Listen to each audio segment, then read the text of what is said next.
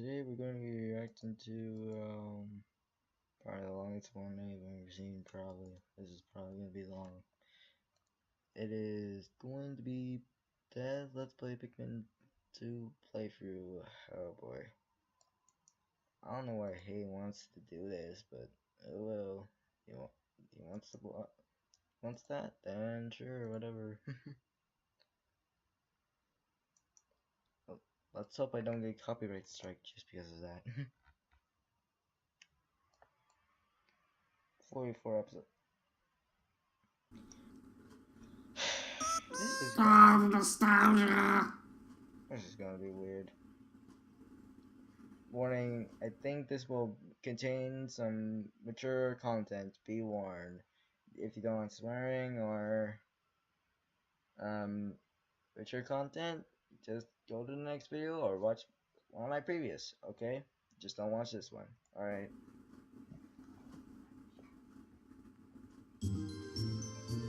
What's up guys, it's Daz here. Welcome to my new Let's Play of Pikmin 2. Oh yeah, now I would keep talking about this game right here, but I hate long intros, so I'll probably start the game immediately. Here we can see on the 3 files we have 44. If it will load. I might do it. We have my completed file, which I will be explaining why I actually have that available later. The file I'm actually going to play for this Let's Play, and my practice playthrough. Yep, that means that I've got some practice clips like I usually do for a Let's Play to show you, and I've actually got it ready this time because when I practiced I did everything in a large bulk, so you should actually see the clips from my practice playthrough, which is good. So I say let's get going. Oh, by the way, this is the PAL version, so you might notice a couple of differences. Who knows? Let's just go through this. Let's get started. I'm done with this. I might even forget what I'm reacting to next.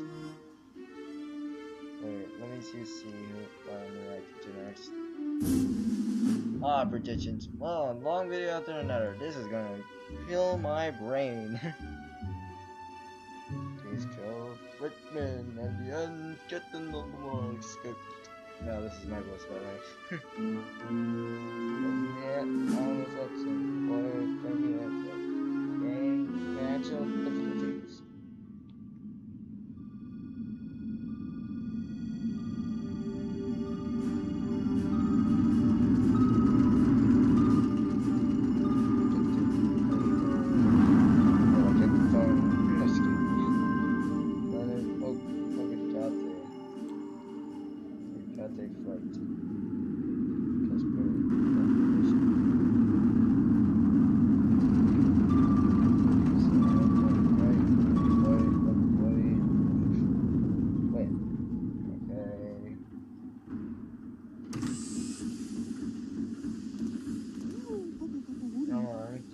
You're safe. Yes, very glad. Quite glad, but sorry, we don't have an announcement that I'm not so glad. Our company is going to go under. Yes, we're finished.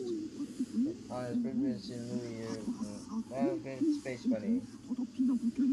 And it's time to go and big brown carrots were eaten. I took an enormous loan to repay the debt of the lost. I tried to sell the corporate assets and repay the loan.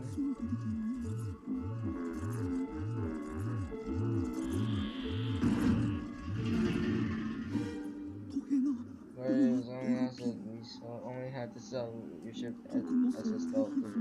That's our for rest alone. $10. There's no means to pay for it.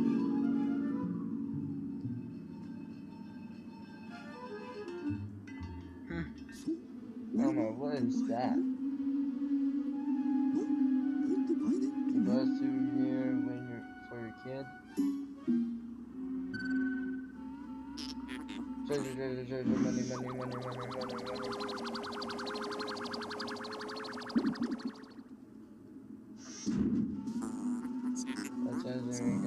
This effect is worth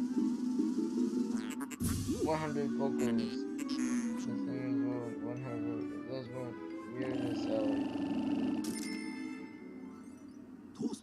Alright then. There must be more on that planet. We can repay our debt. $1 million. immediately because oh no, oh I forgot. Well, bye. That's Pikmin 2 in a nutshell. Plotline in a nutshell.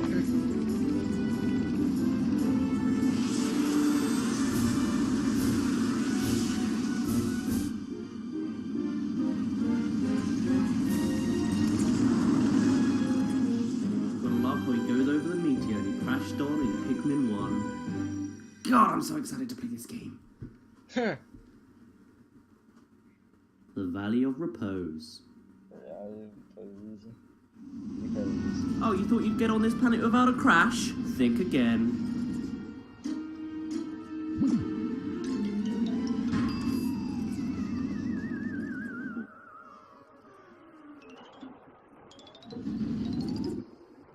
Always ends up in a crash, I know.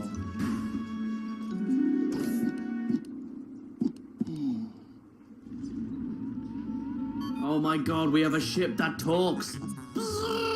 That was close. I have averted a crash landing. Running diagnostics. Alert! Danger! Louis is missing. He must have somehow fallen out of his cockpit. He is not responding via his communicator. He is either flouting protocol or in danger. Olimar, you must find Louis before he freezes to death in the cold of this planet. Wait a moment. Look! Look where? Wow, this is much easier than Pikmin 1. We had to go up to an onion last time, but now they're just right there in front of us on a silver platter. Could these be Pikmin? They look like they're about to be devoured as we speak. It looks more like they're just sort of having a rest behind a thingy, but you know. You must help them, quickly! Press B to call them with your whistle, Captain Olimar. And then you can hold them, this is the mechanics. Alright, so, I have a lot of things to go over. Why don't I just let these Pikmin just fight while I do a little bit of explaining? Right now, this enemy cannot defeat these Pikmin. It's practically useless. It can actually bite them, but it won't actually kill them, and it won't really grab them. It will just throw them off. So, going over the controls for a minute, I know I'm really breaking the fluidity of the game, but when you have no Pikmin, Olimar can press A and you can do a punch. You hold B and you whistle, or you can press it to do a little bit. You got L and R to change your camera angles, and Z makes you look upwards. And I think that's basically all we can do for now. So let's call our Pikmin.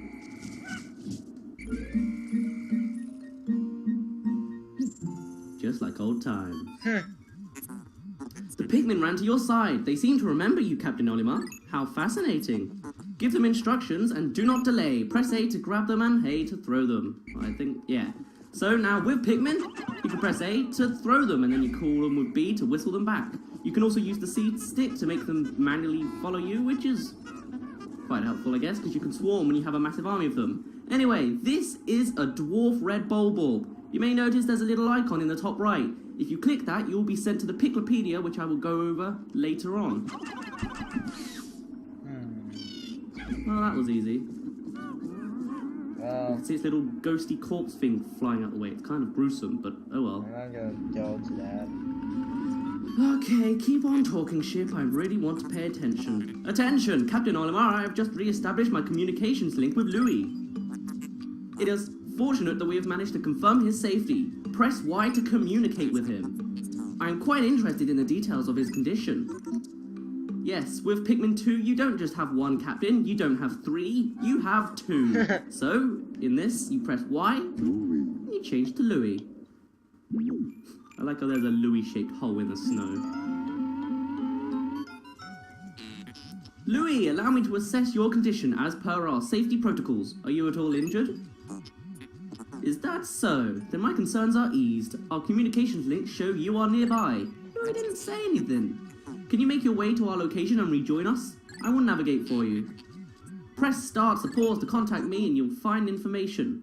Okay, if you press start, you can see a map. Seems pretty simple. Wow, this is a big map. Are we really going to have to go through all of this on day one? I mean, I get that day one's always the tutorial day and you never actually get to do anything in your own free will. It's all scripted, but still.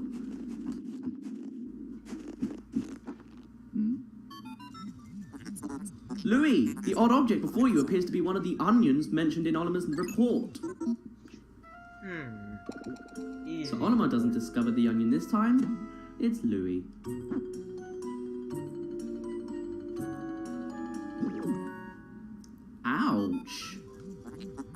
see, the onion injected just sprouted. According to Oliver's report, it can be plucked with A. This kind of defies the physics of how Pikmin work, because usually an onion won't make a Pikmin by itself unless there's no other Pikmin in existence, if they're all extinct. So why it decided to make a sixth one, I have no idea.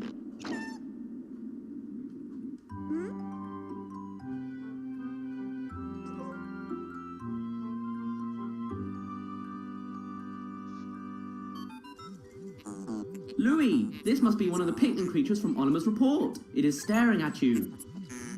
You can use the C stick to issue objectives to your Pikmin squad and even direct their movement. You can disband your squad with X. Interesting. Oliver's description of the Pikmin resembling Pikmin carrots was strikingly accurate. Louis, my sensors have detected drool in the corner of your mouth. Are you alright? Louis, don't eat them.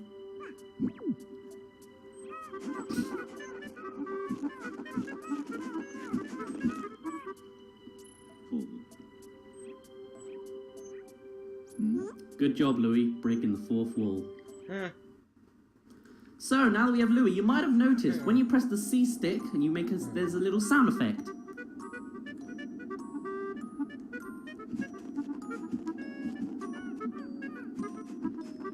That's basically some reason their way of sort of telling you that you're swarming. Louis and Oliver have different sound effects. Also, their whistles are different. Yeah, I'll probably be able to explain it more when they're actually together again and I can compare them. But oh well. So, these are pellet posies, and inside are little red pellets. What you need to do is get the Pikmin... And we have pellet posies. They're not really anything. You whistle, or you can press it to do a little bit. Sort of telling you that you're swarming. Louis and propagate the species. I thought I would get through this. I'll probably be able to explain it more when they're actually together again and I can compare them. But oh well. So, these are pellet posies, and inside are little red pellets. What you need to do is get the Pikmin to put them in the onion and...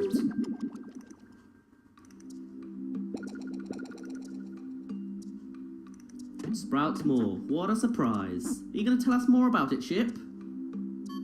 Yes, you are. Of course you are. The onion injected more seeds. The pellet from that flower must hold nutrients that breed Pikmin. Yes, the Pikmin gather nutrients, hold them into the onion, and further propagate the species. I thought I would get through this without making a reading error, but apparently not. The onion is a Pikmin mothership. Reviewing Oliver's report, it seems repeatedly tapping A lets one rapidly pluck Pikmin sprouts. Yay! Now if the pellet actually matches... like the colour of the pellet matches the colour of the onion it's going to, you'll get pretty much twice, or you'll get more Pikmin. In the case of one pellet, you'll get 2 Pikmin instead of 1. So that's a little thing you can know. So there are 2 ways to attack these pellet posies. You can either get them at the stem and they'll slowly break it down like that, or if you get them directly on the pellet directly on the pellet like I did the first time, it will just go down in one hit, which is nice and easy. Now for now, we just got to go through this sort of long and boring mode of we have nothing else to do except make more Pikmin. So that's generally what happens on day 1, because this is a tutorial day. It's just teaching you the basic mechanics, and it's kind of boring, but oh well, you just have to deal with it for a little bit. Shouldn't be too long. I mean, we're pretty much done anyway, because there's no other pellet posies to actually grab over here. Or is there? No, that's pretty much everything. So now that we have 11, why don't we go further on this path? And oh my god, it's product placement! A Duracell battery. Wow. But they don't know that. That's the thing you should... Perhaps this object's one of the treasures that we are searching for. The only reason we found it here is because this is where you crash landed. How fortunate. I would like to appraise it, but you must regroup with Oliver first. Can you see him? Press L to move the... Okay, this is something I already explained. So with L, the L button will basically make the camera face towards where your character is facing. The R button makes you zoom in and out. There are 3 set sizes you can look at. And then Z makes you look from a top-down perspective, which isn't actually... well, it can be helpful, just not very often. Now we have another new mechanic. Paper bags. This is new from the Pikmin series. What you do is you don't lift it up or push it around. You weigh it down. You can change to Oliver, and he's got another 5 Pikmin. You throw those up there, and we have a total of 16. It needs 15 to go down. And they are together again. Of course, it gets ruined by the ship talking again. Captain Olimar, Louis, you are reunited at last. This has been a troublesome start to our trip. Really, I did not notice. But now you did not notice? Okay. But now you must feel assured that your combined wits can get through anything, correct? From now on, use B to form a single group, X to take solo action, and Y to change leaders. Yes, you can also, if it won't really be very obvious here, but if you press X, you'll disband your Pikmin, so then they stay in a little group, and Louis sort of goes by himself. When you get new Pikmin types, they'll all go in their own little groups, and there's actually a bit of a problem in this game with it, but I'll come to that later. So here we see our little dwarf red bulborb friend, and I say we go get our Pikmin to carry it away. Yay. I think I'm actually going to disband it so that I can go sort of a little bit quicker, so I'll have the two captains separate. So Oliver's going to go up here into the snowy land. Somehow the snow just randomly stops there. Don't really get the logic there. And we're going to see if we can go pick out this Duracell battery. Come on, one Pikmin, you need to go faster. As for Louis, he's just going to wait at the onion for these Pikmin to get this bulborb. Okay, let's just run all the way up here. Come on, Louis, let your little legs run faster. Running animation, like their arms are just going like, they're like flapping. They're like flapping like penguins or something. I don't know, it's weird. Okay, so now the Duracell battery is out, and as you can see, we have 10 Pikmin carrying it, but it needs 20. And actually, if you hear the Pikmin, you can hear them just like, but it's not actually very effective, so you can just wait there, Olimar. And that camera's a bit too far zoomed in for me. So the PAL version generally, actually no, each version, there are three versions of Pikmin 2. There's the American version, which is the NTSC version, the Japanese version, and then the European version. And they are actually really different in the essence of treasures, because some of the treasures, like, they'll have different names, some of them are in different places, and some treasures are completely replaced by other treasures in this game, and it's really weird. So I probably won't be able to show off in-game all of the differences, but I'll see if I can put it on screen like afterwards in editing to show you the differences. For example, this battery I think is a different battery in the Japanese version, so I'll put a little picture of it on screen when we come up to the ship. Yes, they're not going to take this to the onion, they're going to take it to the ship. Very, very freaking slowly. Look at this. Like, it looks more like they're trying to dance with it than actually carry it. What are we going to do, Olimar? Don't know. This is the second time Oliver has actually been on this planet. Louis is actually new to the series at this point, since he's just been thrown into it by his boss. Speaking of our boss, right?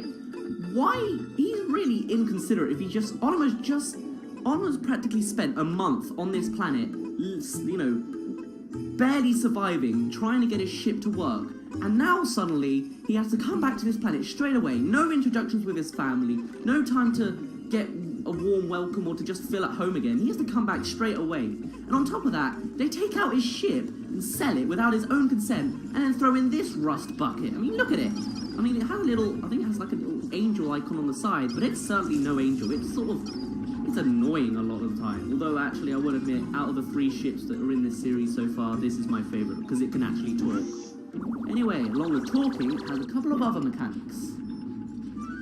For example, it can show us that this is worth 280 Pokos, only 10,000 to go, or a bit less than 10,000. 280 less than 10,000 actually, but anyway, the Courage Reactor. It's not called a Duracell battery, because the ship doesn't know it's a Duracell battery. It can't read, so it makes up names itself.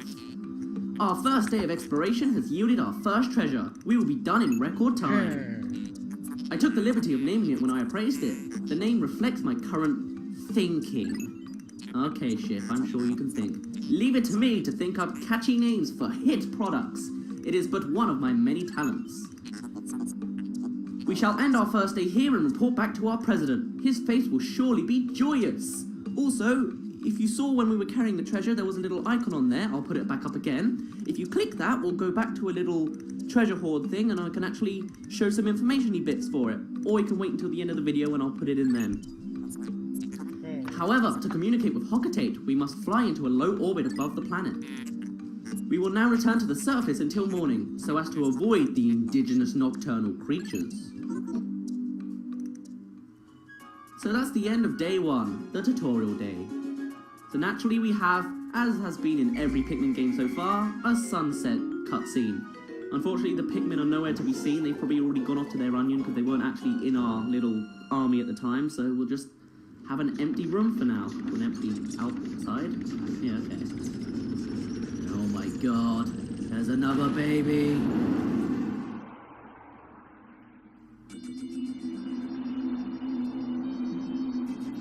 And here's one of the songs that was actually remixed in Pikmin 3. Today's report.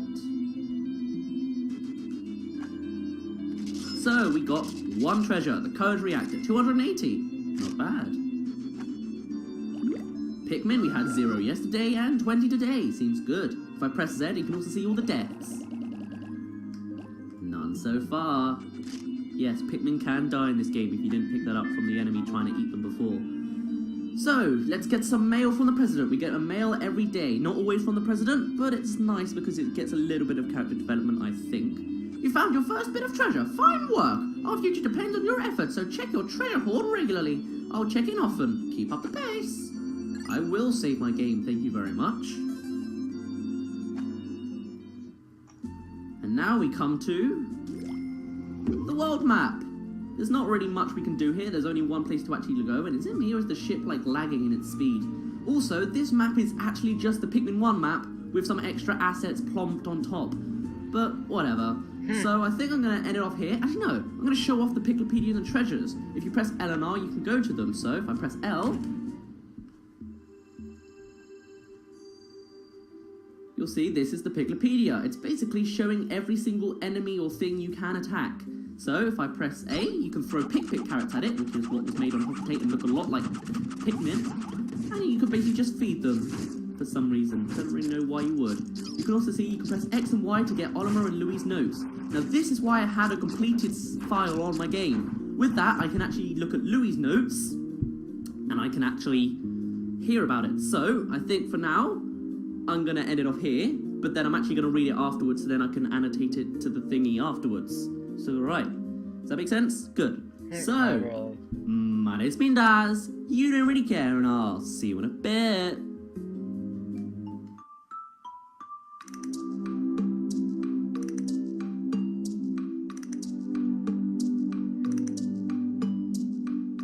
Redbug family. Phantastrophy.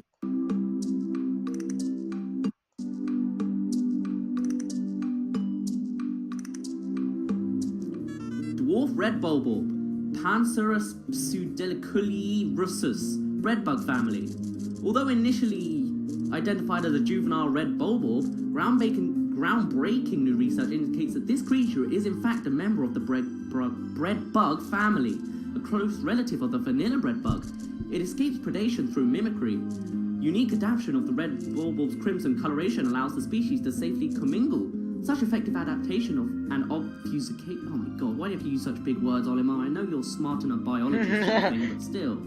An obfuscation by a prey species is rare, indicating this clever creature is a master of mimicry. Okay, so Olimar's notes are basically scientific cool stuff. It would actually encourage me to get into biology if there was an alien planet and creatures to look at. Seriously, I'd love to do this.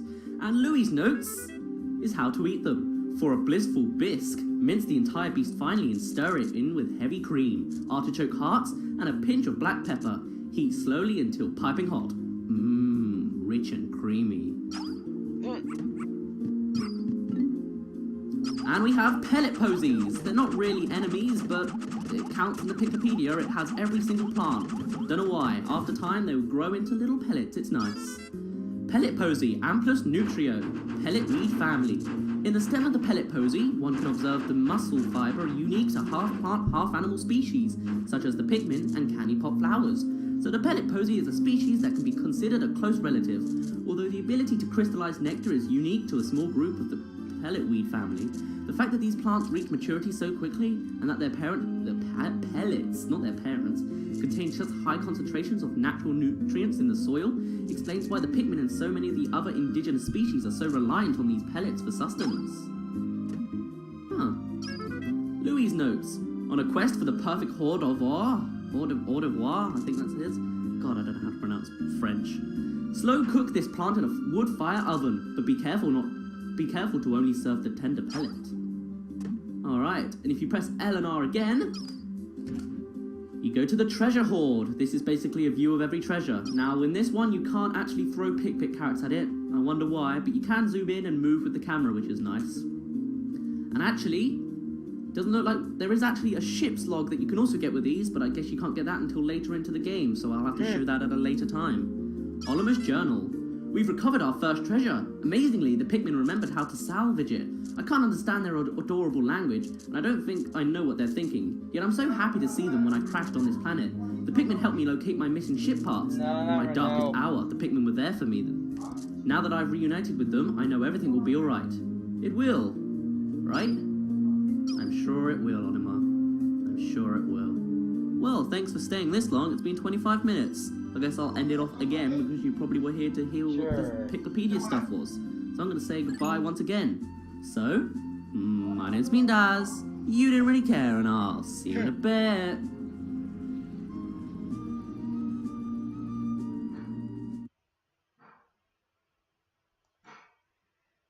We'll be right back at the short commercial break. Yeah.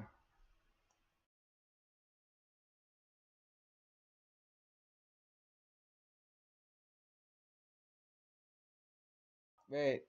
Okay, in PL, you can just see the telescreen. Woohoo! Yay! I'm lazy.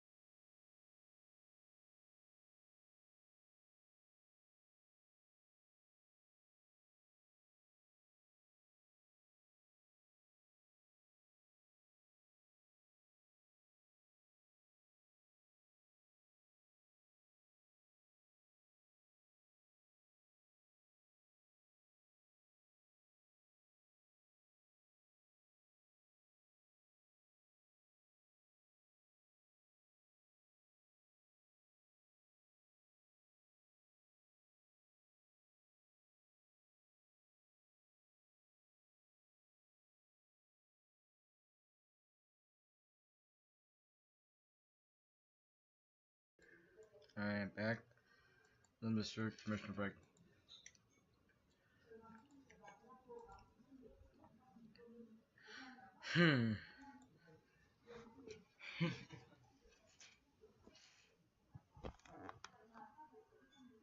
Been one episode already. I've already had a recording failure on this episode. This is day 2, and I already have to redo this because my recording system went weird. Oh well. What's up, guys? It's Daz here. We already care because our captains fell out the ship once again. Hey look! Another cutscene. Good morning, workers. Ready for another day of toiling for the profit of your company? The Pikmin seem to still be asleep inside their onions. What lazy creatures. Now, no wonder they lack survival skills. Stand beneath the onion and press A to call them out.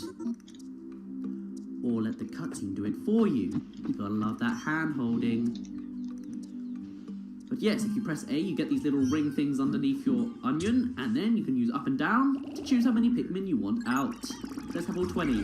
They can come out normally, or you can whistle them, and they'll pretty much just drop down, and it's a little bit faster. So Louis, you just stay there, because you're not really very helpful right now. We're going to go around and make some more red Pikmin, because we need to build up our army. 1, 2, 3, 4, 5. Because, well, there's more things to defeat, and I only threw 4 there, really. Okay, well, yes, we're going to need a big army, and 22 just isn't enough. Now, there's actually some pellet posies all the way up here, which many people seem to forget. So we'll just come up here. It's a bit out of the way, so I guess it makes sense. And we'll just see what we can do. We have 7 Pikmin, and these pellet posies only need 6, because you can carry, each one pellet can be carried by 2 Pikmin to make it go as fast as possible, which is nice. Okay, let's just have 5 on 1 pellet posy, and then they'll defeat that one fast, and then forget this one exists, right? Yeah. Always the way. But that's fine, because after this, we will have a total of 70 Pikmin. Yeah. Now we're getting into the serious stuff. A full army of 70 Pikmin, don't mind if I do. Now if you hold a Pikmin, you can actually run as fast as you want because they don't have to trail behind because you're holding them, which is very nice. So what we're going to do now is we're going to come back to Louis. I really should have just pressed Y and changed to him, but you know what? Doesn't matter. Louis is pretty useless. Wow, Pikmin. I know I got you caught in the onion leg, but you didn't need to go all the way to the side like that now, did you? Right, if you tap A repeatedly, you don't need to go up to each individual Pikmin sprout, you just do it automatically, which is nice. And what we're going to do is actually, after we pick up all these Pikmin, we are actually going to whistle Louis. He's still going to be as useless as ever, but might as well have him there. This is a pellet posy which hasn't quite grown yet, you just have to wait over time. Generally, like, it's not going to take days to appear, it will take like minutes, which is probably hours in this daytime. Actually, I don't know. Is this just a game that's really well sped up and like this is actually a massive area and it takes like a minute to process? Or is this, do the days really go by in like 13.5 minutes? I don't really know, but let's just wait for this pellet posy to grow. It shouldn't take long. As long as we run into this wall, it should be fine. And while we wait, why don't we pluck more Pikmin? Now in Pikmin 2, it's going to be nice and quick to pluck Pikmin, because now instead of having 1 captain or 3 captains, you have 2, so you get to pluck twice as fast as you would before. Pluck, pluck, pluck, pluck. Nice and quick and easy. There's the pellet posy. It's a 5 pellet, so naturally I'm going to throw 10. That was probably more than 10. Let's see, how many did I throw? Ah, I threw 11. Okay, that was good enough. And after that, it should give us... Actually, I don't think it's going to give us 70 yet. We will get 70 by the end of the day, but it's not because of this. Right. Louis, you can stay back because you're pretty useless. In fact, actually, we don't actually have enough Pikmin to actually continue, so you need to get that 5 pellet. You don't need the pellets that are all the way out where we went, that was out of the way, because it's just a bit of a nuisance if you have to go all the way there and you have to do it. But it's good what we got for now. So, as we've got another pip bag, let's throw all of our Pikmin on there. Now in Pikmin 2, it's much more efficient to just throw with A to attack or do anything, because there's no limit between throwing. You can throw as fast as you can press your button, which is very helpful, because in Pikmin 1 and 3, it's best to swarm enemies, but in this, it's best to throw. In most cases. Not every case, but yes. We have another baby. With every baby, there's an adult. I would usually recommend swarming, but in this game, you can just throw. If you get him on the back, then generally he has to stop to actually turn around before he starts attacking. Hope he doesn't kill any Pikmin. He's going for a bite. Ah, right, he got a bite, but he didn't kill any Pikmin, so that's good. Now I'm just going to swarm with all of these. Don't mind me. Get that one there and that one there. Okay, I did not expect to lose that many Pikmin, but alright. Well, I guess, no, it makes sense. Alright. But if anything, I think I'll put on the normal amount of people. Well, people, yeah, okay. 1, 2, 3, 4, 5, 6, 7, 8, 9, 10. I did not actually count that, I just said it as I randomly pressed A. I think one didn't fail to get there. There we go. I think we'll actually split them up now. Louis, you can stay behind. Oliver will go fourth with 35 Pikmin. He's going to break down this wall. Now the logic of Pikmin 2 is, if the Pikmin get here, to break down a wall, you just bash it again and again with your head. It's very nice. Louis, you can just go back to the home front and wait to sprout, pluck more Pikmin. It's going to be great for you, it really is. Just taking some pellets and a massive Bulbul thing. By the way, look at this Bulbul. It's a massive Bulbul thing, right? It takes 10 Pikmin to carry, and yet these Pikmin have the powers to actually pick these up. I guess the Pikmin are supposed to be ants, but damn, picking up a massive Bulbul like that, and it only needs 10 of you? Good job. I like the idea of having like an ant army though. Like if ants were either bigger or we were smaller, I'd love to have an army of ants just like to do my bidding. It'd be nice. How's the bridge? How's the wall doing? Good. Comes down. The wall in these games come down in 3 sections. You'll have it at the top of its peak, then it will go down a third of the way, then a third again, and then it disappears after the third time, which is nice, I guess. I've got to stop counting because it's not actually making any difference. It's just me saying numbers as I throw them. But yes, once all 3 go down, we get another cutscene. Anonymous being suspicious of what's behind it. Someone wish.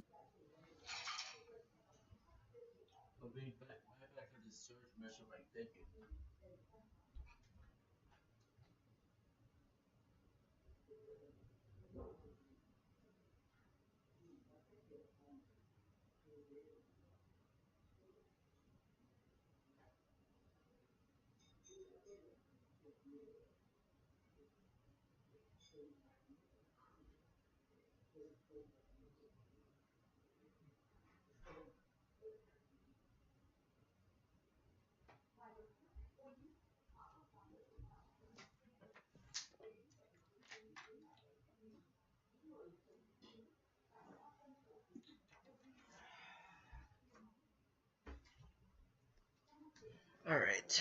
Spring in your ear, dear boy. How could Pikmin destroy such a massive wall? When massed, their might is ferocious. Well, wait, I get to another character real quick. Be right back.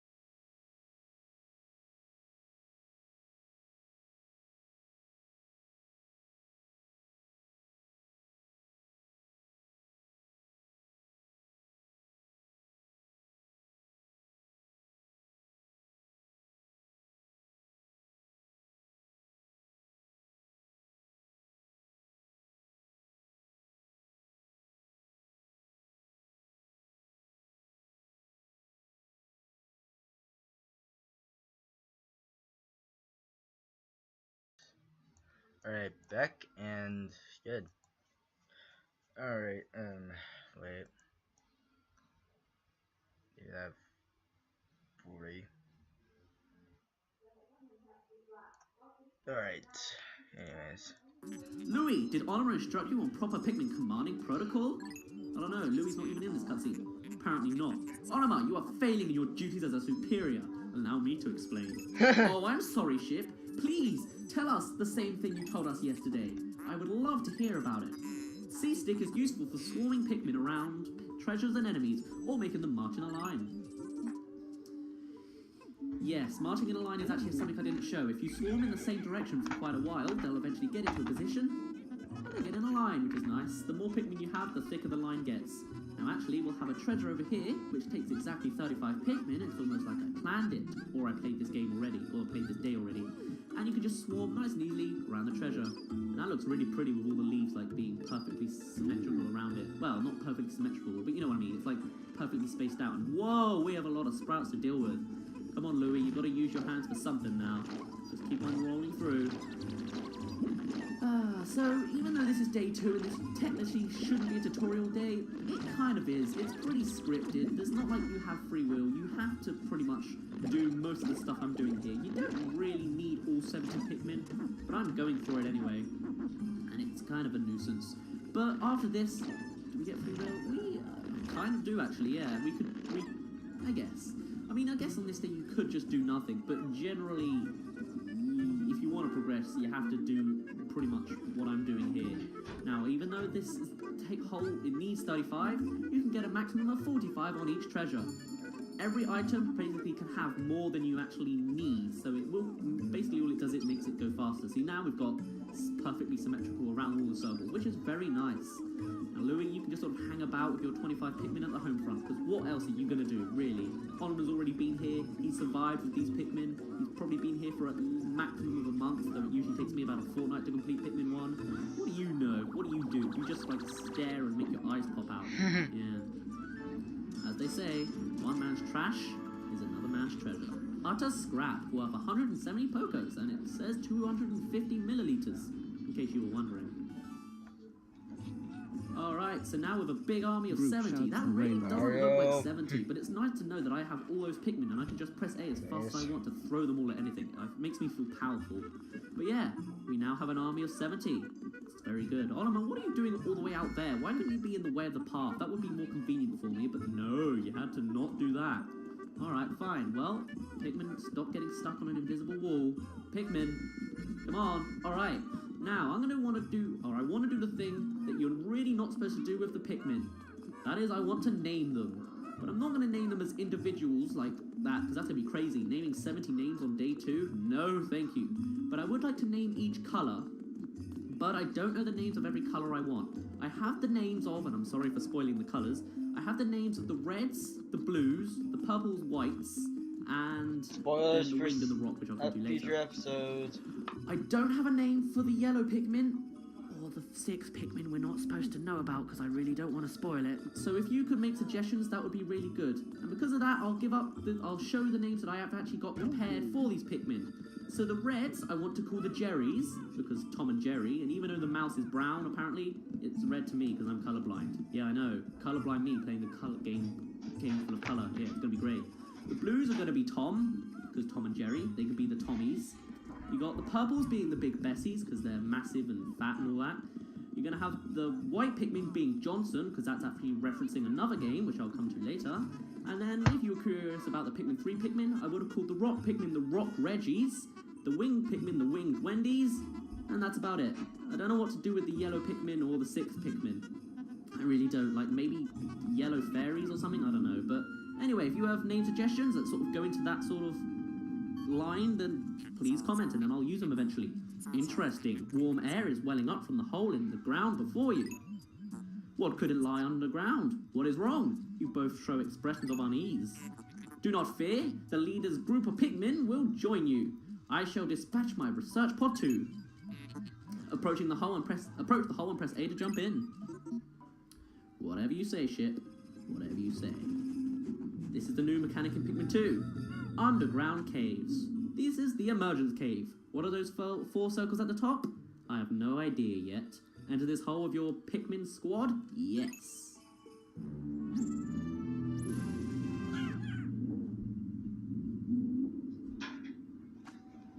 Alright, back. Sublevel 1, Emergence Cave.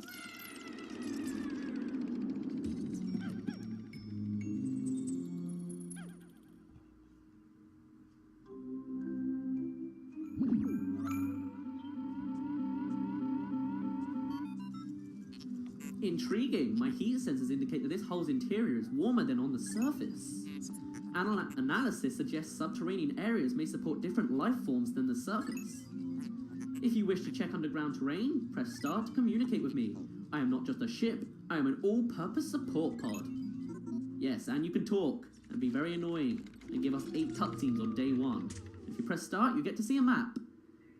In a cave, you only get to see the important stuff like a hole entrance, which means there's another hole down here, and all the map you've seen so far. So apparently we found a piece of a spoon or something.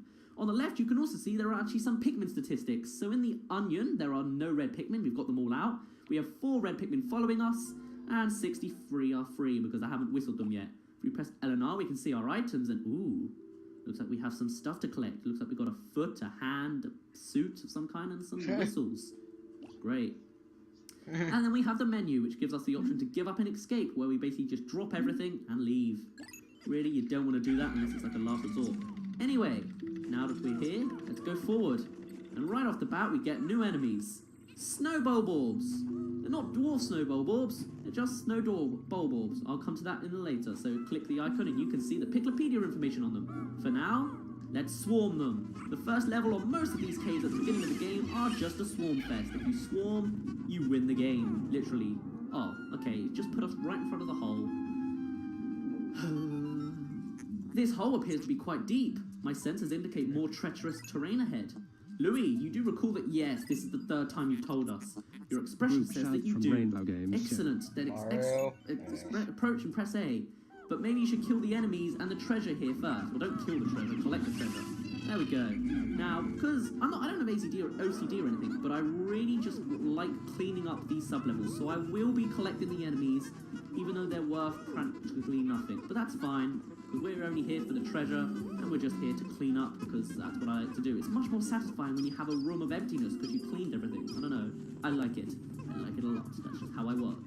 Deal with it. Now, you may be wondering, there's no onion here. So what's the ship going to do when he gets a creature? Well...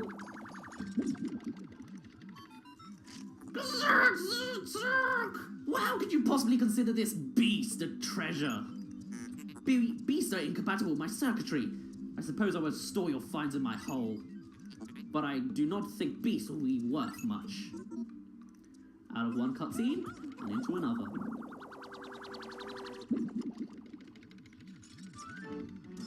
Orange becomes, according to the ship, a citrus lump worth 180 Pokos. Not bad. So, how much is a snowball bulb? 2 Pokos.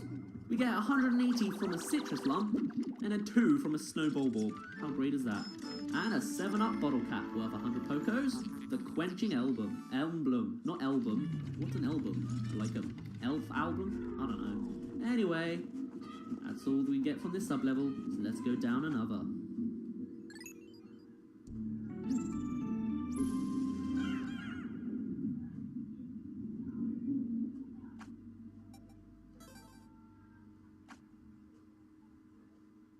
Emergence Cave sub-level 2.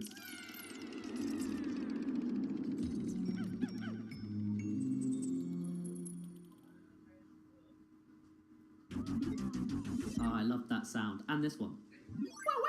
So, when you get to the final floor of any sub-level, you'll get that. So, once again, we have a swarm fest, so let's kill these snowball bulbs.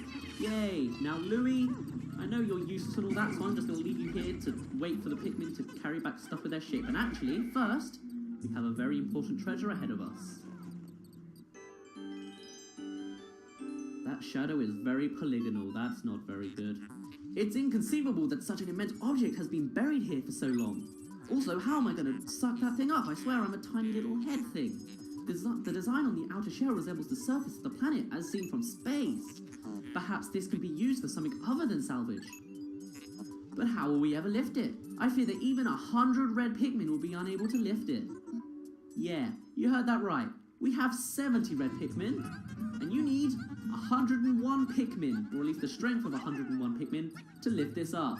It's crazy. I mean, look how many Pikmin are on that. Can't pick it up. So I guess we'll just have to come back to it later. For now, I guess we'll just swarm all of these enemies and kill them all for our own desires and our own pleasure, I guess. You, sir, I will flatten you. If you can get Pikmin right on top of it, you can squish enemies, and they'll go down in one hit. Of course, this only really works on the small enemies. You're not going to be able to do that with the adults, I don't think.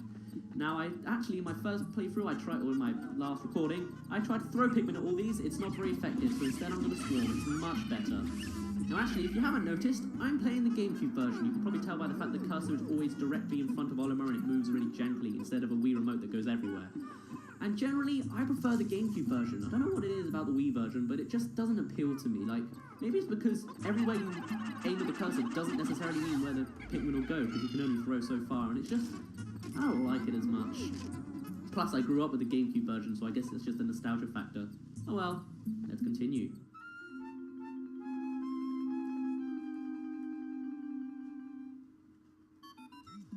Astounding! A flower blooms in a cave deep beneath the snowy landscape.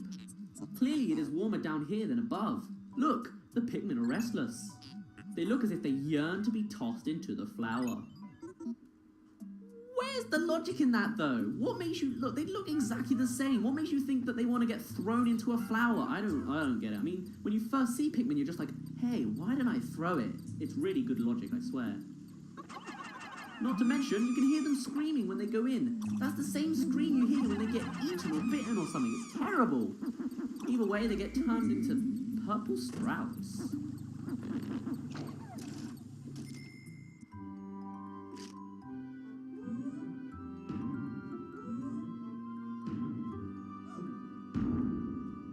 The birth of the Big Bessie. Amazing! A purple Pikmin. It has hair. And it's quite stocky. It seems very heavy and strong. It has hair. This kind of Pikmin is not mentioned in your report, Anima. It must be an entirely new type. Transforming Pikmin by tossing them into flowers? Intriguing. Perhaps there are others. Ooh, so here comes the introduction of purple Pikmin. So, as you can see, they are purple. Who would have thought? They're also really fat and slightly hairy, but I don't think the hair has any effect. Now you may notice when we start running, or at least moving, the purple Pikmin get left behind. Because they're so stocky, they basically are slower, so you got a little bit of a disadvantage there. What they do have is they have more strength. They are great in battle and for lifting treasures. So, actually, I might as well go more in the battle. Usually the red Pikmin are the best, they used to be the best in battle because they do 1.5 normal damage because of their sharp nose thorn things, which obviously stab the enemies that they hit. Purple Pikmin have 3 times normal damage. They are overpowered as hell in this game. It is bad, but oh well. They don't appear in Pikmin 3, so you might as well abuse them while you can. So you know how there was more than 100 Pikmin needed for this? Well, when you have purple Pikmin, it literally takes 10 purple Pikmin and a red. That's it. Seriously, purple Pikmin have the strength of 10 normal Pikmin. It is crazy and helpful. So, Louis, you're just going to sit there completely uselessly.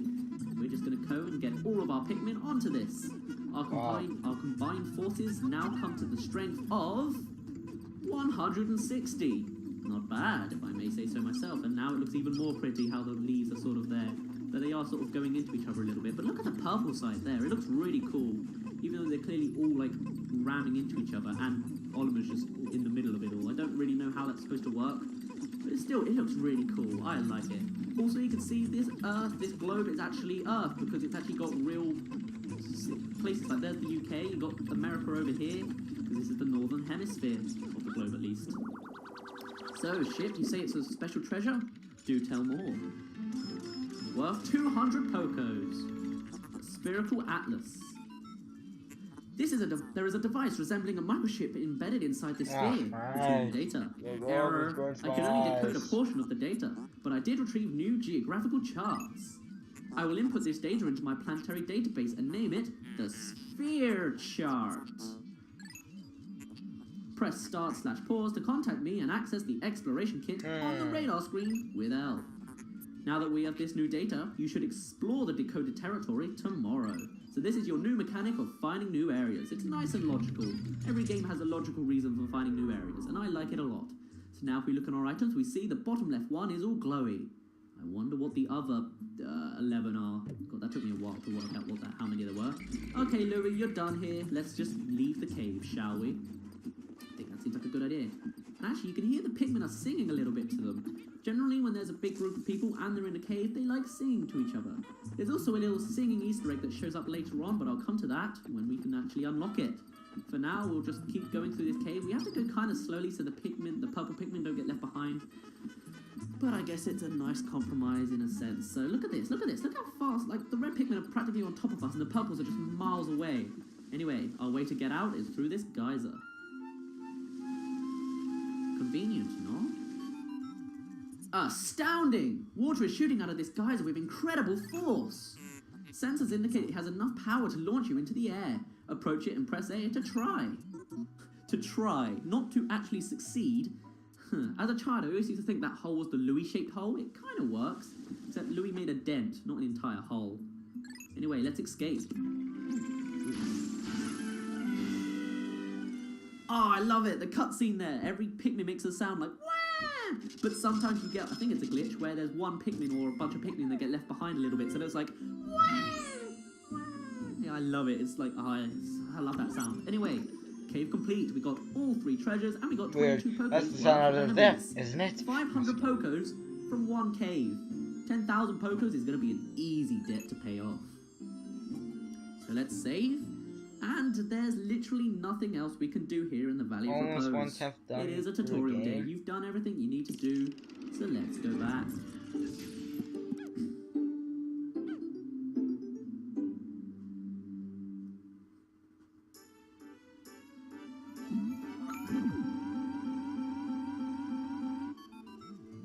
You have successfully returned to the planet's surface. Excellent decision-making, gentlemen.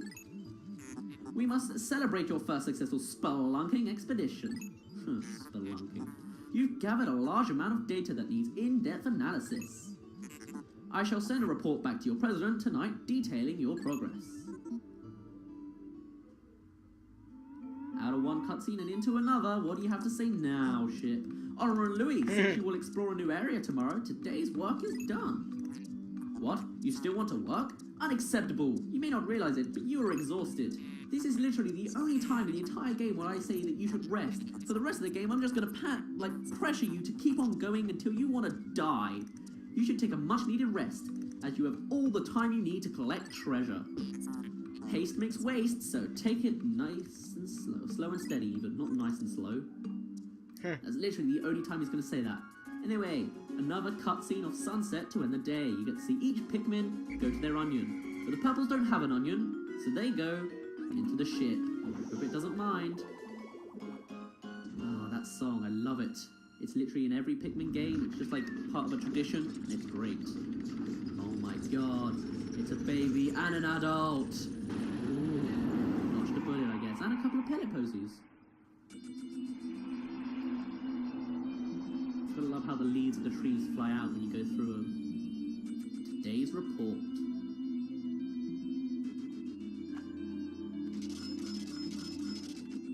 $600 Pokos in 1 day, in day 2. Damn, that's good. Pikmin, we gain 50. If you press Z, you see deaths, and still no deaths. But there's a lot of ways you can die, so be careful. I also said There's actually one more hazard on there, which it didn't tell us, but oh well. I'll come to that later. Maybe if see deaths, and still battle, sunset, fire, water, electricity, explosion, and poison. No deaths, but there's a lot of ways you can die, so be careful. There's actually one more hazard on there, which it didn't tell us, but oh well. I'll come 7 to that later. deaths. Really? So I messed 8 up deaths, the second basically. word. Baby steps first, Olimar. Plan well and don't worry about me. Our debt is with Happy Hocketate's savings and loans after all. Besides, there's nothing left to repossess. So ha! Save. So I think now that we finished this day, might as well end it off here. But first...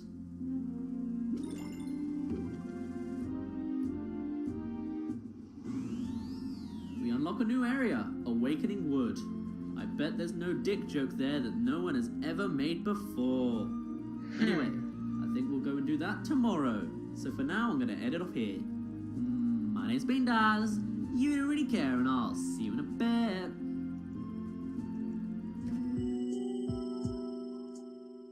What's the title screen like? Oh, just rolled. Okay. Okay, which video is it? Which video was my original? Okay, today we're going to react to... Red Bulborb. Throw Pikmin carrots at it. Eat them, yes. Anonymous notes. Red Bulborb, Oculus Kageyami russus.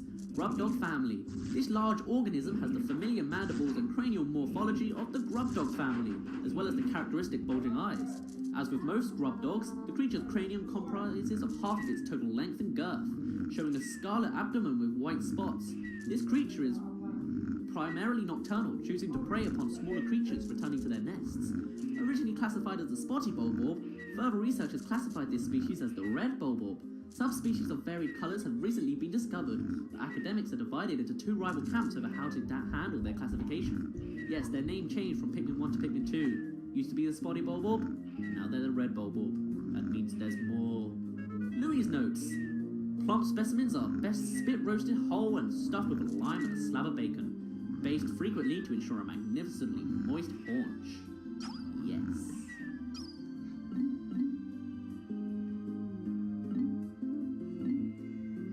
Snow bulborb. Have some food, have some picnic carrots. Eat.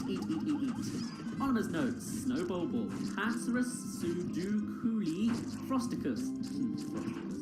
Redbug family. Like the dwarf red bulborb, the snow bulborb is a member of the redbug family that seeks to survive through imitating the appearance and behavior of a bulborb. Its pale coloration and blue spots make for easy identification. In particular, this organism mimics the hairy bulborb, but it is, of course, unable to grow the hair that gives the hairy bulborb its name. However, as the hairy bulborb has been known to lose its hair in certain circumstances, the snow bulborb is an effective mimic that is often mistaken for a member of the same species. Yes, I love it how it's not actually a bulborb, these creatures. They're literally bread bugs pretending to be bulborbs. Isn't nature great? It literally happens in real life nature as well, so I love it. I'd love to be a biologist if this was actually, like, real, like if there were an alien planet with creatures. Yeah. Louis' notes. Best grilled and served hot over a bed of fresh spinach and crumbled blue cheese. Very nice. Violet candy pop bud. Yeah, it's not really going to eat the Pikmin carrots very effectively. Anonymous notes. Violet candy pop bud. Flora puniceus. Candy pop family. Research from our most recent expeditions confirmed the presence of candy pop buds in subterranean regions. Considering the microecologies this plant has been found in, one can surmise that it could be found in any cavern, regardless of geographical region. Tossing Pikmin into this flower results in the release of purple Pikmin seeds, regardless of the colour of the Pikmin tossed in. This variety of candy pop contains robustly odoriferous oils. If candy pop flowers can be cultivated, there is no doubt that the plant will be offered multifaceted benefits to the cosmetic, medical, and tourist industries. Louis, what do you have to say? This convenient purple flower secretes a dark, flavorful oil that eliminates the need for salad dressing. Interesting. Citrus lump. You can't throw pick carrots at it. That's a shame. Anonymous journal. This fruit was dug up from the floor of an icy cavern. It appears that the fruit's thick skin protected it from the frigid cold. It's quite remarkable. The shape of the fruit eerily resembles the president's head. P.S. The labyrinthine underground entrails of this planet are like a completely different world. Utter scrap. The area we recently touched down in is blanketed with a fresh layer of frozen precipitation. As tranquil and relaxing as it is, I named it the Valley of Repose. Using Pikmin to move obstacles, I was able to open up some new areas to exploration, where I found this hunk of metal. Is that supposed to say to explore? I was able to open up some new areas to explore? I don't know, that makes more sense. Something else I want to point out though is, the longer you stay on this little, screen, time does actually pass. So right now we're in a sunsetty environment, and later on it will become nighttime, so it's really cool. I think also, the area that it's actually in changes depending on what area of the map your ship is landing on. So right now we're in the Awakening Wood, I think. just because we got our ship over it, which is interesting, I guess. Quenching Emblem. I often brag about my inexhaustible supply of self-control, but when I peer at this treasure, I can't help but want to take a drink. How do you know this is a drink, Olimar? It's just a bottle cap. Maybe you know more than you're saying. Spherical Atlas. The purple Pikmin were somehow able to carry this massive treasure. Today we measured their physical strength using the ship's onboard beefometer. It seems that they have 10 times the weight and physical power of any other Pikmin. When I throw them, they land with a resounding thud. I decided to commemorate the cave I first encountered them in by naming it the Emergence Cave, even though I had the name before I even entered the cave. That's some good logic you got there. Good logic indeed.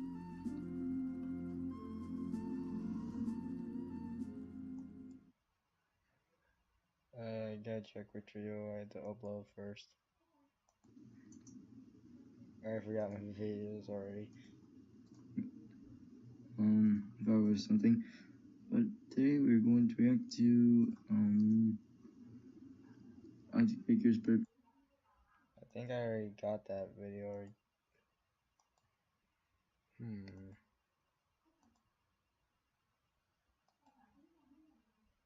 My channel. Yeah, I already have that video. So that's closed and that video is gone. Delete. What's Q1? Oh, I can't play it. Well,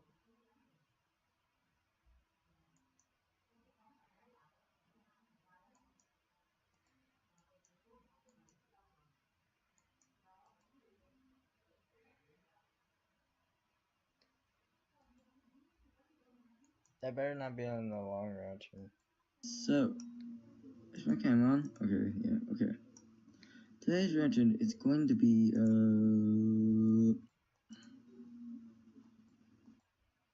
first, anyways. Next reaction is, okay, it's wow, okay, that's the next video I want to upload.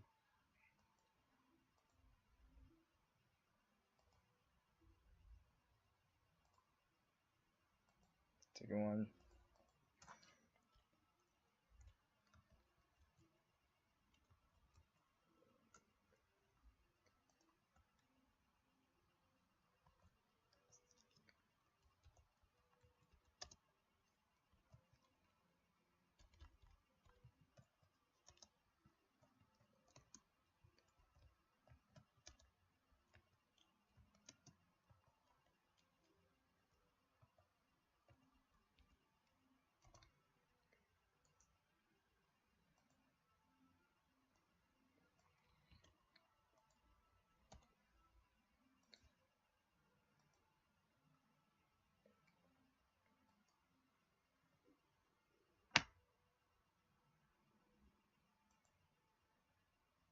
It's interesting, most of my videos are at my bed.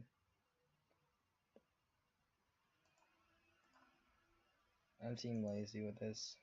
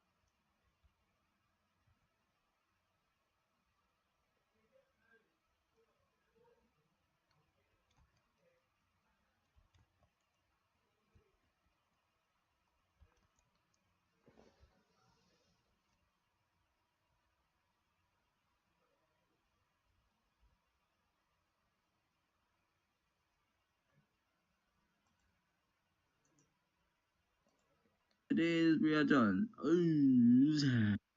I love how I did that. Oh yeah, that's the next video I'm going to upload. This, however, I have no idea what this is, so I'm going to have to delete it. Cut it. Delete. Ah, God, kidding me. Keep those videos.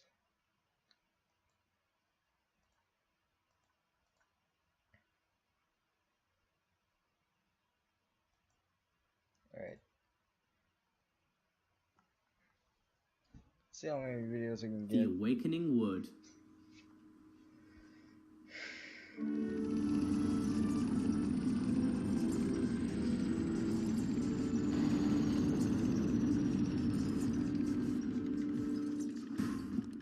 What's up, guys? It's Daz here. Be already care because once again, the captains fall out of the ship. They just don't know how to get out of the cockpit. Good morning. It should please you to know the purple Pikmin are lodged safely in my hull. The confines of my interior seem to suit them perfectly, though they do occasionally tickle me. Ugh. Standing in the ring of light below me and press A to call out the purple Pikmin. And once again, hand holding Onima does it for you. So just press A, and all of our purple Pikmin shall come out. Hooray! We can also get our red Pikmin and get them all out. Hooray! So today we're actually going to do quite a bit. We're going to do 2 caves, unlock a new area, and get a bunch more Pikmin. So first of all, you got one red pellet here. We can just throw them out. Here's a new enemy. Never mind. We're going to go into a cutscene. Louis, has Onima instructed you on the peculiarities of the Pikmin creatures? Don't tell me the controls again. Are you serious? Okay, alright, this is slightly new. Grabbing Pikmin with A will also cause them to group by colour. Now for the bonus lesson. After grabbing a Pikmin, by holding A, you can press left or right on the D-pad to swap it for another colour. This is actually something I didn't learn until years after I played the game. This is the first time you've heard of this? Onima, remember to properly speak quicker. Train new employees. Great. Now here's a new enemy, female sheargrubs. They are completely harmless. They have no way of killing your Pikmin, but I guess they can just sort of get in the way. So we'll just grab them and take their corpse. So yes, holding A and pressing left on the D-pad makes you choose between the Pikmin colours you're going to throw. The little bubble on the bottom is what Pikmin you're going to throw, which is nice and helpful, I guess. And also, now, when we press X, our captains will leave each other alone, and the reds will go in one pile and purples will go in the other, which is very nice and helpful. Now, you made a scene earlier. You made a scene. Louis, I want you to actually do plucking. No, Louis, do the plucking. Even though you're not actually going to pluck by yourself, but be in the area. You may have seen we do have bulbs to deal with. I'll deal with them in a minute, because first I want to get more enemies and Pikmin from these pellets and stuff. So, go get these pellets here, grab these female sheargrubs. Yes, I know, the females do no damage. It's almost like a bit of sexism, but not really. It's kind of nature. I swear there are creatures that like, where the females are like harmless and males are the fighters, but then again, I'm sure there's the reverse of that. Like, isn't it like female bees throw the male bees into like little honeycomb things? Or am I just getting that from a movie I shouldn't have really watched? Oh well. So, now we have an adult Bulborb, and you think it might be a bit of a challenge when you only have 57 Pikmin. Well, with purples, you can slam them down, and they will get stunned. So he's stunned for a tiny moment. It's not actually as effective as I was expecting it to be, but that's okay, because he's already down. Now, want to see how strong the purple Pikmin are? You know how it took 10 Pikmin to carry one Bulborb? A purple Pikmin alone can pick up a Bulborb. It is crazy, I know, right? Anyway, and here we have another treasure, the strawberry. Ooh. And another cutscene, but this is actually a helpful one. Interesting. Either he says that it's helpful or not. Onima, we have a problem. The onion has ceased ejecting seeds. Is it malfunctioning? Interesting. It now seems the number of life form within the onion has increased. Didn't you note that no more than 100 Pikmin will venture onto the planet at once? But I currently observe only 95 on the surface. Could there be wild Pikmin somewhere? Ooh. So not only do we know that we have all 100 Pikmin that we need, but there's wild Pikmin somewhere out here. Interesting. Anyway, now we're just going to get Louis to pluck all these Pikmin because he really has no other value. He's pretty useless. He's not actually useless, but I just like the idea of making him useless. And we left a pellet. Come on, Oliver, get up your game. Right, get more of those, and then get this pellet. How do we miss this? Seriously? So, we're almost done with this little area here, and then we can move on. But first, we'll just keep on plucking. As you can see, Oliver's just sitting there with his army. And actually, if you whistle the Pikmin when they're not in your control, they don't follow you. It was a good little mechanic, I guess. It's not until you whistle Olimar that they all come for you. It's nice. Anyway, so if you go into this little flower here, you will get another cutscene. The strawberry. Very interesting. Worth 170 pokers. Damn, I wish I could sell strawberries for that much. Sunseed berry. It's not even a strawberry. If you come into these... Okay, another cutscene. 10% of the debt recovered. Yay. That will show up every 10%. So, go into these flowers and you'll find a new enemy. These are unmarked spectralids. They're basically butterflies, and if you hit them, they die, you get a little bit of Pikmin for harvesting them, and you get nectar. Nectar makes your Pikmin flowers. There are 3 stages of Pikmin. There are leaf, buds, and flowers. Leaves are the slowest, and flowers are the fastest, and buds are the ones in the middle. Buds are actually kind of rare in this game, and they're even rarer in Pikmin 3, but anyway, the Pikmin that drank the yellow nectar instantly matured into flower Pikmin. It appears to enhance motor skills. What a wondrous nectar. How intriguing. Like plants, Pikmin mature from leaf to bud to flower. Captain Olimar, you must share the information you have with your subordinate Louis.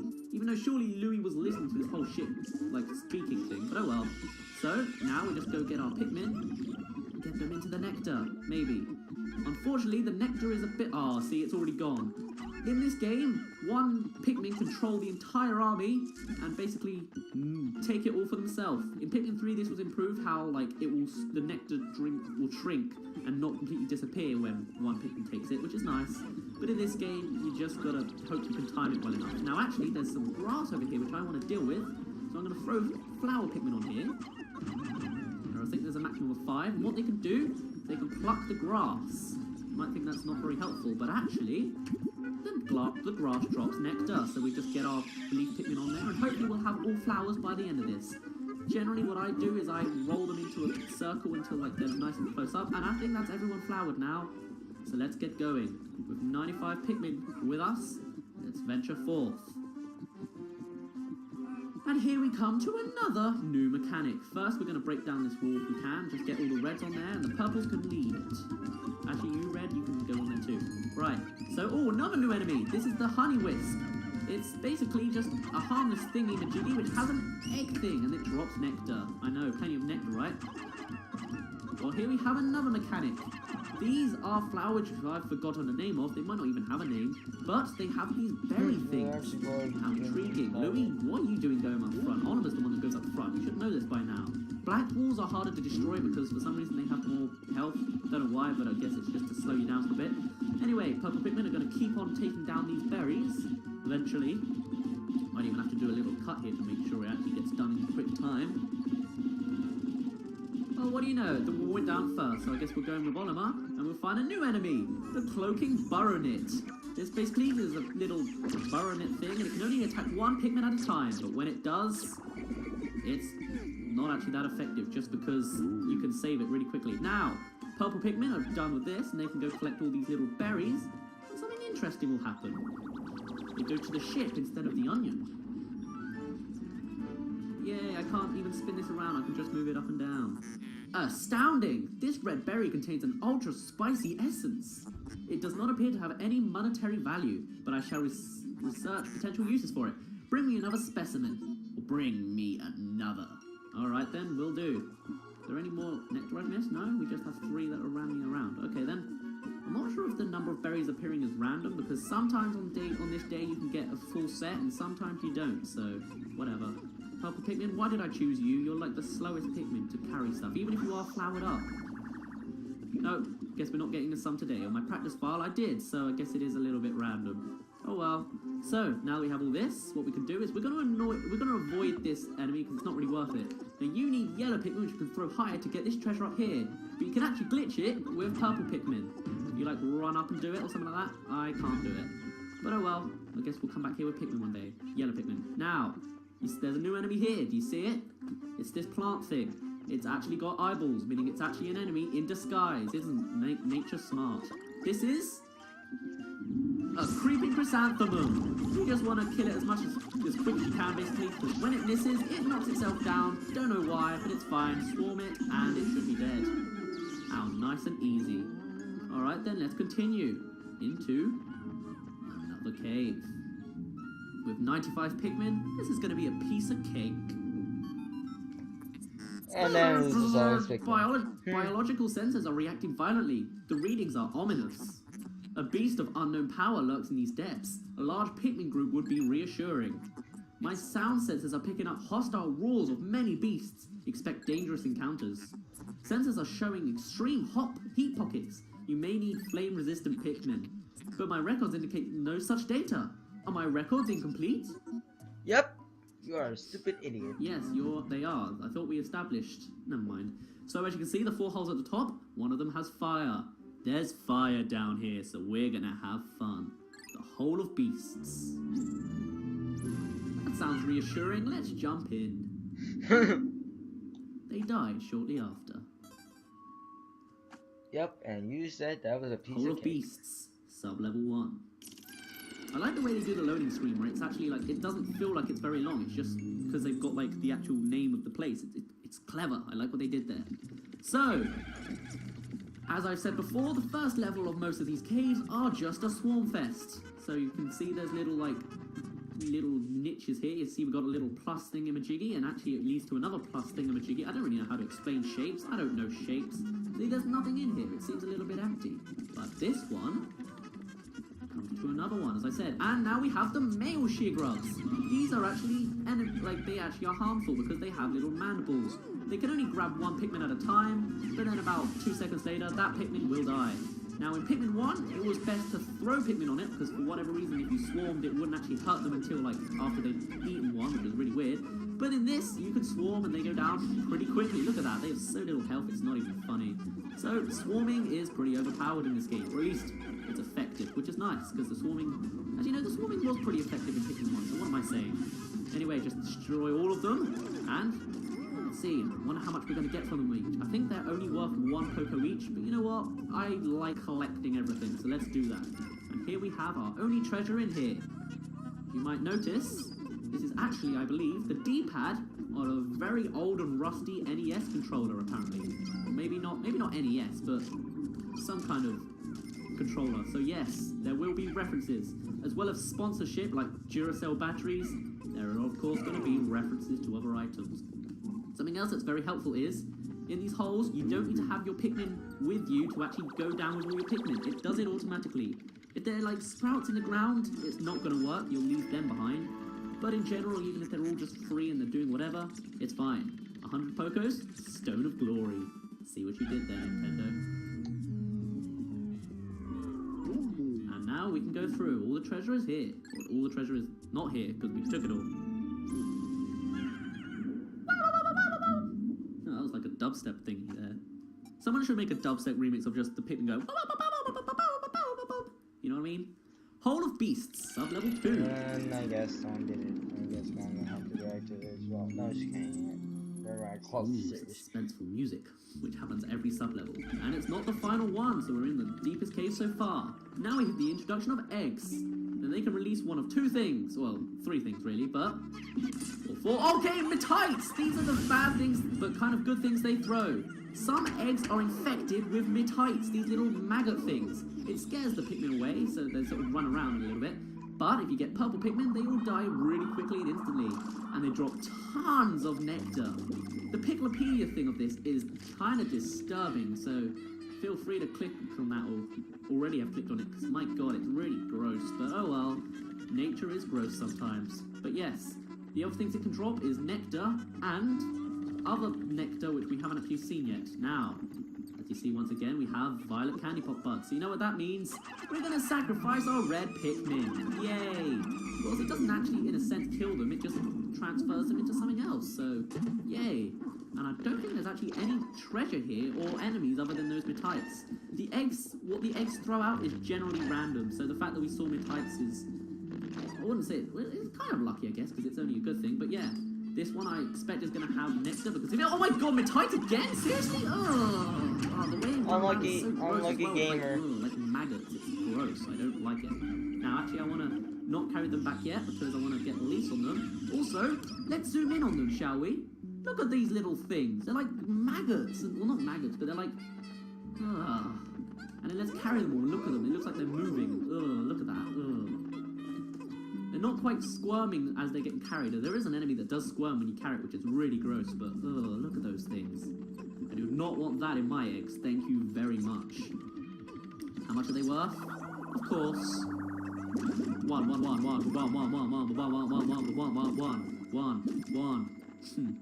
Yes, but now this is kind of like a rest area because all you got was purple Pikmin and nectar. But let's go down once again.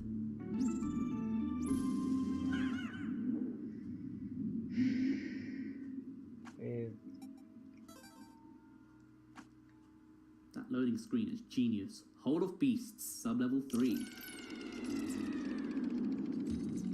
So you know how they said there was fire? Well, here it is. Now, if you know your knowledge from Pikmin, or you just played Pikmin 1 or Pikmin 3, you'll know red Pikmin are flame resistant. Kind of fitting since they're red. I guess that's the way of telling. So, now you just throw the red Pikmin on there and they won't get hurt by these fire geysers. Purple Pikmin will, because they're not red Pikmin. Of course, this is still pretty easy because it's only fire geysers. It's not like there's enemies that breathe fire or anything here. So, no, seriously, there isn't. So, you're good. Roll around, throw out our Pikmin, and generally, I expect what they want you to do is expand your Pikmin, or disband your Pikmin even, and then go with just reds. But I just prefer going with the whole group and then just throwing individual Pikmin. So, like, I can press the D-pad sideways to throw the right Pikmin, and it should be good. Right? Destroy those three, because otherwise everyone will burn, except for, like, 70% of the purple army, or Pikmin army, even not the purple army. And we have more treasure, and more references to retro gaming. Like this one even has like Super Mario World on it, I think. Let's see. Wait, zoom in. I can't read that. Is that Japanese text? Oh well, I'll get to see it when it gets into ship because I get to zoom in. 150 Pokos. Strife Monolith. It looks like a mahjong like symbol thing. Oh well. This one looks, well, it says Nintendo on it, so it's obviously a reference to something. And actually, Onoma, you can go forward near a cave, so then we can just jump right in right after we get the treasure. Louis, you can stay back at the home front because that's all you're useful for. You really are not very helpful. Even though you have the exact same abilities as Olimar, I'm just saying you're useless because you don't even speak. So what's wrong with you, Louis? Seriously. Pikmin all bunched together because they naturally go to Louis, and I still can't read it. It might be Zelda or something, but I thought it was Super Mario World, but I guess not. Cosmic Archive, worth 230 Pokos. I think that's our most valuable one so far. Very interesting. You hear the little sound effect there? You're not really supposed to hear it. It's supposed to be kind of subtle, but that means you've got all the treasure. It doesn't count enemies, so you're good on that front. Yes. That's your way of knowing if all the treasure's done. There'll be a more obvious way to know in the future, but not yet. Sub-level 4. You thought we were done? Not yet. Plenty more to come. Go, I don't know. Here we have an adult Bulbul. Now the difficulty's spiking up, especially when we have Purple Pikmin and it can't even wake up before we kill it. Yay! Now I'm going to go get the red Pikmin on this fire, guys. And in fact, what I might do is just throw Purple Pikmin on these. Even though it's going to take a while, I'm too busy doing the rest of the cave, so it's like multitasking. Generally, they expect you to... Whoa! Matites again? Are you serious? Come on, game. I didn't see Matites in my practice playthrough till like day 13. Now you're here on like day 3 giving me 3 Matites? Damn. Oh well, they're gross things anyway. Ugh. Not my least favourite enemies though. But I can't actually remember what my least favourite enemy is, so never mind. Alright, giving us all the ones and another treasure cutscene. Yay. As you can see, it is a Game & Watch. You can even see it in the top left where it says Game & Watch, the Dream Architect, worth 280 Pokos. I like it. But that's not all of the treasure we can get here. Because we get more Fire Geysy madness, and did I see? No, okay, I thought I saw more Matites or like scrambling for something, I don't know what. Okay, please take out that fire, it will burn Purple Pikmin even if I don't lead them there, it just happens. Right, this little area is actually reused a little bit. The assets of these caves are actually reused because later on you'll find, at the moment the caves are exactly the same, but later on there will be a random dungeon generator that makes quite random cave things. It is actually, I think, possible to get impossible caves. They're quite rare, but I think I got one earlier in my practice playthrough. But I'll show that later on. So, another violet candy pop bud. Don't mind me as I throw my Pikmin in. By the way, even though I'm colorblind, this Pikmin game, when I got this when I was like 7 or 8, taught me some more not so obvious colours. Like generally, the most colours I see or know is just the basics, you know, red, yellow, blue, blah blah blah blah blah. But then they give you stuff like crimson red and violet blue, even though violet is actually a colour, but still, yes. This is a Nintendo card. You can see it says Nintendo on it. This is the Luftwaffe white wafer. I always used to think as a kid that it was Luftwaffe, which is really bad. But oh well. 140 Pokos. Back in like 100 years ago, maybe even, is it 200? No, not 200. Just over 100 years ago, when Nintendo started, it was a card company. So yes, it was kind of still a video game company, except, you know, games have gotten more advanced. So even back in 1889, I think it was, Nintendo was a game company. It's great how they actually have cards, and that's what they're referencing here. So it's very interesting. It's very nice. I like it a lot. Come on, Purple Pikmin. Off we go. Down here. Delve deeper with your Pikmin? Yes, please.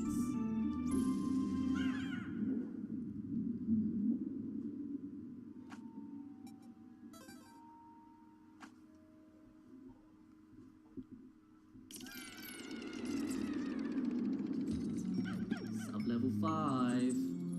Getting serious now. Final floor. That is an odd design you got on the floor there. This is because this is a boss fight. And what are we facing? Oh my god. It's Mr. Tumble from Noddy and Friends. Nah, what you gotta do is it's a massive sleeping caterpillar. This is the Empress Bowblacks. Yeah, you might have heard the name seeming a bit similar. This is basically the wife of the final boss in Pikmin 1. What it does is it rolls around the floor with its massive caterpillar body and squishes everything in sight. When I fought this as a kid, I pretty much got a Pikmin extinction straight away. It's crazy.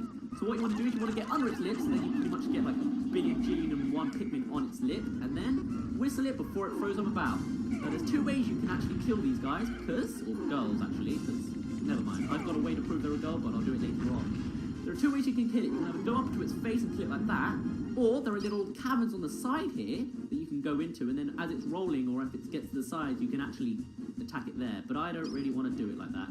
No, I think what they want you to do is attack it from the side and run into the caverns to get away. But doing it from the front seems like the easiest option. Don't mind me as I annoy it and then run away. By the way, I love this boss theme. It just sounds so dramatic. Listen.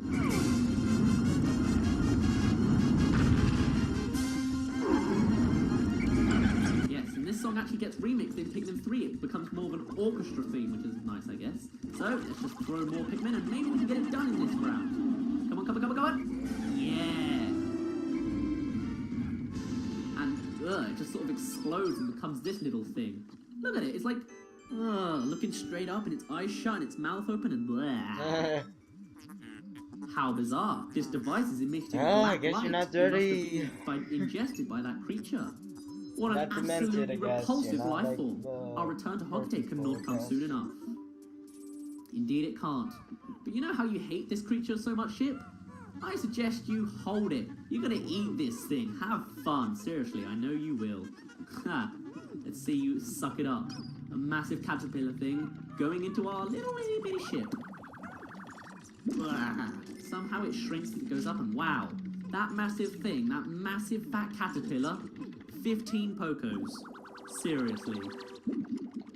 Now we get, with every boss fight, a really good item worth 200 Pokos, the prototype detector. It's actually a love tester, yeah. This contraption seems to react when it approaches treasure. Or someone's heart, you know, whatever. I will connect it to my radar. Processing complete. The treasure gauge is now fully operational.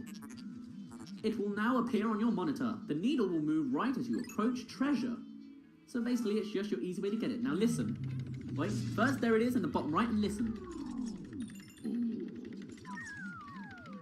Now, as we heard that sound before saying there was no treasure, where it was like, well now it's a lot less subtle. You'll get,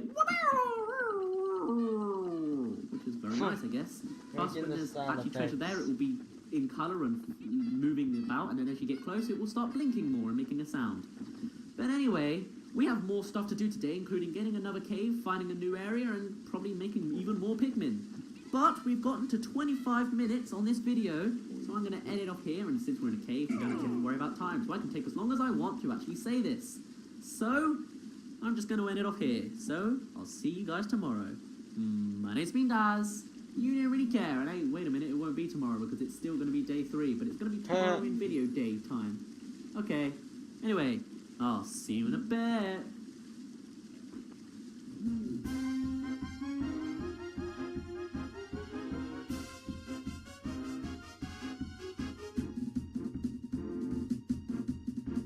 And this one gets us Pikmin character by itself. Female sheargrubs, or sheargrub, female. Himigi mandibulosa, mandiblard family.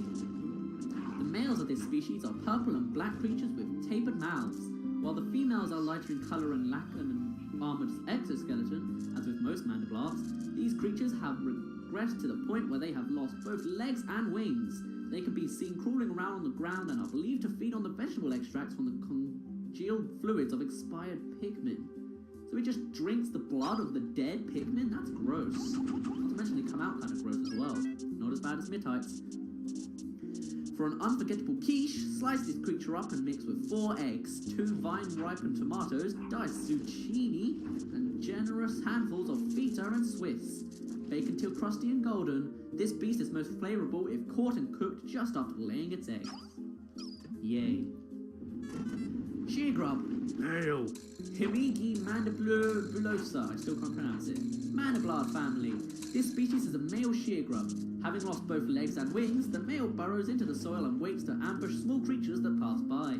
This beast's mandiblards can be dangerous, making easy creatures such as Pikmin easy prey. Spread several specimens in the bottom of a casserole dish and layer with sliced avocado. Bake until the meat is choice and cheese is lusciously brown.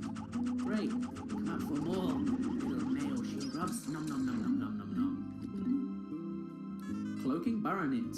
Trilobitins reclusiva, Baronet family. The snake-eye pattern on this beast's shell is one of the most distinct features of the Baronet family. The red pattern of the cloaking Baronet and the spikes around its mandible make it easily identifiable while still making it a representative species of the Baronet family. The shell on the cloaking Baronet's back also provides a frame that fixes its muscular structure in place and appears to give the creature its powerful needle-launching attack. Very interesting. Come on, get out with your little needle thing. Whooping! Very interesting. Boil in the shell with a pinch of salt until bright red, and serve piping hot with tartar sauce. Yay, eating stuff. And here come the Midtites. Mitivus infiltratus, unknown family. These parasitic insects feed on eggs. Upon reaching maturation, they excrete a special pheromone that attracts females of particular species, enticing these females to swallow the Midtites whole. Pikmin, however, dislike the scent. After entering the host's female body, the Midtites lay their own eggs inside the host's eggs just prior to the host spawning. So they just infect other babies like other eggs, and then make their own eggs. Flash fry with garlic and red chilies in a hot pan. Then sprinkle with grape gorgonzola. Some dinner guests may find the legs unappealing, so it's best to remove them before serving. You tried feeding that to the president, didn't you, Louis? Creeping chrysanthemum. Hi. You're not as scary when I know exactly where each and every one of you are, but oh well, now I know. That is very effective, sir. Very effective indeed. Creeping chrysanthemum. Taraxacum rovinia. Chrysanthemum family. Like Pikmin, the creeping chrysanthemum, can you please not say chrysanthemum anymore, it's kind of hard, is a member of a group of creatures with ambulatory root structures. This creature is known as a mimic, but because it is actually a form of plant, this label is not entirely accurate. For unknown reasons, the creeping chrysanthemum's mimicry does not fool Pikmin, perhaps because they share a familiar heritage. It relies on preying upon other creatures to provide sustenance, so it has no need for leaves or for photosynthesis. Generally speaking, the role of plants within an ecosystem is as producer species, and thus plants are generally found at the bottom of the food pyramid. However, on this strange planet, the line between producer plants and consumer plants is blurred. When thinly sliced, this predator's sizable bowl makes a scrumptious pizza topping. Lovely. Unmarked spectralids. Phanastrophy prismatus. Flitterbee family. When strolling through the forest of this planet, clouds of these creatures are seen dancing overhead, which we can't see because we can't do a first-person perspective. That sucks. Like flower petals drifting in the breeze, the sight of flitterbees dancing in the lush green undergrowth is unforgettable. Flitterbee collectors drool over specimen sample boxes lined up in order, highlighting the slight colour gradation changes from blue to red to yellow. Such items fetch particularly high prices at auctions. Spectralids don't provide a lot of meat, but the exquisitely elegant wings are surprisingly tasty, particularly when expertly prepared with a sweet candy glaze. Honeywiz! Nectarus fatus. Honeywiz family. This floating life form drifts effortlessly on the wind. Upon death, its physical structure instantly collapses, and as the creature is particularly elusive and difficult to catch, no sample specimens have been acquired as of yet. If we could simply recover a live sample, research on these species would likely process more smoothly.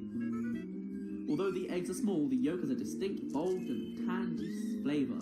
Try tossing a few in a pan along with your choice of meat and fresh vegetables and cook up a country scramble. Common glowcap. Fungi luminarium. Glowcap family. The light emitted from this rare mushroom is neither a reflection nor a release of stored energy. It grows not only of decomposing trees, but also on soil and rocks. This mushroom's fungal filaments are capable of stabilizing and concentrating pure Hoctatium-111. It is none other than the Hoctatium-111 approaching the point of critical mass that causes the glowcap's blue luminescence. So what, is this like a form of radiation it's popping off? Huh. Radiation. Interesting theory. Rapturus fresh and so teed. This illuminating fungus will be hot in the galaxy's trendiest restaurants. Clover. Clover. Quatrius infectum. Clover family. This is a naturalized species. These plants are extremely persistent, and with the assistance of a symbiotic fungus that grows on its roots, the species is even able to survive in drought conditions. Typically, it leaves come in groupings of 3, but intense impact on the leafing stem early in development cycle can result in an extremely rare 4-leaf cluster. Mildly poisonous, may result in nausea, headache, fever, fatigue, chest pains, paralysis, loss of bone density, moodiness, feral rage, sauciness, dilly-dallying, strokes of brilliance, and untimely doom. Wow, this is why I love the Louis notes sometimes. Horsetail. Equestrius vindico. Horsetail family. This variety of horsetail is prevalent in regions with low nutrient content in the soil. Unlike most other plants, this particular species propagates itself through the release of spores. Remove and discard the primitive scaly leaves and then blanch the tender stalk in a buttery broth. Margaret. Looks like the creeping chrysanthemum's clone, or the other way round. Luminosus croquiaceus. Chrysanthemum family. I guess it makes sense. This plant's delicate flower, or yellow flowers, often inspire waves of nostalgia, giving a bittersweet feeling to any who gaze upon them. Can be eaten fresh out of the soil, but it's much more flavorful when incorporated with a heavily veggie lasagna. Oh yes, we're gonna do bios of the big bad bosses. Oculus matriarcha, grubdog family. Wait, this is related to the bulbul? My god! Initial observations placed doubt on the capacity of the grubdog family to support a strong ant or bee-like social structure, but recent studies show the family is capable of such complexity. The egg sac of the largest female grubdog within a given range swells to dramatic portions in response to environmental changes, such as sudden depletion of prey species. These females temporarily take the role of pack matriarch. Also, in pack formation, it has been observed that nearly all males not involved in species reproduction undergo natural sex changes. The characteristics of such specimens are quite intriguing indeed. Like the clownfish. So when there's no females, the males become the females. Wonderful. For a sophisticated delicacy, make a pâté de foie gras from this massively obese creature's liver and spread it over a sesame cracker. You can't wake up this guy with pick carrots. It's just a heavy sleeper, apparently. It's not until you actually hurt it that it wakes up. Even though surely these would be piercing it, but oh well. Sunseed berry. I found this fascinating fruit while out exploring today. The skies cleared up and I felt peaceful watching the pink flower petals flutter in the wind. During this perilous expedition, it seemed strange to have such a soft-hearted, romantic thoughts. If I told my wife about this, I'm sure I'd get laughed at. Again. Luck waffle. Yeah, my mic went off. What a strange pattern. When I look at it, I can feel good fortune smiling down on me. If I could just buy a lottery ticket right now, I'm sure I'd win. Strife monolith. Computers view the world in ones and zeros, but my people are different. Our world isn't simply black or white, right or wrong. Everybody is different. Maybe one day the ship will understand that, and maybe one day it won't give me sass when I ask it to collect a slimy specimen. Dream architect. At night? Oh, how fitting, it's actually nighttime here. I have nothing to do to keep me occupied. I've been searching for something to dull my boredom, but every time I find something I want to play with, it's broken. This object is a great example. It looks fascinating, but I can't get it to function. I guess all I have to do is write in this journal. Stone of Glory. This is a peculiar object. Just looking at it fills me with a powerful sense of nostalgia. Now that I think about it, the Pikmin had a curious look on their faces when they carried it. Or maybe that was just my imagination. Cosmic Archive. The cave we searched today was lined with flame-spewing sprouts. This temperature in the cave was absolutely stifling. Oh, that reminds me. I completely forgot to tell Louis about Red Pikmin. He's so quiet, I sometimes forget he's even there. This item I salvaged from the cave seems to be some kind of storage device, but I have no way to play back the contents. Prototype detector. Today we searched a subterranean lair swarming with carnivorous bugs. The name of Hole of Beasts immediately came to mind. The convenient contraption I found there has become an invaluable treasure seeking tool. Treasure seeking tool. When it approaches a piece of treasure, the gadget beeps and the needle moves to the right. When all the treasure in an area has been collected, the device powers down. When we left Hockatate, I thought we'd never be able to pay off the company's debts.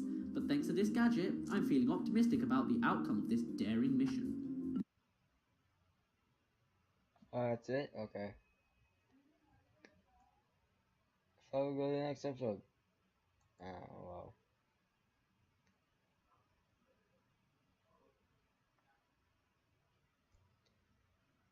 What's up, guys? It's Daz here. But you already care because we're at the last sub-level of the Hole of Beasts and we're about to leave. So come on, Jerry's, and come on, Big Bessies. Louis, you can come too. Escape to the surface with your Pikmin? Yes, please.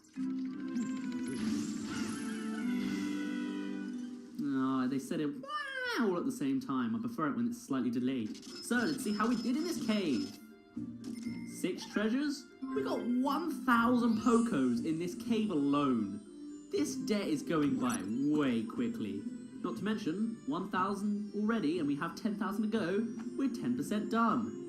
So, naturally, You mean 20% the ship done. is going to tell us we didn't know. No, we already got 10%, because didn't it interrupt me Oh, this morning? Oh well, back to the Awakening Woods.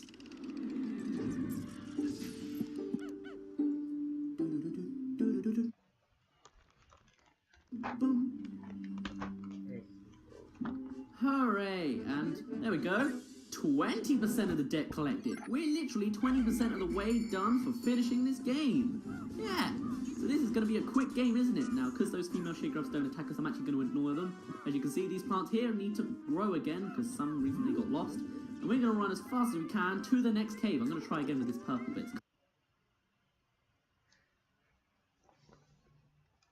Come on. Glitch the game, get up there, glitch the game. No, I just can't do it. Alright, but as you can see, the radar's going a little bit crazy about it. You can even hear it like beeping a little bit. But oh well.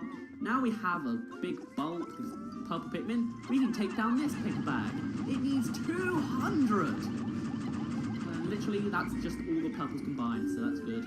Now, another cloaking baronet, which we will kill but not harvest, so don't mind me. There we go. Because it took in, I think, a purple, that alone will try and pick it up itself and succeed. God, purples are so powerful. Anyway, have another hole. And an interesting wall nearby. It's got some sort of red stuff is emitting from it, but oh well. Astounding! I like that word, apparently. I say it all the time. My metal detectors are reacting violently. What could be down there? Metal? If you find trouble below, press start. That's pause to contact me and look at the radar screen. The exploration pod will drop its loot to make room to carry you, Louis, and the Pikmin to safety. Oh, you, Louis, and the Pikmin. Okay. Fair enough. If I was playing as Louis there, would it actually say something different? Oh well. So, the White Flower Garden. I wonder what we're going to find here. And it has fire and some sort of berry attack thing. Alright then, let's go with our squad. It's poison. How strange. The berry attack thing looks like the purple stuff coming from that gate. I wonder what it could possibly be. Poison. Sub-level 1, the White Flower Garden. How many white flowers do you think we'll find? None, because this entire place is metal. I don't get the logic here. You go in underground and there's metal? Not to mention, look out into the distance. There we go. It's a massive canyon. But it is a bottomless pit. This is a new hazard. The abyss. You can throw Pikmin off the abyss. They will die. So, don't die. Luckily, we don't throw Pikmin because, as I say, the first level is generally just a swarm fest. Because it's a bunch of sheer grubs, once again. It's just coming along and around. There we go. Male sheer grubs there, male sheer grubs there. I always attack the male sheer grubs first because they're actually lethal. So, you know, the female ones you can attack later because they ain't going to fight back. Which is good, I guess. Now, all our Pikmin decide to stay back here because after you kill a Pikmin, they're like, oh, I don't want to follow you automatically. I want to just stare at a dead corpse that will get carried away by someone else. And then we'll just stare by and do nothing, which is whatever, I guess. But along with there being a bunch of male sheargrubs here and female sheargrubs, we have Skippy.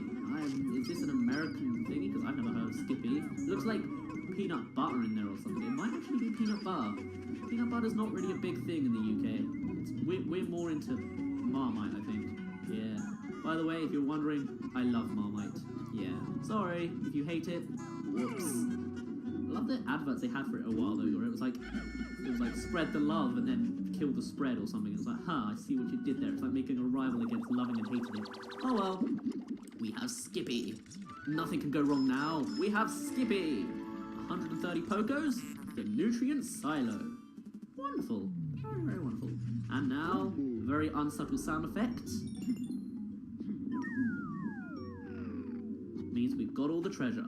Let's go down. Surely that means we would die because we're going to fall through this path and just go into the bottomless pit. But apparently not. Oh well.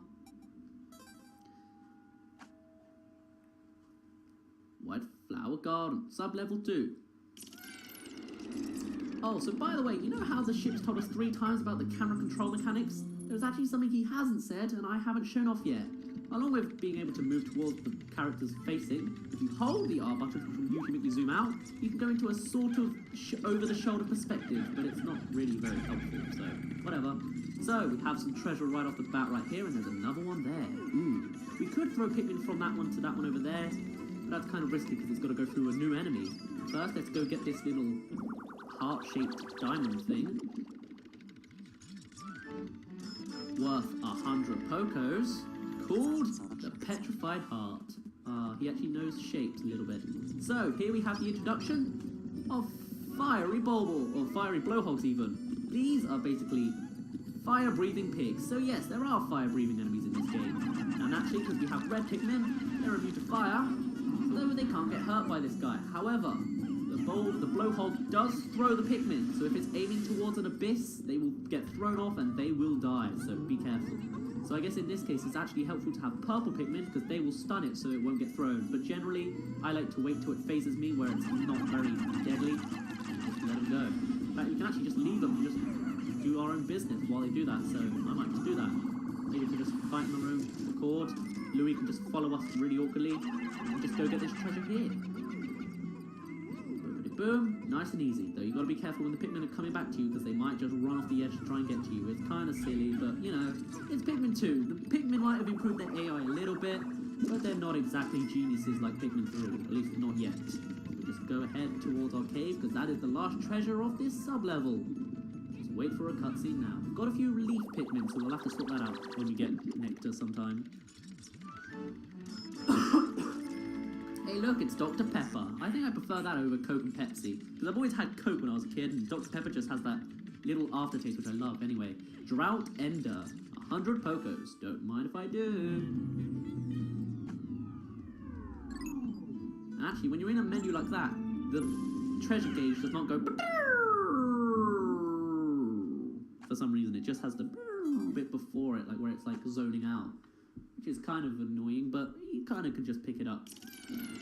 White Flower Garden. And now we're in still metal, but it looks more rusty soil sort of feel. I don't really get how this cave works, but oh well. We also have new plants, so if I walk into them, it will probably appear in the Wikipedia, except I can't walk into them because it's on a ledge. Ah well. So what do you think we're going to find in the White Flower Garden? Oh, I don't know. White flowers. I like how there's like sunbeams coming down. If this was the Wii U version, I'd be able to like, there isn't a Wii U version of Pikmin 2, but if there was, I'd use the gamepad to look around in first person and look up to look for the holes. But anyway, how can a flower so deep underground bloom so robustly? How mysterious. Especially since this entire place is metal except for here. This place is conspicuously warm. Could it act as a kind of hothouse for foliage? What an interesting development. The Pikmin look as if they long to be tossed into the flower. Again, don't really get how you work that out, but alright. And actually, if you press up or down with a certain colour Pikmin, well, that was sideways, you can actually choose what status they're in. So I'm going to pick the leaf ones because leaves are more of a waste, if that makes sense. Like, it's better to waste leaf Pikmin than all the flower Pikmin. I think I've got one more red to deal with. Come on, or one more leaf. There we go. Now each flower only accepts 5 Pikmin, so might as well go and do it as fast as possible. You're not going to be able to trick it at all. You can throw as many as you want, but it ain't going to work. So, now we have white Pikmin. And don't burp at me. You may be small and cute and your eyes sort of don't quite touch your face, but still, incredible! A white Pikmin. It is tiny but looks distinctly swift. Its eyes are unseemingly red. This type of Pikmin was not mentioned in your notes, Olimar. It must be an entirely new type. I'm going to copy and write everything. Copy and paste even. You must experiment and make detailed observations for the benefits of future generations. Wait, so you're planning to bring children down here, or people that are children now? I don't really think that's a good idea, considering there are massive ladybug things trying to kill you. Ugh, oh well. Whatever you say, Ship, you know all, so you think. So, white Pikmin, you may see when we run, they actually don't seem any different because they're leaves Pikmins and everyone else is flowers, but they're actually the fastest Pikmin. Also, their red eyes are actually quite helpful because, where's the way out? Seriously, I'm lost. I'm literally lost. Okay, that's the way we came in. We want to go this way. As you can see, our radar is beeping, but there's nothing here. But luckily, because the white Pikmin have red eyes,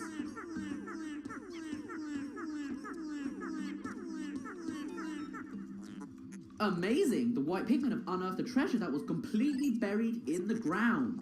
Perhaps those beady red eyes of theirs allows them to sense objects buried in the dirt. Yes, they have X-ray vision practically, even though this gamma tape wouldn't show up as X-ray stuff, but still, kind of helpful to know, so yeah. Just let that go away. We're gonna have to do a bit of waiting. So Louie, why don't you go chase them, since you know everything about the home front, don't you? Yeah. But actually, I've changed my mind. We got a honey wisp, and that means it will drop nectar, and that means we can get some flower Pikmin, and that means we get good stuff, and that means good. So, honey wisp, please come here. I wish to kill you. Thank you. And now I will collect your nectar.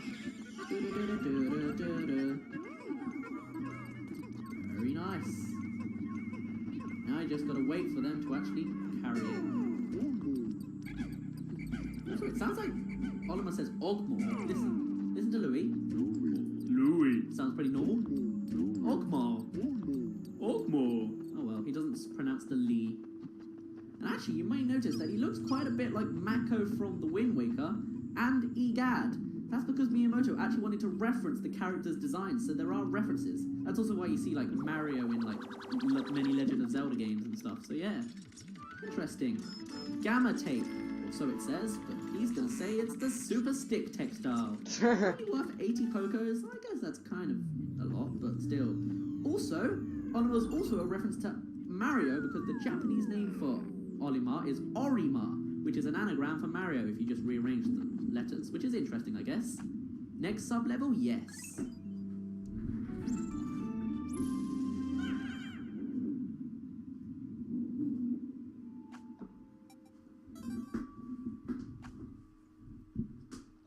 Sub-level 4. Here it comes. Now things are getting fancy. We have 3 types of Pikmin and a bunch of hazards. And by that I mean 1 type of hazard. Here we have, as you can see, little, I don't know what they're supposed to be, but to me it just looks like sellotape. And they produce this gas. This gas is poisonous. White Pikmin are immune to poison. They also seem to breathe poison, or at least burp it, which is interesting. We might come to that later. So for now, it's going to destroy these gas things. I'm not too sure what their technical names are, but it's odd. Like, some people have said it looks like nipples or something, but to me it just looks like sellotape. It's really weird. Actually, no, I just realised. It actually is a hole into the ground inside it. I just thought it was just like tape. Like it was see-through in the middle, but no, it looks like it's actually a hole inside. That's strange. Oh well, we have some treasure to collect. Heysester? That sounds like a French product, I don't really know. Oh well, this is a mushroom. It might be a reference to something, or it might not be. It might be another mushroom we see. Yeah, you see multiple mushrooms. You'll see multiple strawberries. They're not very creative with all the treasures, but oh well. Container of sea bounty. 130 progress. Not bad. Actually, I don't think this one... No, this one isn't the reference, but yeah. Fruits and food count as treasure in this game, which is good. No idea how they actually get preserved in this. I guess it's because the caves are supposed to be warm and preservative. It's weird how fruit and mushrooms can survive down here and stay like that. 30 Pocos, really? The toxic toadstool. Huh, I can think of another toxic toadstool. Oh, well, that's all the treasure, so now all we've got to do is find the cave. Or the cave, the cave to the next sub-level? Yeah, alright. Oh no, we have more poison to deal with. Whatever will we do? Now, each Pikmin will get hit, each other Pikmin, should I say, will get hurt by other hazards. And there is actually a cutscene and a little tutorial for each one, which we may or may not be seeing because I'm going to try to avoid it. I'm going to try to get minimum Pikmin deaths, but generally later on I'll probably play a bit more, what's the word, like, carelessly? Yeah, we'll go with carelessly. So, sorry about that, and oh, it looks like final floor boss time.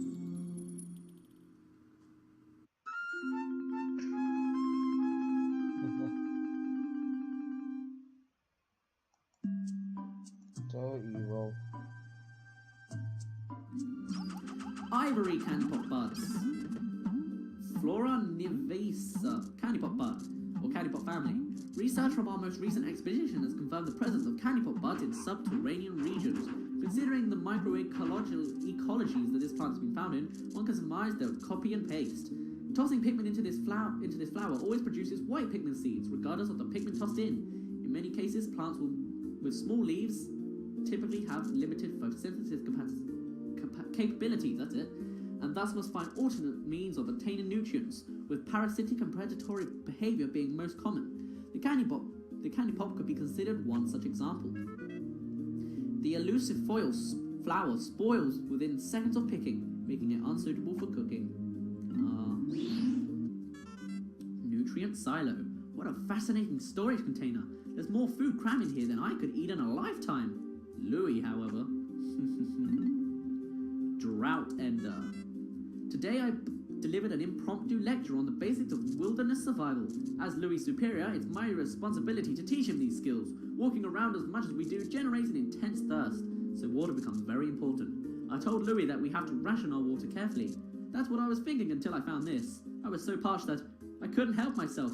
I drank all the water in the canteen, but there is no water in the canteen. It tasted so good. When I turned around, Louis gave me a cold stare. Petrified heart. The vivid colour of this red stone... Wait, this is red? Really? Oh, I guess I can see it now. Red stone reminds me of my wife's eyes when they burn with rage. Just between you and me, I've noticed lately that she's been getting more wrinkles. Now that I think about it, I've probably caused her a lot of stress. When I return to Hogatate, I'll take her on a long vacation. Good job, Olimar. Many people say that Olimar has virtually no character development in this game because he used to talk at the end of Pikmin 1's days. But no, it's all in here. It's just people can't be bothered to read it, I guess. Super Stick Textile. I have once again discovered a completely undocumented species of Pikmin. These white Pikmin can find and dig up items that are buried entirely underground. We never would have found this priceless treasure without them. Thankfully, it's the perfect stuff to patch a hole I just noticed on the ship's hull. P.S. I named the cave where I first encountered the white Pikmin the White Flower Garden. Again, even though it was named before I arrived.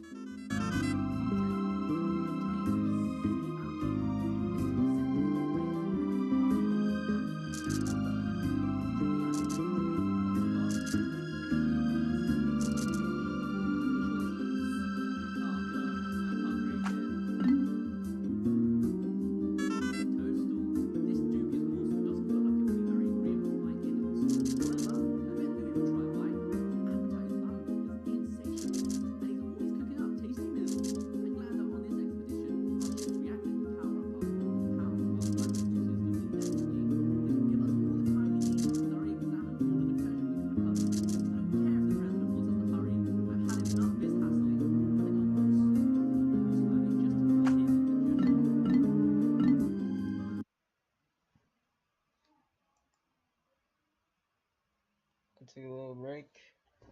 Be right back.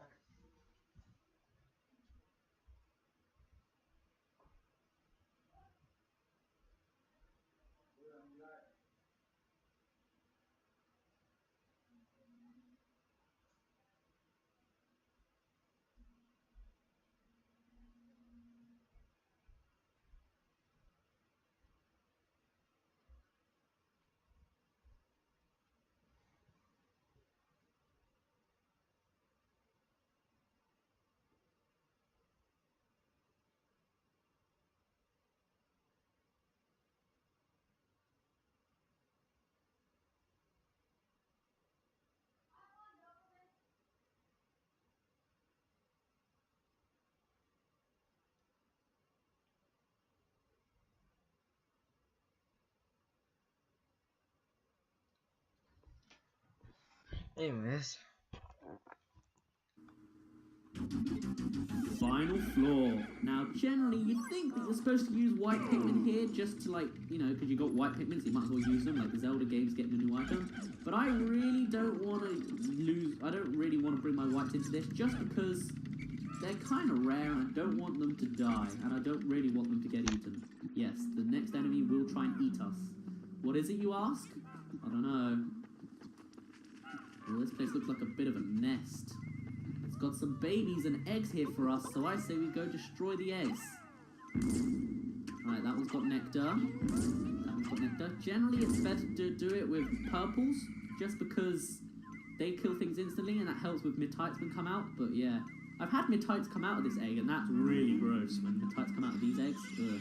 There's no difference, it's just a thought of, if that's the babies, what's the real thing? So it looks like we've killed eggs and their nectar, so maybe we're going to fight a nectar boss. Nope, this is the burrowing snagret. It appears in all 3 games. It's basically a combination of a snake and a snagret or something, I don't know. It attacks 3 Pikmin at once, and you can just smash its face in and it dies. Basically, its weak spot is its head, but you can also attack its body from the bottom. But with that, it will be able to pluck at your Pikmin. Unfortunately, I always lose Pikmin to this guy. You can make it so it doesn't by running out of the way, but I just like throwing as quick as I can.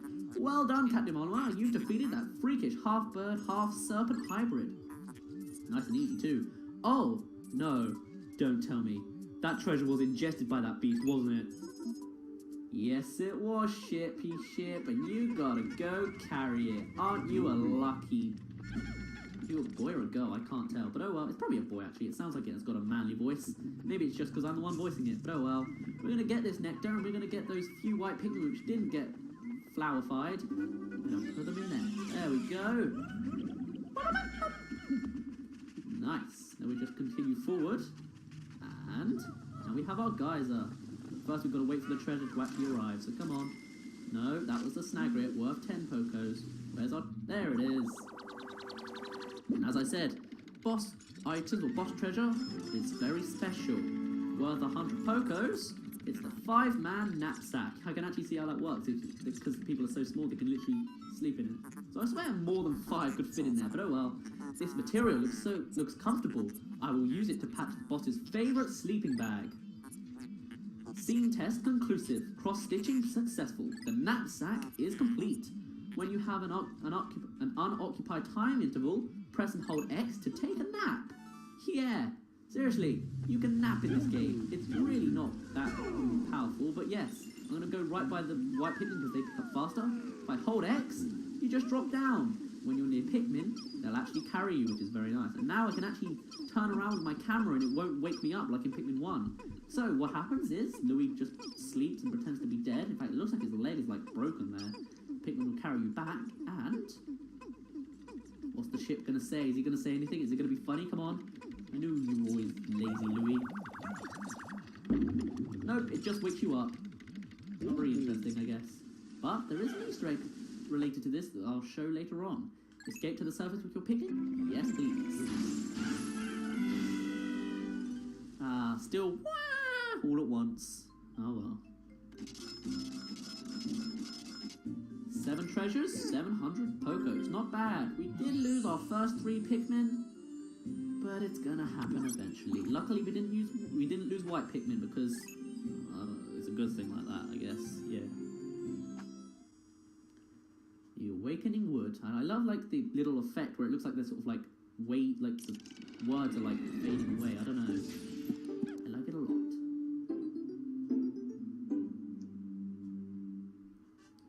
So we've done 2 caves. You think we're done with the day? Oh hell no! We've still got a little bit left to do if we want to progress through the story. We want to unlock the next area, and how are we going to do that? Well, first of all, we're going to need our white Pikmin. Why do we only have 15? Shouldn't there be another one somewhere? Oh well, it's long gone now, so we're just going to get Olimar. We're going to rush ahead. Actually, no, we have plenty of time to do this. In my practice file, I did not have any time to do this at all, but I'm going to do it now, because it's a good thing to do now anyway. So, as you see, we've got another gate, and it has poison gas coming out from it, so we've got to deal with that. Meanwhile, Louis, you can go... Okay, the music sort of changed from it there, I don't know why. It sounded like it was going slower. You can make more red Pikmin. We will be needing these Pikmin for the white Pikmin later on, because there's an enemy we've got to defeat. But until then, let's just do some little bit of farming, shall we? We've also got some more berries we can pluck. And now we have more Pikmin to actually pluck them. So don't mind me, I'm just going to throw everything here. You can actually throw Pikmin directly onto it and get them down faster, but oh well. Now, because we only have 50 white Pikmin, this is going to take a while. We can't just go back in the cave and make more white Pikmin because I think those flowers only reappear when you have less than 15. So I guess in theory I could have just plucked 14 of them and then come in again, and then I would have gotten in the end like 29, but too late now. What's this? This is our 10th berry. Look, this one I can actually spin around. It's like really flat or something. Captain Olimar, my research on the red berries you discovered has yielded a powerful potion. Behold the ultra spicy spray. Although it is untested, I believe it will have spectacular results. Spray it on all of your Pikmin by pressing down on the D-pad. When necessary, I can produce 1 bottle of spray from 10 berries. And then you can confirm your berry count by using the start button. How great. That's nice, that's wonderful. So, I will do that right after Louis is done plucking these Pikmin. So, let's go to Olimar and let's use this right now. Because these Pikmin are very slow. Even though they're the fastest Pikmin, 14 is not very effective. So, down on the D-pad makes you fart red juice on them. And then... they go absolutely hyper crazy. Astounding! I say that word once again. The heads of the Pikmin are glowing, and they seem extremely agitated. The ultra spicy spray appears to increase Pikmin's speed and attack power. What a discovery! Yes, now they're even faster, so now listen to them attacking. Look how fast it's going, and listen. Oh, they don't actually make a sound, but usually they go wop, wop, wop, wop, wop, wop, wop, wop. So yes, now that wall should go down in no time. It's still actually going to take ages, but shh. So now we've got a few more red leaves to deal with, so let's just go get some more nectar from the grass even, that's respawned. Now it is actually possible to get no nectar from this at all, it's kind of random, so you just got to hope and pray. And please, come on, Louis not in the bother for this, come on. There's got to be some nectar here somewhere. Only 5 Pikmin can, there we go, only 5 Pikmin can actually pick up this grass, so it's not like all 72 can do it at once, or 77, but oh well, let's continue forward. Oh, we still have a red leaf. Screw you, red leaf. You're ruining everything. And actually, you can see, as time's going on, the sun is starting to set over on the Awakening Woods. So we better hurry up. We're actually going to bring all our Pikmin to where Olimar is, because the wall should be going down soon. Maybe. How's the wall doing? Oh, it's down! Oh, wow, that was quick. I guess I didn't hear the that finishes when you complete a little task. So now let's go get Olimar. In fact, no, Olimar's going to get you. What am I talking about? Louis, you are not trustworthy to deal with this yet.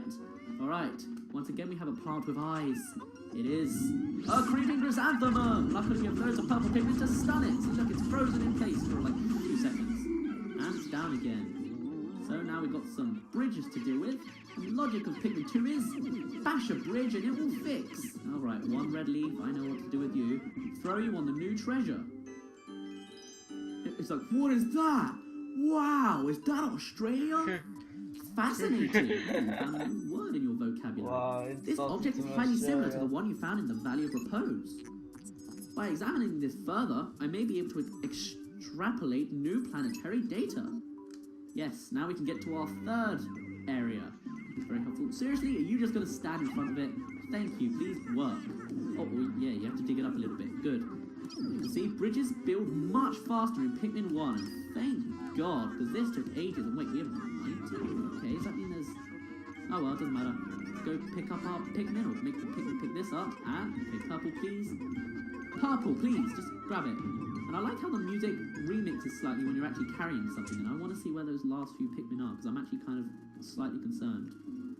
Oh, they're just not there. Oh, okay, never mind. So get to going.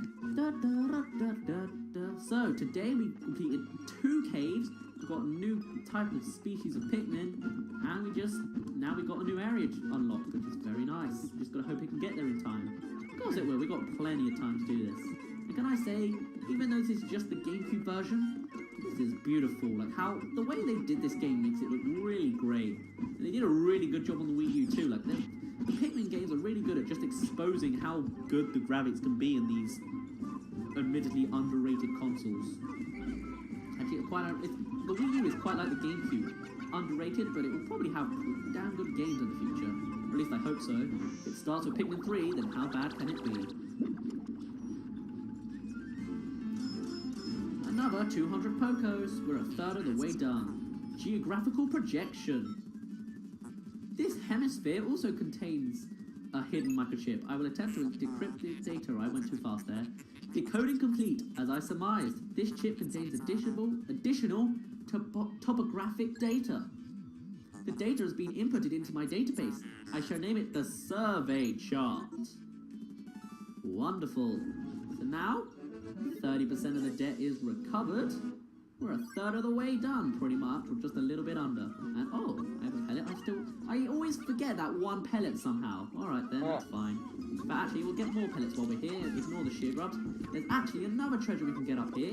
Only with the white Pikmin. Oh god, alright, here we go. Iridescent flint beetle. This guy is basically like a little bug thing. You have to throw Pikmin on top of it, and you'll get stuff.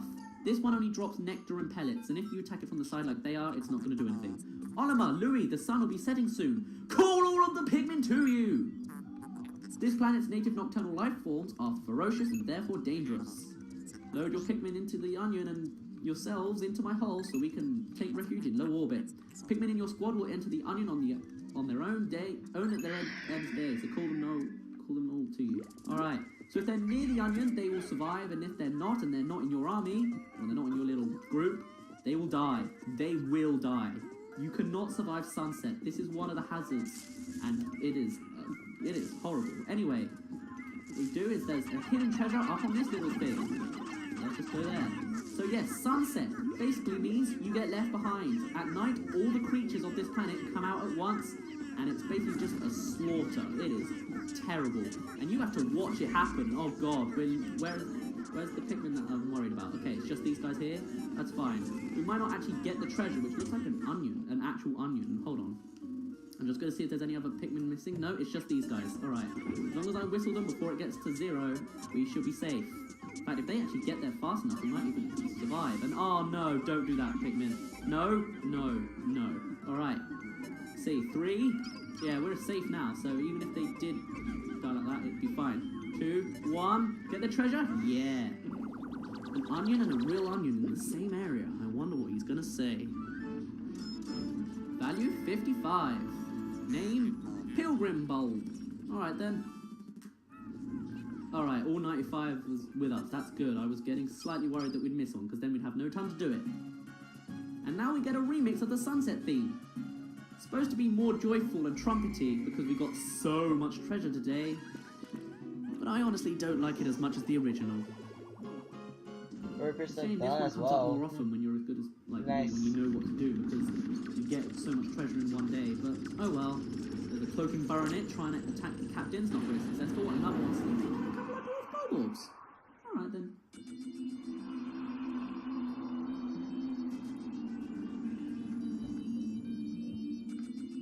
Today's report. What do you have to say?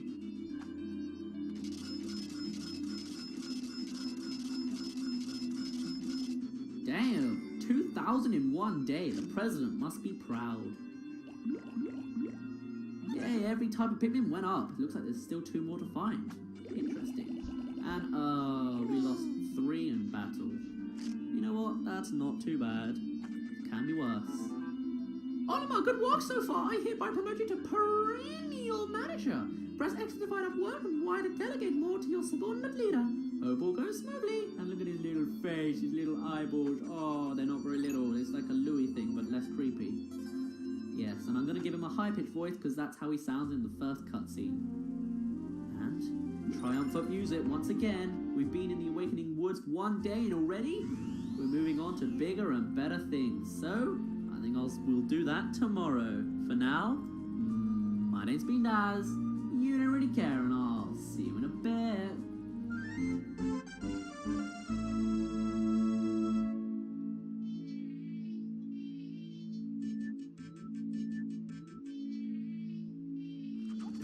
Fiery Blowhog. Fiery Blowhog, Sus Draconis. Blowhog family. This creature expels a volatile phosphorus compound from its snout that combusts upon contact with air. This fire-breathing ability is dependent upon the air-to-fuel ratio at its mouth.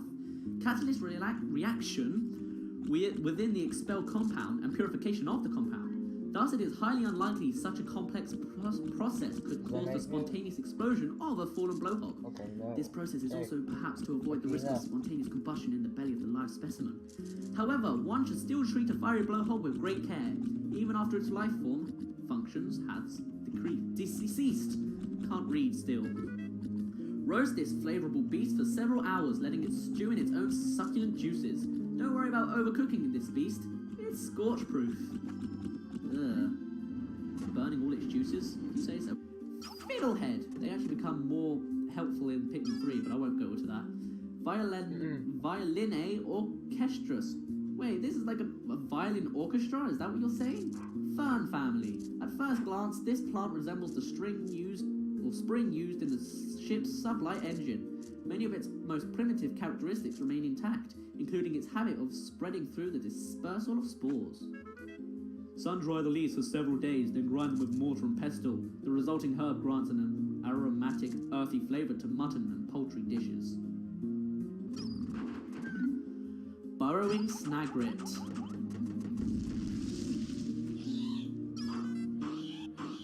Chiropedus anacondae, Snavian family. The majority of snagret species lie in wait to ambush and capture prey.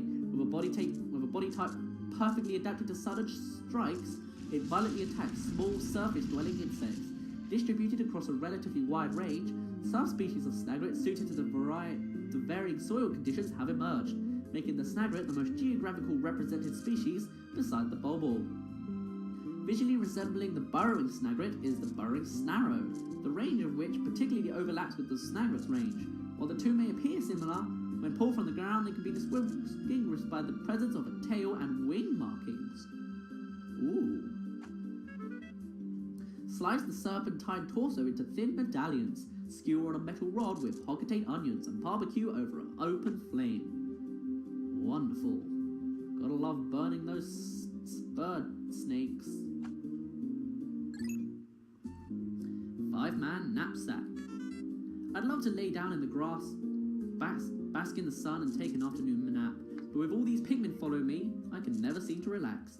I should remember to press X to dismiss the Pikmin, and then press and hold X to take a nap. The last time I tried it, the Pikmin carried me while I slept and carried me all the way to their onion. Hold your space, horses, Pikmin. I'm not a pellet or a piece of treasure. And then I woke up. Great galaxies! It was all just a dream, wasn't it?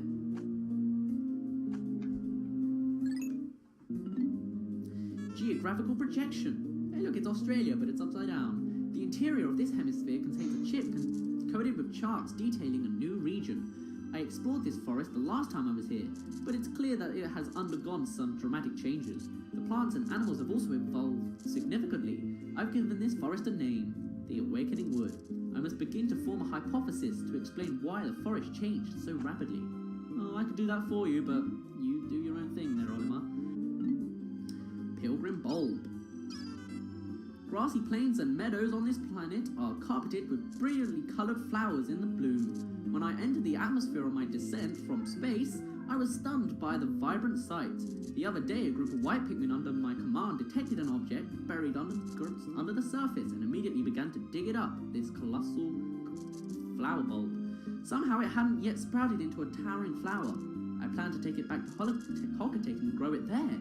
My people will hail me as a botanic genius, and the mayor may even make me a supreme flower commander. Super stick textile. Some things will cut out. The perplexing pool. Do you see that?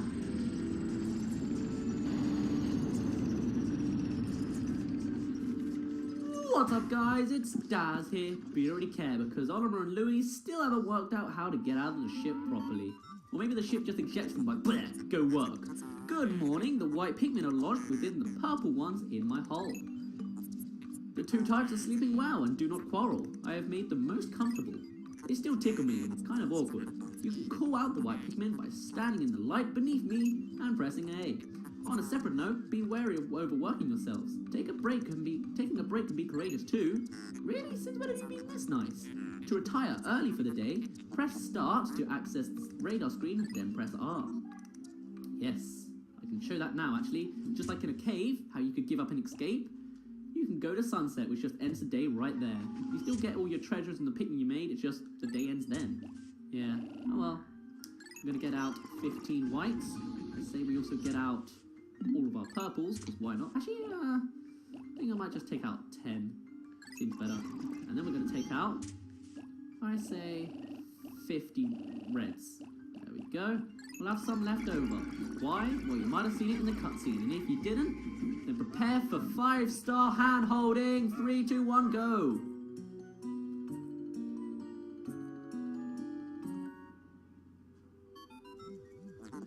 Look! Off in the distance! Wild Pikmin! Can you see them, Captain Oliver? They are yellow Pikmin. You encountered them when you crashed on this planet, correct?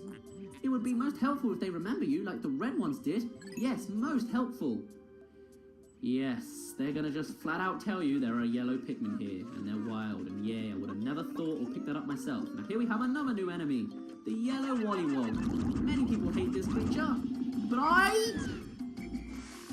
Oh, I already lost. Seriously, I lost 2 white Pikmin. I don't want to lose what you...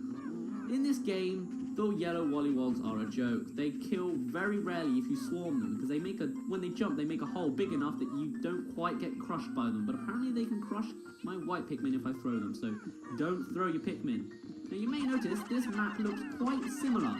This is almost a replica of the one from Pikmin 1. The only difference being really is there's a scale here instead of gates, and there's also where the ship is now like a hill thing instead of just a massive open world with like Canadian like 8 islands. By Canadian I mean like there's a bunch of tiny islands. You'll get what I mean if you see Pikmin 1s. Anyway, so to do this scale really well, you want to throw every Pikmin except for one. You're going to put this one here, even though it's a white Pikmin, the lightest Pikmin, it's heavier than both Oliver and Louis combined, apparently. Now what we can do is, Louis, you ain't going any further forward. You're going to get this white Pikmin, you're going to throw it up there. Oliver, you get to do all the fun stuff. So, first of all, we have another new enemy. Oh no, the bumbling snitch bug. So, you want to grab it. What it will do is it will grab 1 or 2 Pikmin at once, and then fly them around a little bit so that you can't get them. And then it will chuck them in the ground and make them like sprouty and stuff, which is not very nice because it's really annoying because they just come and fly in and take your Pikmin away. And then we have another new enemy, the Fiery Bulbul. It might be the Fiery Bulbulax. Luckily we have a good bulk of yellow or red Pikmin even, but there's no doubt we're going to lose some Pikmin. Usually I like to use the Ultra Spicy Spray, But it's not with us this time. Now, as you see, it's on fire, so only the red Pikmin can kill it. So, have a good go. This is basically Grandma or Grandpa Bulbul. And actually, if you whistle just at it throws, you should be good actually, so it seems like you're doing good. Because this is Grandpa, get out of the way, he's gonna bite. He can eat really freaking quickly. Look at that! We just lost, what was that, 8 in 1 bite or 2 bites? He bites way too quickly. He's a really difficult boss, well, not a boss, but an enemy, so thank God he went down quite easy. Now we're gonna get our 13 whites because 2 died. We're going to go to this poison gate here to hopefully save those yellow Pikmin. Meanwhile, we're going to have Olimar get the reds and the purples. We're going to go do more exploring. For example, we have another bumbling snitch bug to deal with. Come over here, you. Don't rub your hands. You look like you're plotting something. That's not good. Don't like it when people plot. Okay, come down to our level. That's good. I'm going to get some purple Pikmin to throw onto you because that's going to stun you and bring you nicely down to our level. And now we have, I believe, a burgeoning spider wart. I know, it sounds gross, doesn't it? There's a reason why I closed the series. What is this? A strange mold-like botanical entity has spread across the ground here. Interesting. I'm detecting other plant life suffocating beneath. Ooh. Well, before we deal with that, let's deal with this fiery blowhole, which always ends up falling into the water, which is not good because red Pikmin can't swim, so please don't pick up Pikmin. Generally, you can't pick up its corpse or the pellets it drops because they will usually fall in the water, but for now, let's see if we can destroy this burgeoning spider wall. Louis, I want you to go all the way around. Just keep waiting and rolling and running, and how's the white Pikmin doing? Can we see how they're doing? Will it zoom out far enough for us to actually see? I don't know. Oh, another new plant for me to show in the Piclopedia. Yeah, 2/3 done, I think it says. No, 1/3 done. Alright. Olimar, how are you doing? Looks like you're done, actually. Hold on. What's going on? Yeah, you're done. Alright, so underneath we have more of these plants which have little berry things, which is very helpful.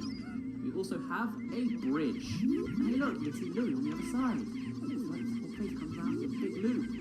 Wow. Just keep on digging, or building, whatever. What we're going to do is actually, Olimar can go back now, because I expect the white Pikmin will be done around about now, or they should be done soon. Louis can deal, okay, now it's 2/3 done. Louis can deal with the guys at the bridge. We are There's done. a new enemy on the other side of this bridge. These are shearwigs. These are basically the shear grubs we heard about before, except these ones have not lost their wings. Oh, wait a minute. Instead, they do fly. So if you attack them enough, they will end up flying and being a real nuisance. I got 12. These guys are a nuisance because the way they're placed, they will. There you go. They're flying off now. They always end up taking Pikmin and like carrying treasure or berries or creatures or stuff. So really is best to come clear them out while you can. Today's legend is going to Louis be the badass, even though he's best on the home front, he can fight off a couple shearwigs when he needs to. Now we're going to go get these Pikmin here and break them all down. Die. legend is Die. 12. Thank you. And you think that's enough of them? You think that's all of them? Not quite. There's more. Right in the way of where your treasure. Look, when you're collecting treasure, this is exactly what you do. Look, you see them collecting it right there. When they get hurt, they'll just fly away and not get hurt, which is even more. The Pikmin enemy short, not the same. You might also notice we skipped a cave as we were here, so Tourist episode ever. Yeah, I'll keep them here for now or something. Yay, we got whites, so now we can actually go and get our yellows. So yeah, we'll do that. Wait, 9? I thought we had 30. Oh well. Let's go get the yellows. There's a reason why I canceled most series. Yeah, I clearly whistled a different yellow Pikmin, but go on then. This one expels electricity. The yellow Pikmin have climbed down the tree and are staring in this direction. They appear to like higher places and seem to be quite light. They also have very large ears. If I had named them, they would be called ear Pikmin, but I will use the name Olimar gave them. Curious, my static electricity sensors are reacting violently. What could this mean? Yes, the yellow Pikmin have changed from Pikmin 1. In Pikmin 1, they could carry and explode bomb rocks. And they would actually have the guts to do it. But in this game, they work with electricity. Why they changed, I have no idea. Where are those missing whites? Seriously, there were 13 here. Are they just not here? Alright then, maybe I glitched the game or something. And there's one too little on both of these. That's not helpful at all. But actually, I think what I'll do then is I'll grow more. Wait, I heard the sound effect as if we grew so. Oh well, it doesn't matter. what we're going to do now then is we're going to fight more new enemies. These are ravenous whisker pillars, and there's 3 of them. These are the enemies that squirm when you carry them. Yeah, I know, it's going to be wonderful, but when you get onto the plant, they will scatter. Let's just go kill one. Thank you. And we have a new type of berry plant that's appeared. And look, you see it squirms as it gets carried. It's gross. But oh well. While we're here, we'll just go and get all these berry things. Why don't I? Olimar, how's the yellow Pikmin harvesting going? Going good? Good. Now today, all we're really going to do is we're going to do one cave and get some yellow Pikmin. And then that will be us done for the day. So we don't actually need to panic too much, really. It's going to be a good day. There we go. We need 1 yellow Pikmin on there. Thank you. It looks like we're taking the ravenous whisker pillar anyway, or that's what I saw in the background. Now I'm gonna, as you see, I've left all these enemies out here just so the yellow Pikmin can pick them up for themselves. In my practice playthrough, I ended up having 5 at the end of the game, or near the end of the game, so I'm really gonna be quite cautious with my yellow Pikmin count. And ooh, why is there a red sprout here? I did not say there should be a red sprout. Oh well, it's purple or blue, so astonishing! This purple berry contains an ultra bitter essence, so it's not ultra spicy, it's ultra bitter. It does not appear to have any monetary value, but I shall research potential uses for it. Well, I guess I'll go to this one. Will do, Butterino. Right after I go and get more creatures for our population. Alright, you know what? Sure, you can take the fiery blowhole, that's fine. 1, 2, 3. So we have plenty of time now. We're just less than half of a day to just make a bunch of Pikmin. And considering that time freezes in a cave, we really don't need to worry about caves at all. So that's all a good thing. And with white Pikmin and purple Pikmin, they don't have an onion to throw their treasure and hoard stuff into their own onion. They just go with whatever other colour Pikmin there is with them, if that makes sense. They're just like the team players. So if you've got some yellow Pikmin on something and you put whites, the whites will help you take it to the yellows. If it's just white Pikmin or just purple Pikmin, I think that there's like a random system that makes them decide which colour it goes to. And a lot of times it doesn't really do it to a helpful group. And are you okay? Are you struggling? Are you all seriously struggling to pick up this fiery Bulblax? Or fiery Bulblax? Come on. There we go, that's better. There is actually a glitch in Pikmin 1 where Pikmin can get crushed down underneath the ground and die by like enemies like trying to pick them up. So luckily it's not a case in Pikmin 2. They just can sort of glitch underneath, but they don't die and they do get out and move, hopefully. But yeah, you may notice this place is full of water. And that's the reason why we don't really have much to do today, because we literally can't if we tried. Yeah, it's kind of a shame. But it's just the way the game goes, I guess. So, now I think we're going to get 1 more boost of berries, go order up our Pikmin more, and oh god, Ravenous Whisker Pillars, get out of here. There was actually a theory a while ago that these Ravenous Whisker Pillars evolved in Pikmin 3 to be the massive, like, I forgot what they're called, but like dragonfly-like creatures in Pikmin 3, which was really interesting, but there was no actual evidence of that, because Pikmin 3 has no Wikipedia because it sucks. I mean, what? So, yeah, it's a bit of an interesting theory. So now we just got to wait for these berries to come out. How are you doing, Olimar? Are you having fun with all your new yellow Pikmin? Good.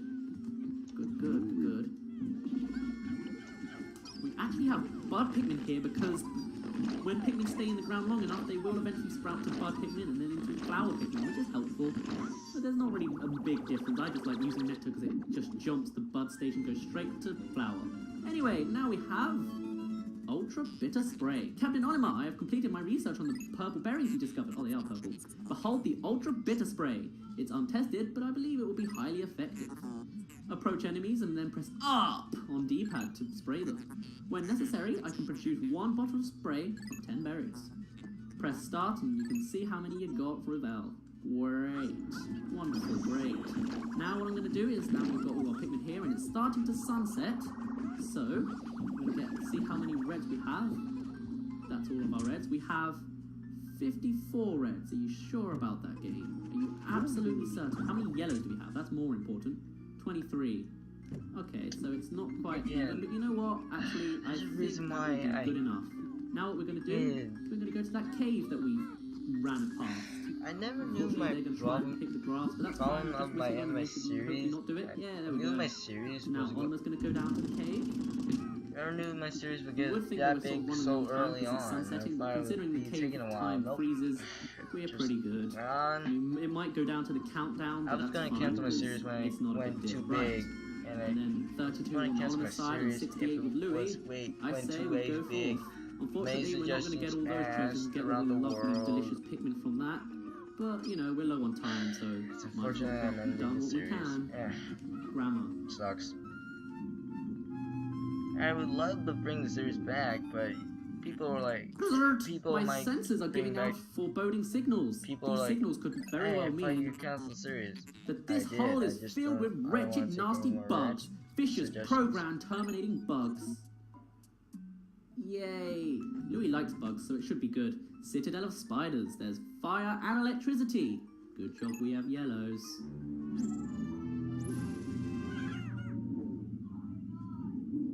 So that's why I against the series firsthand. And plus, also the stress. I hate the stress. So you think this game is going to be light-hearted and nice because it's colourful plant, alien things and creatures and it's a Nintendo game? Well, oh yeah, I forgot the Citadel of Spiders. This game can get creepy real quickly, and actually there are times when this game gets really creepy and scary. Here we have a new enemy, Skitterleafs. They are completely harmless, but when they throw your Pikmin, they do get leafified. Not deflowered, they get leafified. Leafed up, I don't know. But yeah, they're pretty harmless. They do get a harmful one in Pikmin 3 and the sequel. I won't really go into that very much, sorry. So instead, this is just once again a little bit of a swarm fest. We've got some shearwigs to deal with, but they go down nice and quick unless they fly away and try and act like a coward. And you've got Skitterleafs, which are just another swarm fest. It's fun swarming. Unfortunately, they got rid of it as like a C-stick thing in Pikmin 3. You have to actually shake the controller and they all do it at once. Which I guess is kind of satisfying, but I just prefer controlling them with the C-stick because it feels like I'm actually controlling them, see? To the right, to the left, to the right, to the left. And more Skitterleafs, and more shearwigs. There's literally 2 types of enemies here. Oh well. I like how the Skitterleafs just sort of die like with a sound effect. It's like well, it's not a sound effect, it's probably the sound they make, but yeah. And they're literally just a leaf. It's good disguise. It's like nature, how they're hiding from prey by being something that's not really food. Never like that. I love the nature of this game, and Shearwig, don't ruin the party. Please, we will kill you. Seriously. If you try to ruin the party, we kill you. That's the logic of the game. Also, we have a tomato. Yes, tomato, not tomato. Tomato. Sorry, gotta get used to the English. Yeah, not a big deal. Hopefully there won't be like 5 different types of tomato fruits. I can't guarantee that that won't be the case. 40 Pokos! The love nugget. And that is all we can find. Whoa, the curse was like, there it is, like sideways on a branch thing. Interesting. Well, then, let's go down another sub-level. We still haven't used our Ultra Bitter Spray. Maybe we'll use it next time.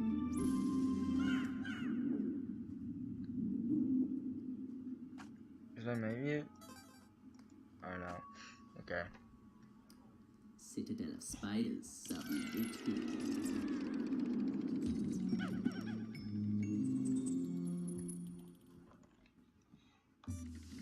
And now that we're here, I think I'm going to end it off here because as caves have no time limit, I really just want to keep it around a 20-minute mark. So, because of that, I'm going to end it off here.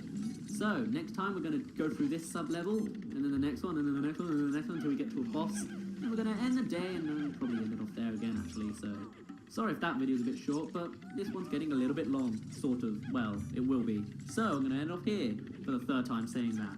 My name's been Daz. You don't really care. We've got a 100 Pikmin army. It's gonna be good. And I'll see you in a bit. What are you trying to say, Louis? You know what? I don't care. I'm busy.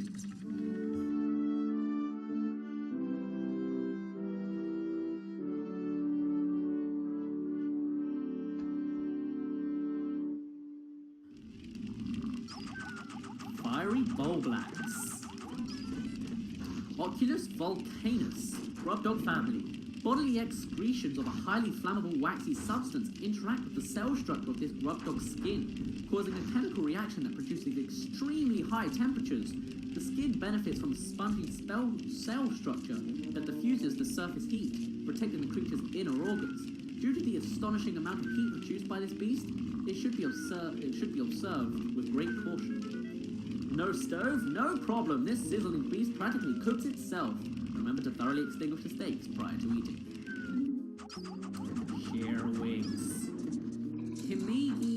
Volaris. Mandiblar family. Unusual for their genus, flying mandiblars have retained their wings. However, only the adult males of these species can fly. Females of these species spend most of their lifespan underground. They do emerge for a period after maturation to spawn, but never metamorphose. So we don't actually see female shearwings because they're always underground. Grate this beast into a zest and whisk with sugar, cream, and chopped dark chocolate for a luscious, indulgent mousse. That's a true culinary coup de grace. Ravenous whiskerpillars, the little squirmers themselves. Lepidoptera pluckius, whiskerpillar family. As this species of insect has only recently been discovered, fully mature specimens have not yet been collected. See what I mean? It could be the one from Pikmin 3, but there's been no confirmation of that.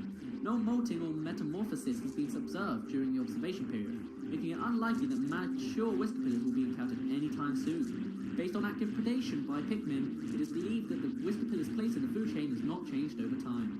Maybe it will mature in about, 10 years' time when the sequel comes out.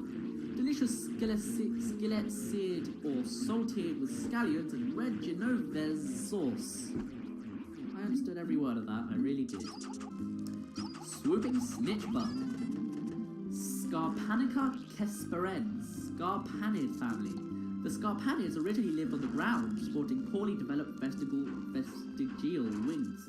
This species developed in large antennae that could be used as makeshift wings. Scarpanids are attracted by the sight of large groups of Pikmin in cavalry formation and will swoop down to seize them. However, Scarpanids do not eat Pikmin, and they will drop any seized Pikmin after a short time. The reason for this behavior is unknown, but I look forward to future research in the area. Remove the wings, marinate a well-marbled steak for several hours in chipotle marinade, then charbroil to perfection. Yellow Wollywog. Amphicarus frodendum. Amphituba family. So it's like a amphibious YouTuber? Alright then. This magnificent species has the brightest gold coloration and the greatest number of lateral spots of any member in the Amphituba family. This species seems to have lost some swimming proficiencies with the evolutionary adaptation that granted its greater jumping ability. The Amphituba inhabits aquatic shallows and shows an instinctive drive to jump upon and squash smaller creatures. Beer batter and drink deep fry for a down-home flavour you won't soon forget. Also it ribbits, just in case you were wondering. Skittalies. Rusp pseudarabicans, arboricans, skittling family. The skitterleaf is a relative of those pond skater that shed its wings and adapted to life on the ground. With no residue traits of its airborne past, the skitterleaf can neither fly nor skit across the surface of the water. The wings have since evolved into leaf-like structures on its back, which serves to hide the skitterleaf through mimicry. It appears quite effective, as few predators see through this clever disguise. Unless you're me, you've played the game so much you know exactly where each one is. The superb amalgamation of juicy meat and leafy green ensures that the skitterleaf will be the new spinach. I love spinach totally. The seedling dandelion. Taraxacum ventulus, dandelion family. It is believed that this plant produces tough seeds with a parachute-like arm, which allows the seeds to ride gently on the wind. This increases the distribution range of the plant considerably. Dried, roasted, and finely ground, the root of this plant makes a passable coffee substitute. Oh, they have coffee over there. Shoot! Unknown family. This is a young shoot of some kind, but what kind of tree species does it belong to? What shape will it take when it matures and grows to full height? Unfortunately, we are only able to obtain information from our portable scanners on a select few of the countless number of species we've encountered. But even if our expedition yields only brief observations on the life we encounter, it will still provide a better understanding of this bizarre planet. Inedible, and yet strangely delicious. Love nugget. This tasty red snack isn't quite a fruit, but doesn't seem like a vegetable either. I've analysed it extensively, and it appears to be releasing stimulating pheromones. Maybe I should feed it to my wife.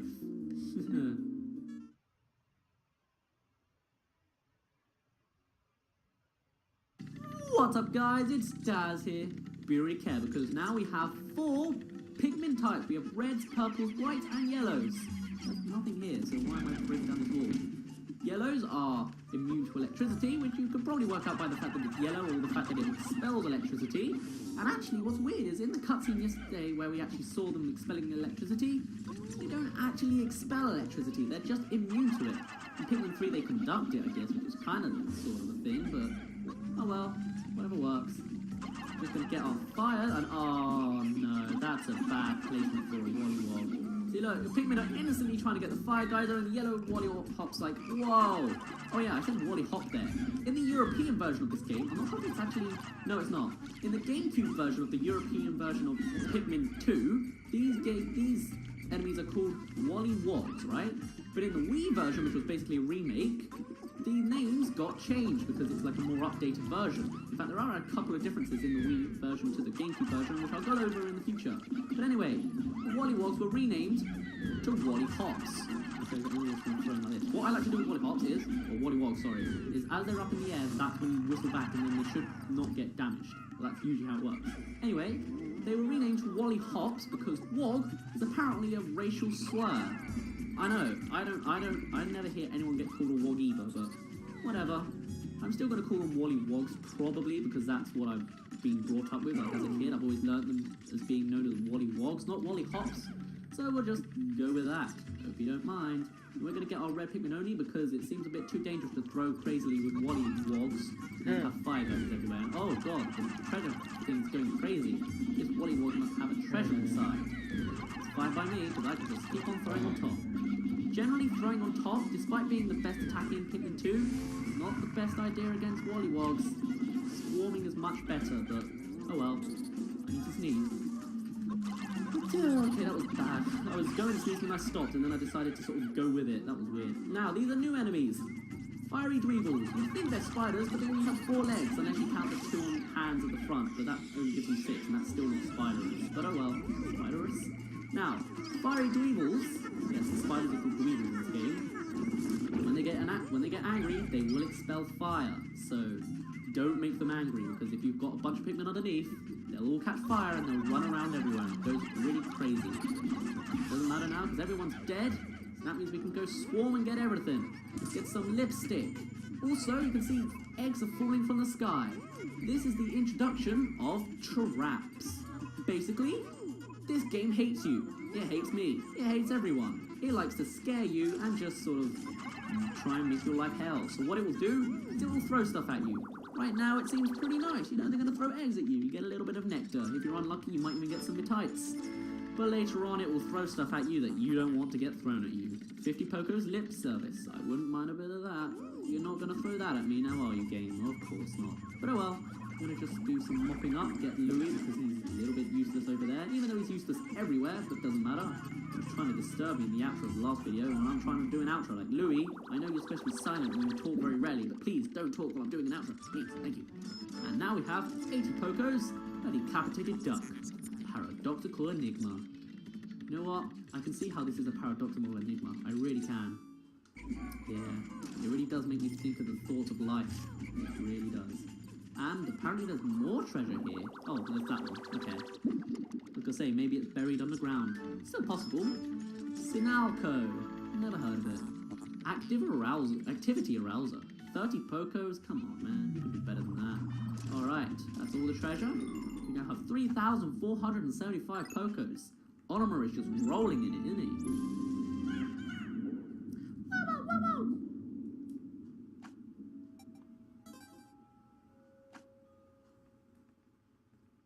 Citadel of Spiders, sub-level 3.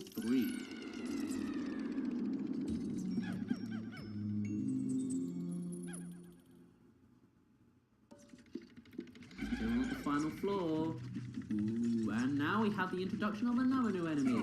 Good job we got electric-proof yellow Pikmin, because we're going to need them. Is there any eggs here? Because we've all got leaves. Alright, there we go. Here's what we're after. Egg. Okay, that's not a very effective way to get them. In fact, I want to roll them up. Thank God there's no mitites there. Alright, suck on that one. And come over here and suck on this nectar. Thank you. All 23 are flowered. Takes them nice and fast. Now, we'll come through here and we'll be introduced to a new enemy. Known as... Oh, there's still a leaf. That sucks. Oh well. Oh no, they put bubbling snitch bugs in here as well. That's not cool. Alright, fine. I'm going to deal with these guys first. Yellow Pikmin, when thrown, get thrown higher. They're basically supposed to be the lightest Pikmin, but I think the white Pikmin are lighter. They just, for some reason, don't get thrown very high. I I think it's also the fact that because yellow Pikmin have such massive ears, they glide a little bit. By that I mean they actually go up high. They don't fly like Pikmin do in the later games, but still, it's interesting, I guess. And that's that done. Bumbling snitch bugs, I guess are supposed to be weak to yellow Pikmin? Not really. I find them more effective with purple Pikmin since they're actually heavy and it usually knocks them down with one purple because it's a lot of Pikmin. Yes, if you get enough Pikmin on them, or at least the weight of enough Pikmin, it will fall down for you to ramble and scramble. Yes, that's what you do. You don't swarm and beat them to death, you ramble, scramble, whatever I said. Unfortunately, there is actually a stage where you seem to throw Pikmin off no matter how many you throw on, and that's really annoying, but it's fine because we didn't actually suffer from that too badly this time. Now, anode beetles. They're known as love bugs, I believe. They shoot out electricity between themselves, and then in between each other they'll shoot like long bands of electricity, which I can't show off. Oh, actually, no, I can. There's still two here. You see, look, two will get electric, and then any Pikmin that are not yellow that get caught in that will get zapped. Now, electricity is the most dangerous hazard because it is insta-death. Generally, when Pikmin are on fire or they're drowning or something, you have a little bit of time to whistle them and save their lives. Electricity is not that forgiving. If you get zapped, you are dead. In Pikmin 3, they actually nerfed this a little bit so that you just get paralyzed on the floor, but then you don't ever actually die to it, so electricity is pretty useless there, so it seems the yellow Pikmin sort of change. In Pikmin 1, they're practically useless, you literally only need like 10 in the whole game. In Pikmin 2, they're pretty helpful since they can survive electricity, and then in Pikmin 2, they kind of are for like conducting puzzles, but electric-wise, it's not really a big deal since Pikmin can't actually die to it, so as long as you whistle them after they're paralyzed, they'll come back to life. So, I guess Pikmin are just on a bit of a journey. They had a midlife crisis where they got really good, and then they went back to their old style of being practically useless. But at least in this game, they're good, so that's good, right? Yeah. See, there's still another path we've still got to deal with. And luckily with our Z button, we can see over the top, and oh look, it's a tin can of some kind. That's good. Louis, what are you doing here? Go back. Thank you. And we have the cable open up for us. Thank you. Is there more treasure? I don't know. I think this is an example of a cave that is randomly generated, because I don't recognize this place. Oh, okay, that just went round the same place. Is that it? I see a glitch. I can see... Oh, it took it away from me. I can still see the can underneath the ground. Tut, tut, tut. Pikmin 2 and... Oh, God, there's more anode beetles over there. Alright. I thought this was a bit of a small cave. Louis, seriously, why are you still here? You should stay back. Stay there, yeah. Alright. Takes 20 Pikmin to carry. We got the weight of 75. Gotta love that overpowered, over-succeeding. Yeah, completely missed that entrance there. Yeah, completely. Oh well. Not a big deal. Is there anything over here? Because I saw a path, but nothing. Oh, it just... Wow, that goes all the way around to the side. 130. Break day break. Anchor salmon. Oh, open architecture. Can you see inside that? No, it's empty. That sucks. Does that mean it just got like syringed out or something? Like, how did that get empty but still be open? I don't know. You know, like it's mainly closed, but it's still. Never mind. More anode beetles to defeat and more treasure to find, apparently. So just throw on top. Generally, this is quite like the iridescent flint beetle, where the Pikmin don't actually do damage unless it completely topples it over. You have to do that first. A little annoying, isn't it? Oh well, not a big deal. But doom. And you, sir? You too? Even though you're in the middle of electrifying the next buddy who's completely immune to electricity, I'm gonna just knock you over and kill you. I love that sound it makes where it's like... Okay, I swear everything sounds like it's like zoning out. But no, it's like... or something. I can't explain it. Anyway, everything dead, there's gotta be treasure somewhere. It's right here. This is why the radar is very helpful, because you can see that there's treasure there. I don't want every other colour, I want the whites. There we go. But you can see the treasure there, but you can't see it, meaning you need whites to look underground to pick it up. For some reason, the Pikmin go hoy, hoy, hoy when they find it, which is odd. And it looks like it's a big one. What have we found? Louis is staring into space and yawning. It's not very interesting. And when the treasure comes out enough, the yellow Pikmin can join in. Except the ones at the back are just like, whoa. Dude, you seeing what I'm seeing, dude? How high are you? 5'11". Ooh. Ah, there we go. Now they actually can pick it up. up. Good. Louis, you're just going to stand in the way and be completely useless, aren't you? Yes, you're even going to yawn in place. That's so helpful of you, Louis. Thank you for that. Thank you for your contribution. Just going to go round up all our other Pikmin and go do some mopping up for all the rest of the anode beetles. We're like the cleanup guys at the end of video games. We just come in and soak them all up. Worth 100 Pokos, it is. The Memorial Shell.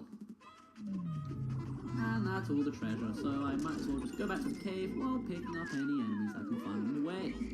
Come on, Louis. I'll tell you where to go. We're going to go this way. Go to this path all the way out here. And I like that there's like a spotlight, so then it's like everything else is darker around you. You can get an upgrade later on where you can just see the whole cave nicely brightened up, but it's not... I don't know, I like it more when it's dark because it makes it more eerie and stuff, and whereas when it's all bright it's like, oh look, there's something right over there, I would have never guessed. But oh well, I can just go and get that upgrade a little later. Okay, bumbling snitch bug trap, that's not very nice of you. That's fine because we have every Pikmin in existence here. Okay, maybe not every Pikmin, but we have 99 on top of you, so you did not stand a chance. But seriously, a bumbling snitch bug trap? That's not cool. Oh well. Go into our cave once again. 3,741. We're getting rich.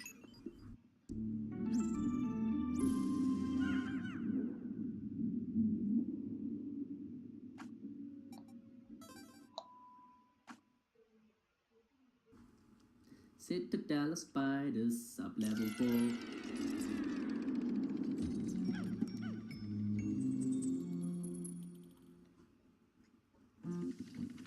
Oh boy, now generally with this music, I'm not sure if it's probably coincidence, but every time I hear certain instruments, it always reminds me of certain creatures which will appear.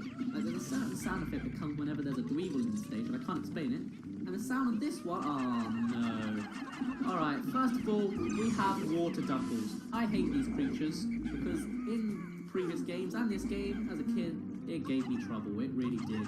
I think it's because I usually used to swarm, and these guys have such massive mouths, they kill like 5 Pikmin in one bite, and if you don't have a crew of like over 70, they will get their first kill, it sucks. But anyway, the sound of this music reminds me of the Hermit Crawman, which is in this level, I remember it, it's right there. I'll be able to show that off, it's just, I'll let you listen to the sound effect, and this is the instrument that just reminds me of the Hermit Crawman. That instrument there reminds me of the Hermit Crawman, it's just a sound.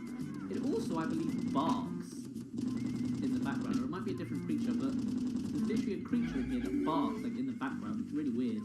Not, it's like, it's part of the instrument, but it sounds like it's part of the music, but it's not, it's actually a creature. But oh well.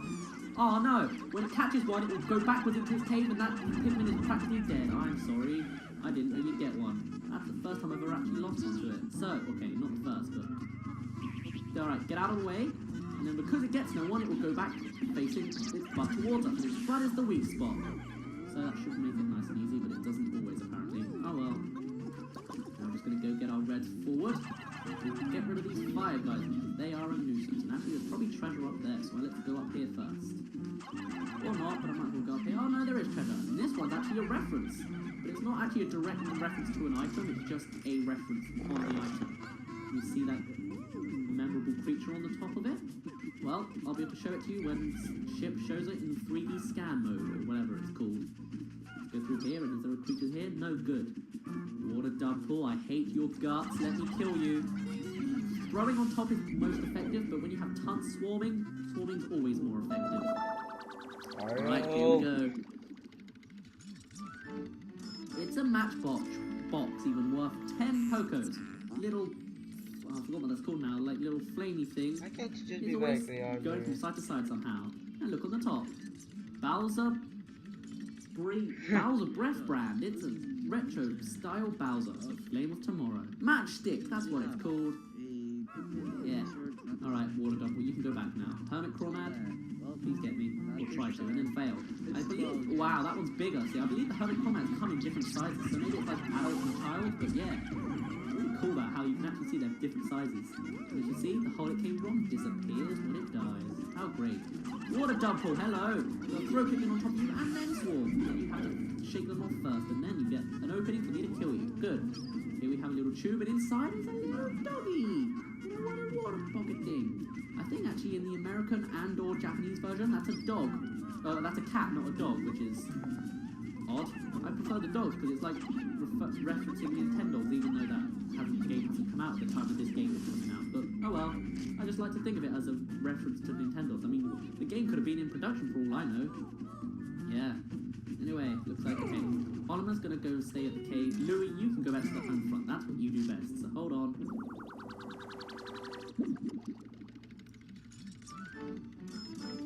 $15 for a massive, like, chocolate sweet? King of sweets. Alright then. I wonder if in the American version that's called, like, the king of candy. Because you call, Americans call sweets candy, but we call sweets sweets. I don't know. Doesn't matter. Get this water dumper and this Nintendo almost reference together. Maybe. Or not. Actually, there might be more treasure. Let me look over this gate. That's just another branching path. And this way isn't the same path. Alright. Just shows that it's randomly generated because it's like a pointless gate. There we go. Worth 70. I bet that's like one of the development's actual dogs. Time capsule. It might even be like a memorial for a dog that died during the production of this game. That's kind of a shame. Alright, that's all the treasure. Time to get out of here.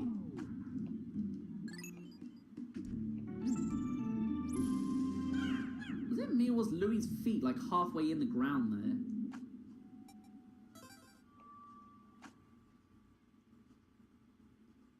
Citadel of Spiders, sub-level 5. We're now on the final floor.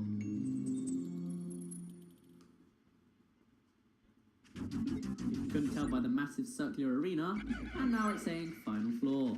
We've lost 2 Pikmin, so it's not too big of a deal, but that's what I prefer from this game, is that when you get to a boss, it feels like an actual challenge, because you're a little bit, like, detached, because you've lost a few in the way to get here, whereas in Pikmin 3, it's like, oh, there's a boss here, so here, go to the onion and get 100 Pikmin, it'll be nice and easy. Oh well, they're still my favourite boss fights. Now, this is the first treasure I actually missed as a kid, because as well as there being treasure from the boss, which you're naturally going to go to first, there's also hidden treasure underground, I think on here. I guess it's random, in one of these 3 platforms. I'll try this one. Nope, it must be this one here. Yeah, kind of okay, iridescent flint beetle, please. Hit them, and it drops nectar, and it drops nectar, and it drops nothing. Wow, we've completely dried out. Oh! This is a new nectar. Finally. Thank you, iridescent flint beetle. The red liquid you see contains refined ultra spicy essence. 1 drop contains 1 dose. Press down on the D-pad to spray this extract on your entire group. Yay! So now you instantly get some ultra spicy spray. Very, very helpful, if I may say so myself. Now, can we finally get this treasure which has been hiding from me for years, practically. There we go, and then we see the red Pikmin can't find it until it zooms in a little bit, maybe, perhaps not quite. Yeah, there you go. Now then, Oliver, we're going to disband our Pikmin here, and we're going to go for yellow Pikmin only. Because even though you don't need to go yellow only, it helps, in a sense. Okay, Louis, you can go take all these Pikmin, stay on the home front, and get those Pikmin. Alright, actually we should probably wait for this treasure cutscene first. Ooh, it's like a really valuable diamond. I bet it's going to be worth lots and lots, and I like how you can actually see the Pikmin through it. If only the light actually reflected properly so you could see like it all going all funky looking models, but oh well. Look at the Pikmin just staring at it like, ooh. Worth 100 Pokos, so pretty much the same as normal, and it's a regal diamond. Don't mind me. So, yellow Pikmin. You know how I say this game can be quite creepy? Look at the floor. Can you see a shadow being made? Yeah, if you don't like spiders, you probably shouldn't watch the rest of this video. This is the beady longlegs. This is basically a daddy longlegs, and considering we're the size of a penny or like a coin, this guy is massive, even though he only has 4 legs and a party ball for a body, but whatever. Now, generally you're supposed to attack him there where he drops his body, but with yellow Pikmin, you can get him right now. Well, you would be able to if you actually do it right. There you go. Now, generally it's better to have a small party of Pokemon, like Pikmin. Jesus, what am I doing? With 20 Pikmin, or something like that, just because if you have a large amount, then chances are you're going to get squished. This is the guy's pretty much only attack. He just steps on your Pikmin. Although it seems to do it in a natural order where you just move each leg like one after the other into a circular motion. So you just do it like that. And he drops a key. This key is also actually a reference, because I think it's the one from Super Mario 3 or World or something. Oh, World actually, yeah. The exact same one. And even though all the Pikmin are right on top of it, they won't carry it until after this cutscene. Sweet victory! That giant insect's body has crumbled to dust. I'm quite relieved to know I won't have to store such an enormous bug. Analyzing soil samples. Anomaly detected. What's that glittering widget?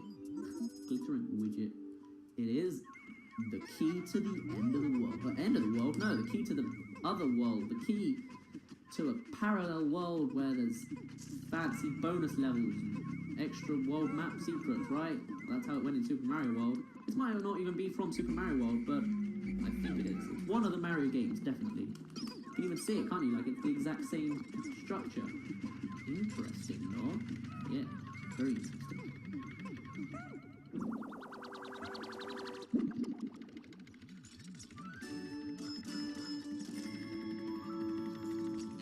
The key. 100 Pokos. This object seems familiar. I will combine it with the President's parallel dimension The President has a parallel dimension controller, and he didn't sell that, or he did sell that, and it didn't come to 10,000 Pokos? Are you serious?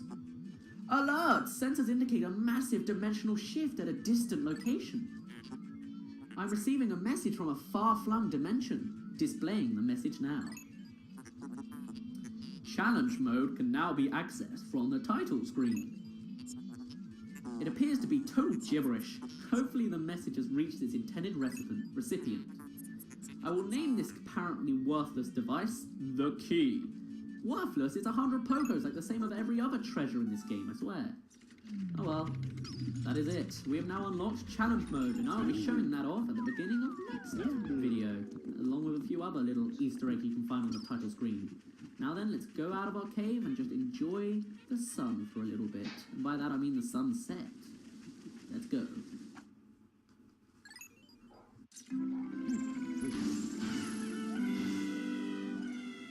Oh, I love it, that delayed scream, I love it.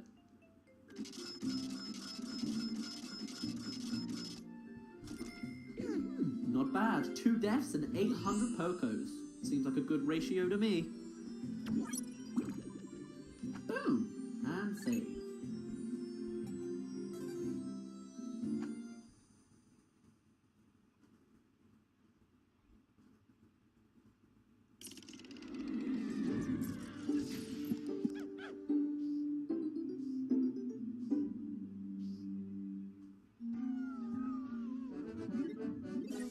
%, of debt recovered! Hooray!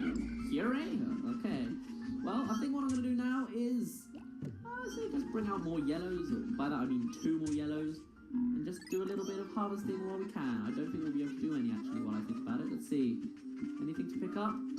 No, there's literally nothing. So why don't we just bask in the glory of what we will eventually take on one day. Some creature over there. Some more Wollywogs. Electric gates? How are you going to get that with all this water here, I wonder? More Wollywogs. Got some water dumples, a little island in the middle of nowhere. What else we got? Anything interesting? We've got massive leaf things over there, more water dumples, yay. And generally, it just, yeah. So in Pikmin 1, you landed around about here, which might explain these little discular things in the floor, maybe. And yeah, you can see that pool is exactly the same as it used to be. This is new, this massive hill thing. But this part over here, with the tree, and then you got the little cavern there, and a bridge bit over there, that's all exactly the same. This is where you fought off an armoured cannon beetle, I think it's called. So, now that we've done pretty much all that we can or should do today, I say we go off and end this day right here. I would go through the countdown, but that's really just a waste of time. So, go to sunset. We're nearly halfway done already. Damn.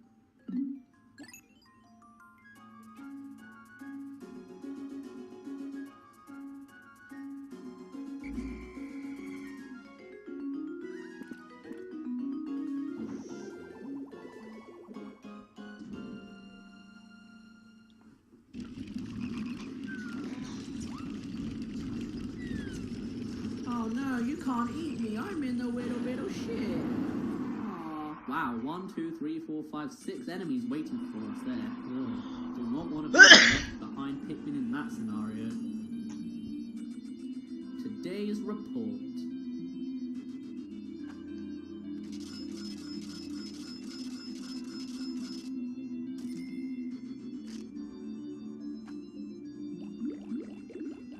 Oh, we lost 2 white Pikmin and that's why that went down. But, other than that, oh, 10 to battle. Ugh. I mean, I guess that's not a lot, but it's gonna get worse, I bet you. Oliver, terrible news! I thought I went to Happy Hocketate Savings and Loans, but it seems my loan came from the shop next door. Oh, devouring black hole loan sharks. Oops. Oh boy, President, you're in trouble. Luckily, I'm more than halfway done, but I might get it so that when I've almost completed the debt, I might just wait to see how you react. Nah, I'm not that cruel. So, I think it's about time I end this off here. Next time, we're going to go to the Awakening Wood, because once again, with yellow Pikmin by our side, there's even more we can do. So, I'll see you guys then. My name's been Daz, you don't really care, and I'll see you in a bit.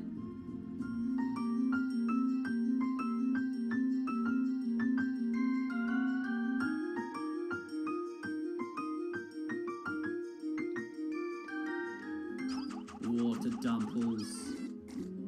Ichthyosa felinus, grub dog family. A resident of freshwater pools and marshes, this aquatic creature regularly feeds on insects that land on the surface of the water. It shares a nearly identical skeletal structure with its close relative and terrestrial cousin, the bulbul. This may offer clues to its evolutionary origin and suggest it only recently immigrated to an aquatic habitat. So it's actually a bulbul? Deep fried dumples without a batter for all the flavour with half the fat. I can't check. Iridescent flint beetle. Dang it. That's the only problem. Pili and velopens, flint beetle family. Flint beetles are nocturnal, choosing to hide in the grass by day and stay active at night. These creatures keep undigested food pellets in their stomachs to sustain them through winter, but given the right stimulus, they will spit them out. Recent research has revealed that the pellets are enveloped in a membrane that seals and preserves them in a sterile, airtight environment. If kept at room temperature, it seems that this pellet membrane will keep its content fresh for up to 6 months. Is that Hocketate months or Pikmin Day months? Oh well. The membrane may be made up from the same substance that gives the exoskeleton of the flint beetle its beautiful sheen. An essence flavouring accentuating ingredient in jumbo and jambalaya. Also delicious in soups, broths, and marinades. Anode beetles. Scarabum electrode, scarabs beetle family. This specimen is representative of an insect hybrid that uses electricity in addition to glycogen for its energy. Although difficult to confirm due to their microscopic size, they're bigger than you. Tiny hairs on the creature's legs cause the friction that generates the electrical charge. The electrical charge is processed by the creature's internal machine and battery structure, and then stored as a Deus electrical field. As this field reaches critical levels, surplus electricity is emitted, resulting in a low voltage current that is transmitted between specimens. It can shock other creatures in the immediate vicinity. Considering this process, it can be surmised that the largest impetus to pack behaviour is not so much synergic effect of producing as a pack as it is to take advantage of most effective means of group preservation. Good God, Oliver, why are you too smart? Drain the electrical charge before boiling. Although it is possible to eat an anode beetle while it is charged, doing so may result in an unpleasant tingling sensation. See, Louis, you talk more on my level, and I like that. Hermit Crawmad. It's tiny. Chromabarus rustica, Crawmad family. Looking at the eyes and sickle-shaped legs, characteristics of squillers, one would think this is a squiller relative. In fact, it is a relative of the hermit crab, hence hermit crawmad. This species, however, has migrated from seaside life in a shell and instead inhabits burrows in the ground. While its legs appear sickle-like, they are pincers that have evolved into the fin shape. This beast feeds on small creatures that pass by its lair, dragging them inside to eat them. Shuck from the shell and bake on a high heat until crispy, then dip in a pot of melted milk chocolate. Lips smacking sweet. Or is that supposed to be? I think that's not never mind. Fiery Dweevil. Oh my god. Mandarachnia. Arachnia. Mandarachnia, now Palmer's Dweevil family. Members of the Dweevil family are known for carrying objects of astounding size on their backs, then mimicking it.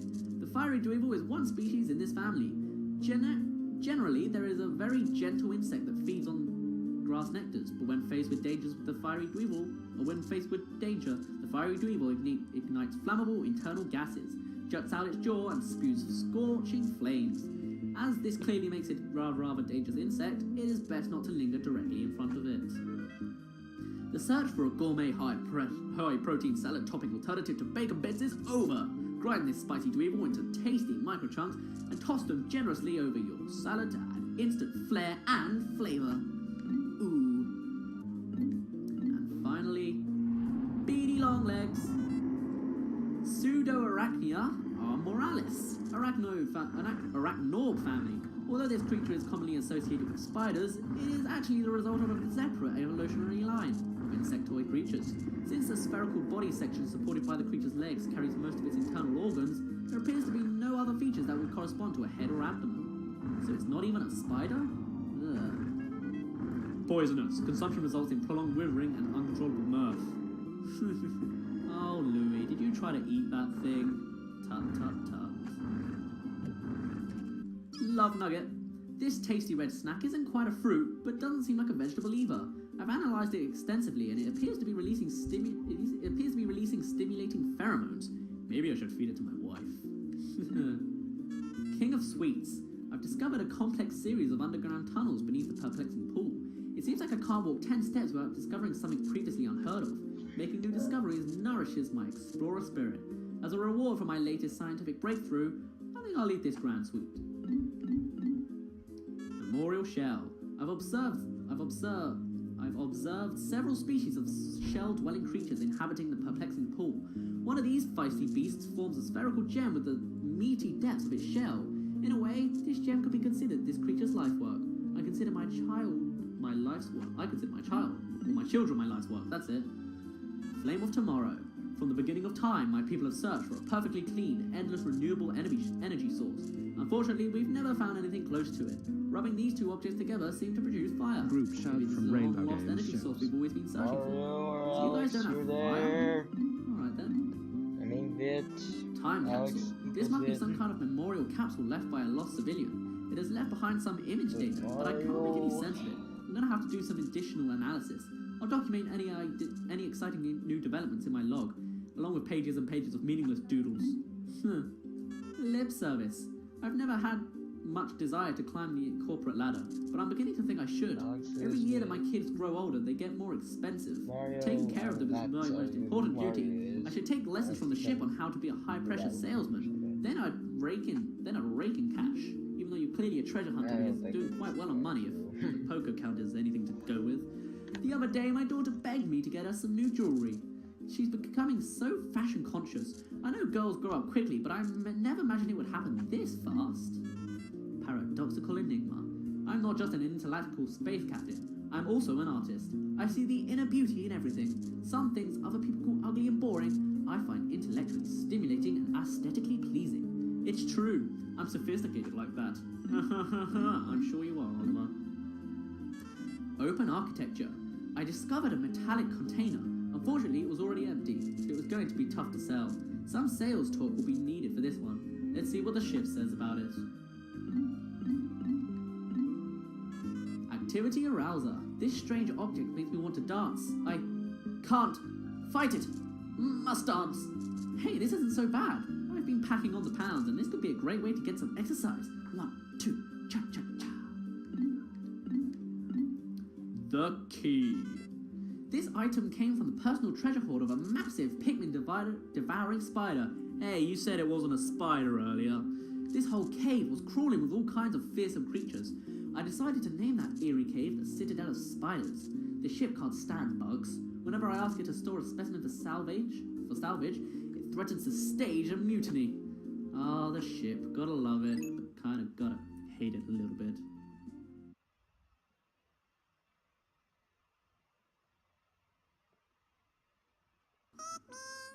Oh, come on, you know I had to just throw that in there again. And oh, purple and a purple. Yeah, the Pikmin are kind of random on that little Nintendo logo. Anyway, what's up guys, it's Daz here.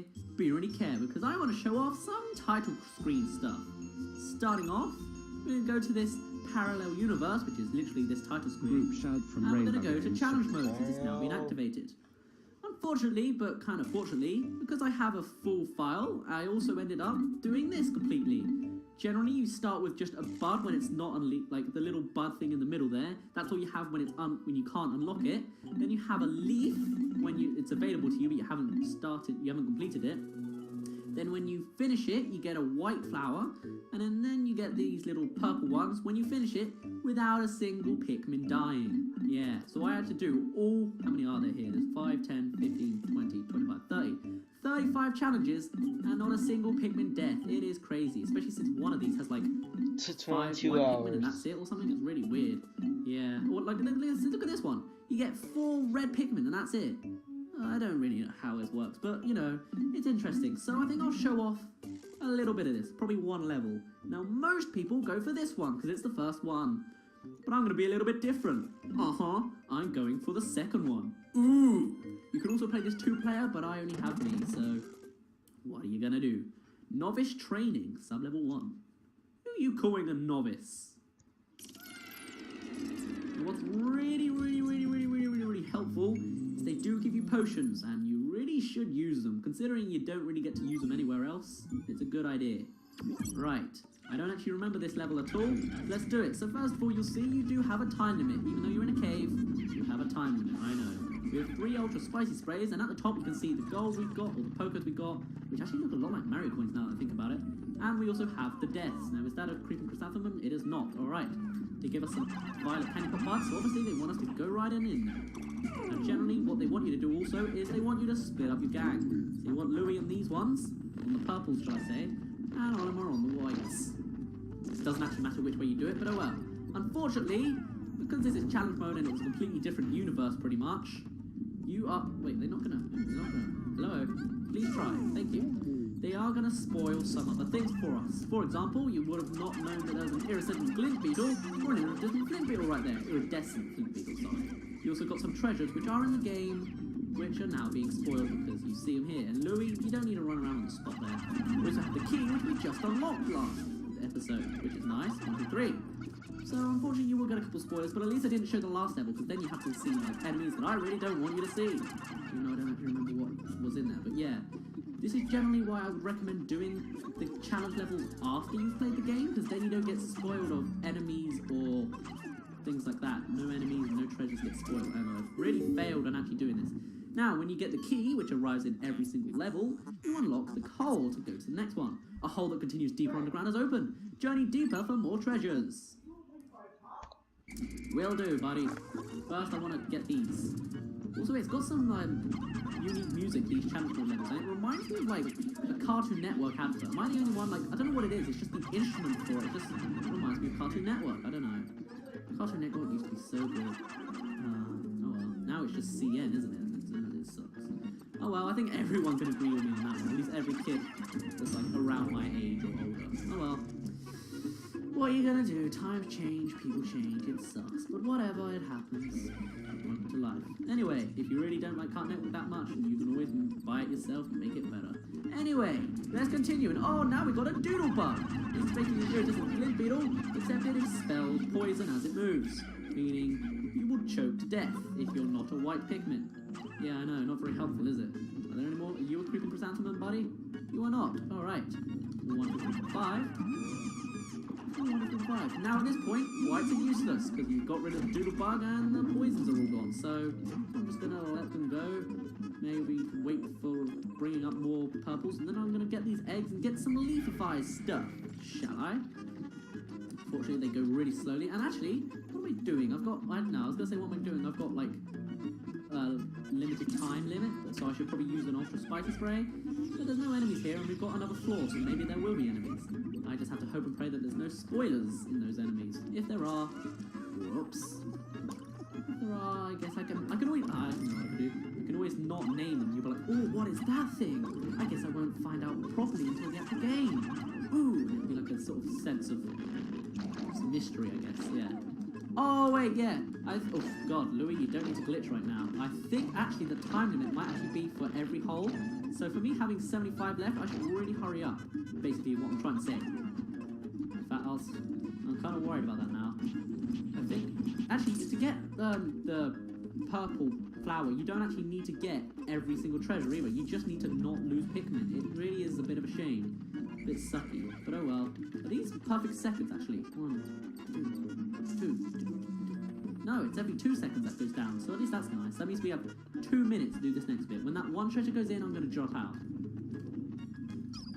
Please? Thank you. Look at this. We've gotten through one floor. We've already got 1,910 Pokos in treasure. The treasures here are really valuable, and it really is much more helpful than the actual game. But I'm glad that the game has more treasures and less value, because, you know, it's nice like that. It's nice that every treasure seems to be about 100 Pokos. With a few exceptions. Anyway, final floor. What do you know? It is another enemy which is actually being spoiled, but it's not a big one. Oh, it looks like the time does get a little boost. Maybe it's because it's the final floor. So with our purples, we're going to meet the Puffy Blowhog and Mittites, which have made everything go crazy. And an iridescent Squishy, nice of it. Seriously though, this is a little bit crazy. Whistle them back because they're going all crazy. No need to pick these up now, but at least we get, I think we get necklace. What am I complaining about? Oh wait, yeah, we're going to lose them straight away again, aren't we? Okay, Puffy Blowhog, get out of here. So Puffy Blowhog is basically a massive pink balloon thing. It's massive, it's a bit of an understatement. And it just blows air and it will basically make your flower Pikmin leaf Pikmin. Of course, you need it to kill it in this one because it gives you the key, which will unlock the next level. Or in this case, unleash the guys until you get out. Let's get all our whites on that. Almost threw a purple in there and it would have choked. Are you a creeping chrysanthemum? You are not. Oh! Okay, no, never mind. I thought that was a snagrit, but no, it was just a doodlebug. See, the moment it comes out with poison. How not very nice of it, am I right? Oh well. Now, scramble it. Oh, it gave us treasure. How nice of it. Anything else? Yes, there's an anxious sprout here, or some sort of sprout. Let's just go get that. Even though we've got plenty of pebbles, that means it won't take it won't take any time at all even. And then everyone else can go and do whatever they want to do. You, sir, come here, here, and here, and here, and here. Anything over here? There is. There we have. This seems completely useless now, I think about it, but so I won't go for it. I don't think these levels are randomly generated because it seems a bit too harsh for that, so there probably is actually hidden treasure underneath that. Ooh! With these geysers, one, they're right by the spawn, but it's not always. You actually have to hit them to activate them. And when you do, if it will do it, please. You can see that purple is not really holding the geyser. It'll unlock and then you can get it out. I really should have phrased that better, but oh well. Ooh, more treasure. Thank you very much. Thank you very much indeed. So we have plenty. Oh my god, an iridescent glint beetle as well. Wow, you are so nice today. Game, you are good. I'm liking this. We have plenty of time. We literally have 150 Pikmin seconds. That's it, not sessions. So let's just run down here. Any leaf Pikmin? Yeah, there's that one leaf there. You can take that. Alright then. Look at this. I bet there's treasure underneath because there probably is. Come on. Let's see. Yep, I can hear it. Yeah, I got it. I'm psychic. I know where things are. Hold on. What is it? It's... Oh my good golly. It's a treasure we haven't seen yet. I better not look at it. Oh no. Yeah, that's something I can do. I can just not look at it. Why did I not think of that before? Just wait a little bit. In fact, if anything, I might just cut out this last bit here because it's not really very helpful. Oh, what have you found now? We found more treasure. Wow. Look at this place. It's full of treasure. We've got 3,000 Pokos in 2 levels. This is crazy. Like, not unfair. It's too fair, if that makes sense. Keep rolling around at the speed of sound. Purple Pikmin, thank you. And actually, oh, we already got this treasure. This is the Pilgrim Bowl that we found usually in Breaking Wood. Oliver's dead, so Louis, your turn to make it life good. Oh, bye, Olimar. No one cares about Louis. Bye. Bye. Bye. Well, that seems to be just about anything. Well, everything, but not anything. That treasure was already taken, so we didn't see what it was. That's good. And that final thing there. And no Pikmin deaths. Let's exit the level.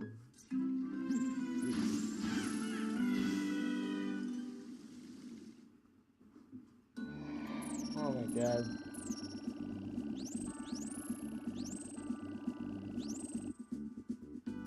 Yay! Not as good as my personal best, but you know what? It's good enough. Perfect! Save and yes. Gotta like how Olma and Louie are there like, ooh, that's interesting. 36,000. So yes, that's enough of challenge mode. There are some things you can do now on the title screen which I'd like to show off. For example, each one of these areas comes with a different season. You've got obviously spring, summer, autumn and winter, or fall if you really want to call it. So right now we're in the winter area. There's no real difference, it just shows that it's like season based. Also, if you couldn't tell already, the title is made out of Pikmin. You can see like the 2 is purple Pikmin underneath it, and then the I has blue, and so the other I is red, I think, and you can see the M is blue and K is yellow, and it's really cool.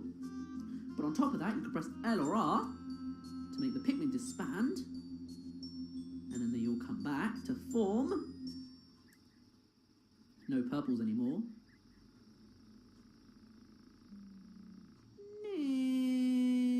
Nintendo. Yeah, I love to play Nintendo. Now, something else you can do is you can press Z. Oh, never mind. Maybe we should go back to Pikmin 2 before we press Z. With Pikmin 2 on screen, you can press Z, and nothing happens still. Alright then, press C-stick. Maybe not. Up on the D-pad makes everyone go funky. Interesting. Left, right, and down don't seem to do anything. If you press Y, if you press X, a bubble comes on screen, and better than that, you can control it with the C-stick. You can then press Z, and you can literally eat the Pikmin. Yeah. So you like eating Pikmin? Good. So I say we turn around, aim for the 2. There's big, fat, big Bessies for us there. Keep pressing Z. Maybe we'll get some good stuff. Keep pressing Z. Yeah. Nom, nom, nom. Am I right? Rah, rah, rah, rah. This is not actually very efficient. Also, for some reason, the Pikmin music just seems to give up. There's apparently the title screen's so short that now we're just playing in silence, which is kind of a shame. But oh well. So you see you've actually killed a couple of Pikmin, so if I just go idle for a little bit, the bulb should eventually leave. There we go. And then look, oh no, our title screen's a little bit disabled because, you know, we got rid of stuff. If you press Y eventually, you can play as an iridescent flint beetle. And as you can see, the Pikmin love the iridescent flint beetle. They will try to attack it, even though here they're just trying to run around it. And they just sort of have fun as they can. So you can just sort of destroy the little logo thing, which is nice. You get like almost like an army of yourself, just with the iridescent flint beetle, which is nice, I guess. Yeah, not amazing, but you know. So yeah, I just wanted to show that off for a little bit. So now I say it's time to actually continue with the episode. Begin. What's up, guys? It's Daz here. Be ready, care, because we're going back to the Awakening Woods. Oh, cherry blossoms. What a love. I have a cherry blossom tree outside my house. It is great. Of course, the captain can't get out of the ship, right? And hey, look, no cutscene from the ship anymore. Hooray, our lives are saved. Now, what we're going to do is we've got a lot of work to do today. We're going to try and do 2 caves and unlock new Pikmin. So the first thing we're going to do is we're going to get our yellows, which are going to come out faster. We're going to go right ahead and go forward. Because we've got a couple of things we can do. I'm not sure what to do. I'll do that second. Right, so what we're going to do, hopefully hope that our leaf Pikmin won't get too far behind. You can get that treasure up on the side there now, but we're not going to do that yet. We're going to do it on the way back. As you see, there's a yellow gate over there, and you might even see some new Pikmin out in the distance. Ooh! Oh, they're gone again. I wonder what they are. So, we're just going to throw all our Pikmin up here. Because Oliver's in a spacesuit, he can't drown in water. So we can go through this little bit here. How helpful. And we have a cloaking baronet and some hand-holding.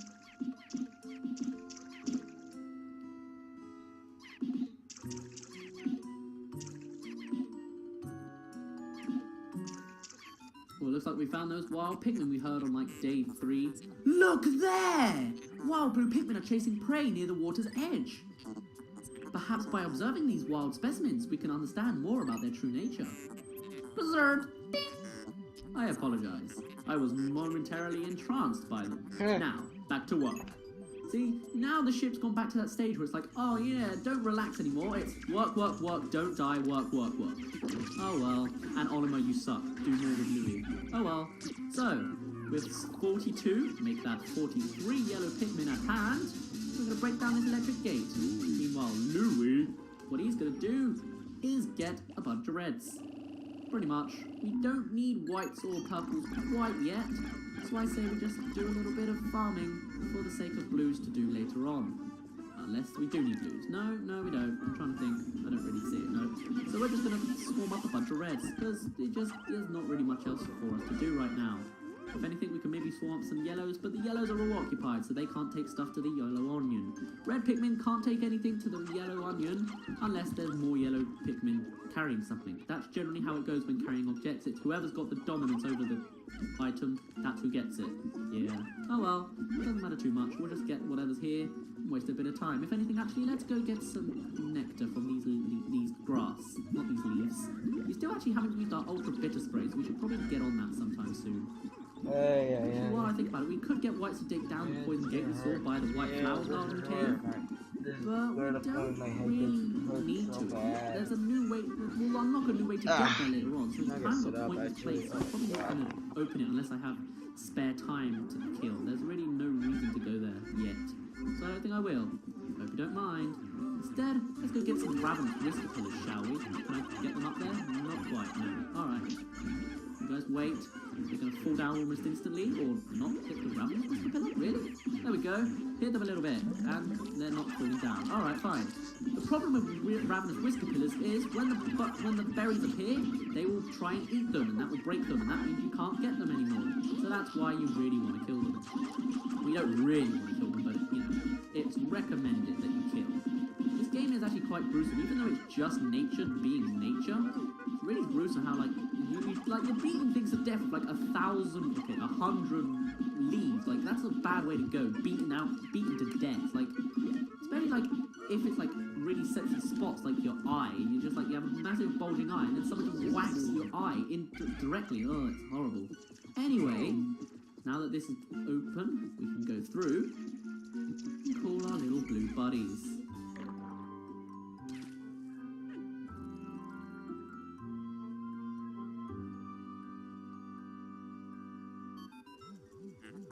At last, you have encountered them. They seem to have gill-like ducts on their cheeks.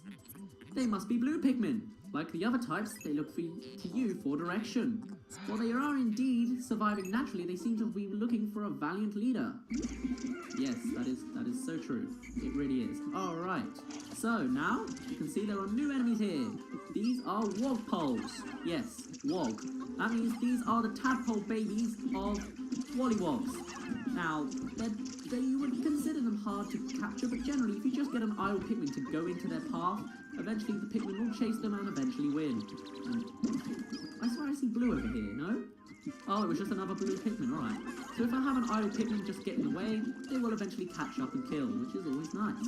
I'm going to go get these blue pellets here, and I now realise I was supposed to do the challenge mode today, but I completely forgot because I was in the world map at the beginning of this video, so I apologise for that in advance. Now, Louis, you can go get these yellow Pikmin since they're not needed by Oliver anymore. If they can reach, they can't quite. That sucks. Alright, fine. Olimar, you can just go a little bit closer towards them. There you go, and disband. Very nice. Olimar, you've got some harvesting to do. I swear Olimar's found every new Pikmin so far. I guess it makes sense since Louis is always on the home front. Oh well. You go there. You go there. You went. You can go into those. There you go. Louis, you can go get these yellows. They're going to be very helpful to us because, first of all, what we want to do is we want to go get this treasure up here after waiting who knows how long. Since they get thrown higher, you can generally get them up there. Nice and easy.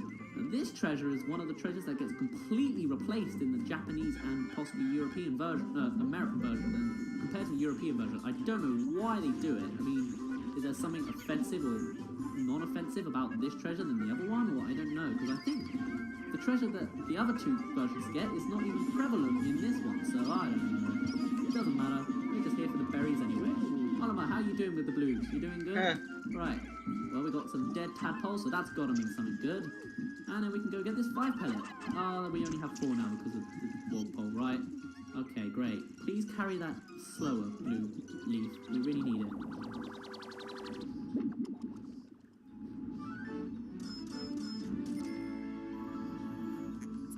Hypnotic platter. Great. Now, Blue, please get over here. We've taken this 5 pellet. Now, Louis, you have tons of Pikmin over here and a bunch of berries to get over here, so please do the math.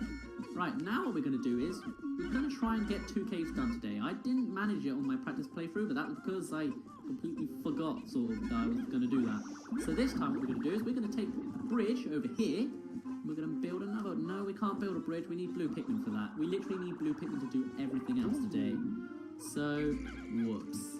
We're going to see if we can get more Pikmin. No, we can't because they're all outside. Great. Right. I'm going to put these away. And actually, that's a bit of a speedrunning tactic. If you have 100 Pikmin out, then when new Pikmin are formed, they just grow in the onion. And that way you don't actually have to pluck them. So it saves a little bit of time in that sense. I guess it's quite helpful. Now, we need as many blues as possible. That was about 23. That's about right. Now, what we're going to do is we're going to get as many as we need for this treasure here. There's actually another reference. There we go, it should be about 10, maybe 11. Alright, and then the rest are going to get this little cloaking burrow knit here. And nearby pellets, apparently. 1, 2, 3, 4, 5, 6, 7. I like how they... Oh, 8, really? You gained weight since I last saw you, apparently. Or since I last remembered you. Oh well, I'm not going to complain. And we just got to do a little bit of waiting until blues come here and treasure goes there. Yay. Might as well just die right here. Isn't that right, Louis? Yeah. Wait, is your hand bigger, like, on one end or the other? Or is that just a bad camera angle? Is that your... I can't tell. Is that your backpack or something? Or... Oh, well. Weirdo. So, what is this reference, you ask? Well, it's none other than Mario Paint. Little thingamadiggy. Decorative goo. 80 bogos. Now, with the blue Pikmin, we can go to this little pile of water here, and you'll see there is stone. Well, I'll be right back after this short commercial break.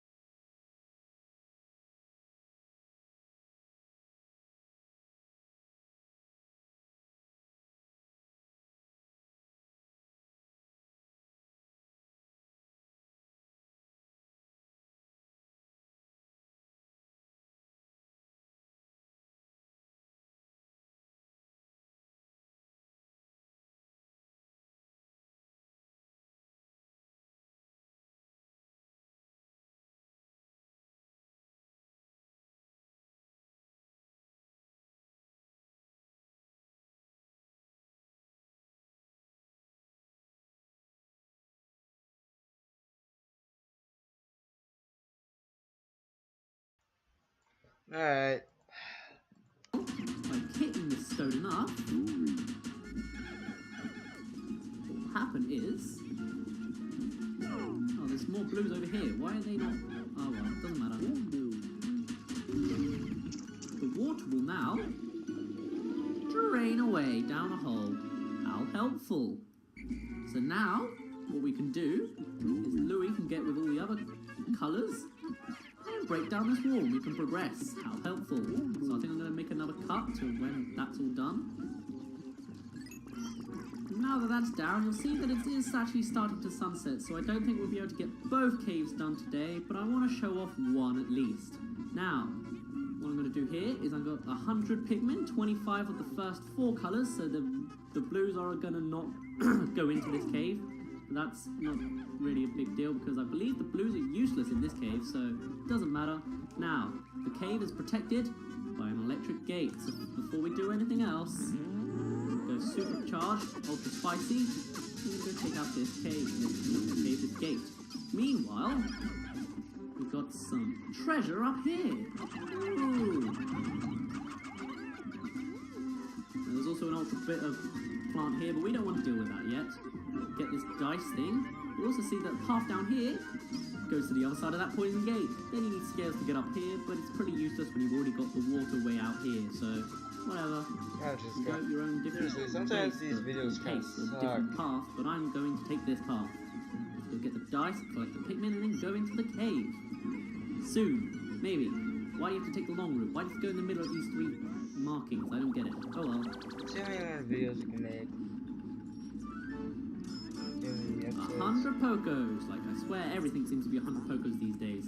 Chance Totem. Not bad. I think once again I'm going to make a cut until they destroy this electric gate, and we're definitely not going to get to that second cave in time. But that's fine, because it gives us more to do on the day that we do need to do the cave. Right. Now, get right up over here. Let's go towards this cave.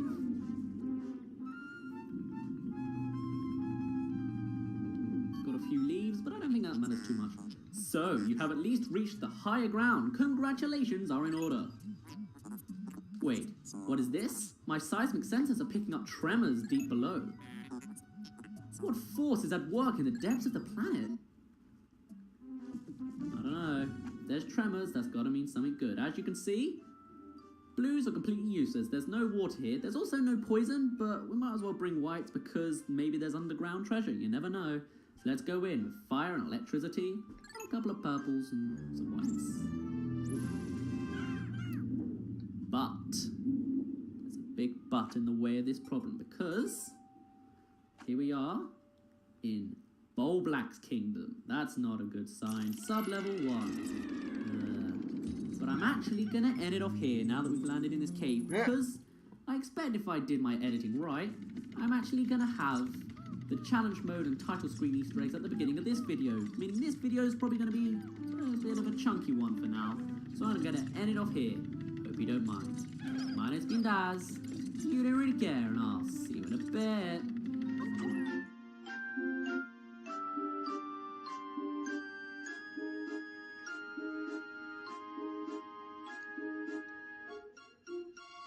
Wogpoles. Amphicarus frodendum. Amphituba family. The Wollywog spawns in early spring, laying its eggs on low-hanging trees, low-hanging tree branches, and shrubs growing in or near lakes and ponds. Such unorthodox amphibious behavior is a defense mechanism, protecting the eggs from predation by blue Pikmin and water dumples. The Wollywog's wild hopping near the shoreline in early spring is thought to be a method of driving predators away from wogpole eggs. Interesting. Wogpoles can be eaten raw, but they're much more flavorful when stilled or green. Grilled even. Although heavenly in risotto, feel free to experiment with this lush ingredient. Decorative goo. With the assistance of the blue Pikmin, we found a canister of paint today. I used it to give the ship a fresh coat of paint. But did it thank me? No! As a space pilot, I've always treated my ship like a trusted companion, even if it is a smart Alec. Alright then. Yet this snobbish ship has the gall to complain about the colour. There's no pleasing it. Forget this. I'm going to bed. Chance Totem. Chance Totem. When I gaze at this stone... This is a stone? Really? Okay then. I guess no, it kind of does make sense as a stone. I can feel my fate being forecasted. It must know what's going to happen to me. I'm sure it sees that I'll be hailed as a brilliant visionary and brave explorer when I return to Hocotate. Yeah, there's no blobby gold stuff in your life. That's the future I see for you, buddy. Sorry. Hypnotic platter. Strange story. When I inspected this item on the planet's surface, I was suddenly overcome with such a raging thirst that I thought I might fall unconscious. I have no tasty beverage at hand, and I had to resort to licking the condensation from the inside of my helmet. I feel such shame.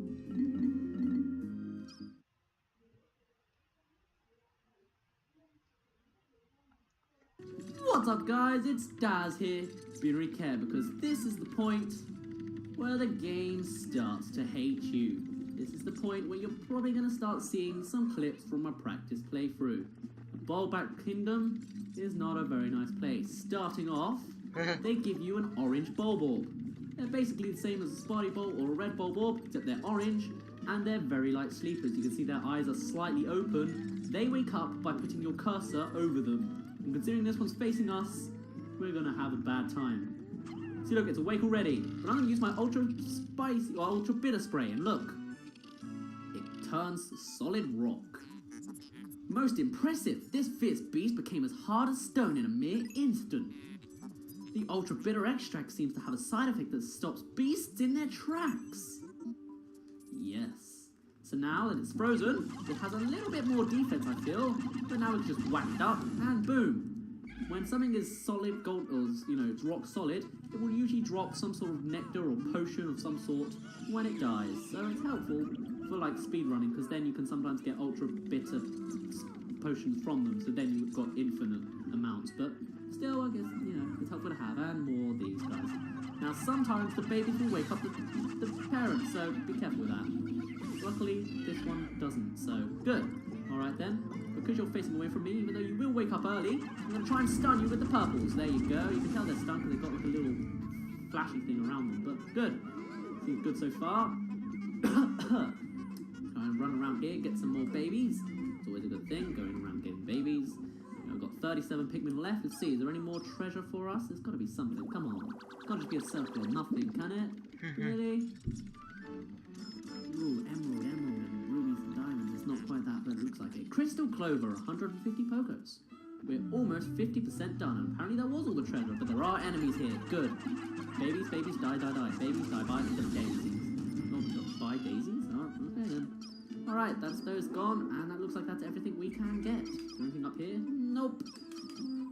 Sorry if you can hear the clicking of my controller. It's quite an old controller. It's literally from my, since I was 5, 6, so... How old is this now? That's got to be 10 years now, 12 years. Damn. Alright then, let's go. Even though we didn't get those dwarf bulbs. Dwarf orange bulbs. Thank God the names don't get longer than dwarf orange bulbs. Otherwise it would be like dwarf orange hairy spotted bulb. That would be awkward. Oh well. Bulblack's Kingdom, sublevel 2.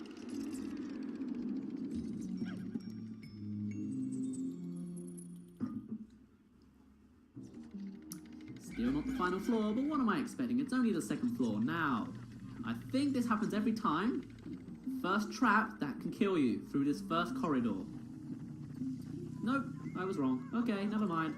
Alright, we've got fiery dweevils and fire geysers. I'm not going to bother with every group of Pikmin. Just going to go forward with...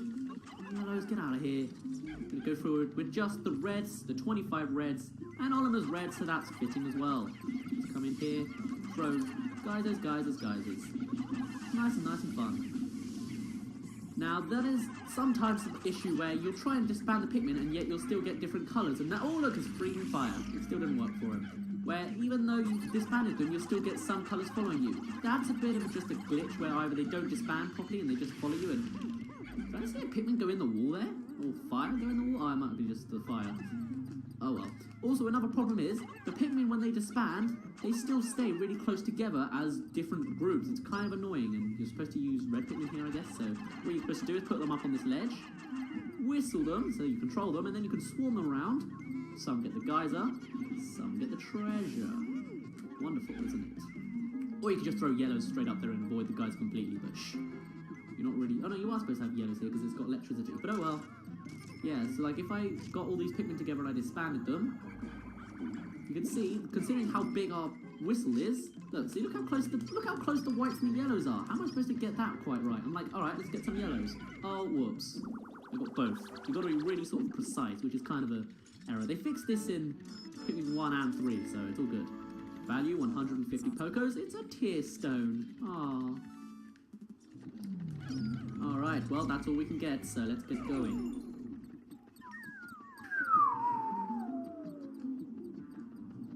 Down the hole we go.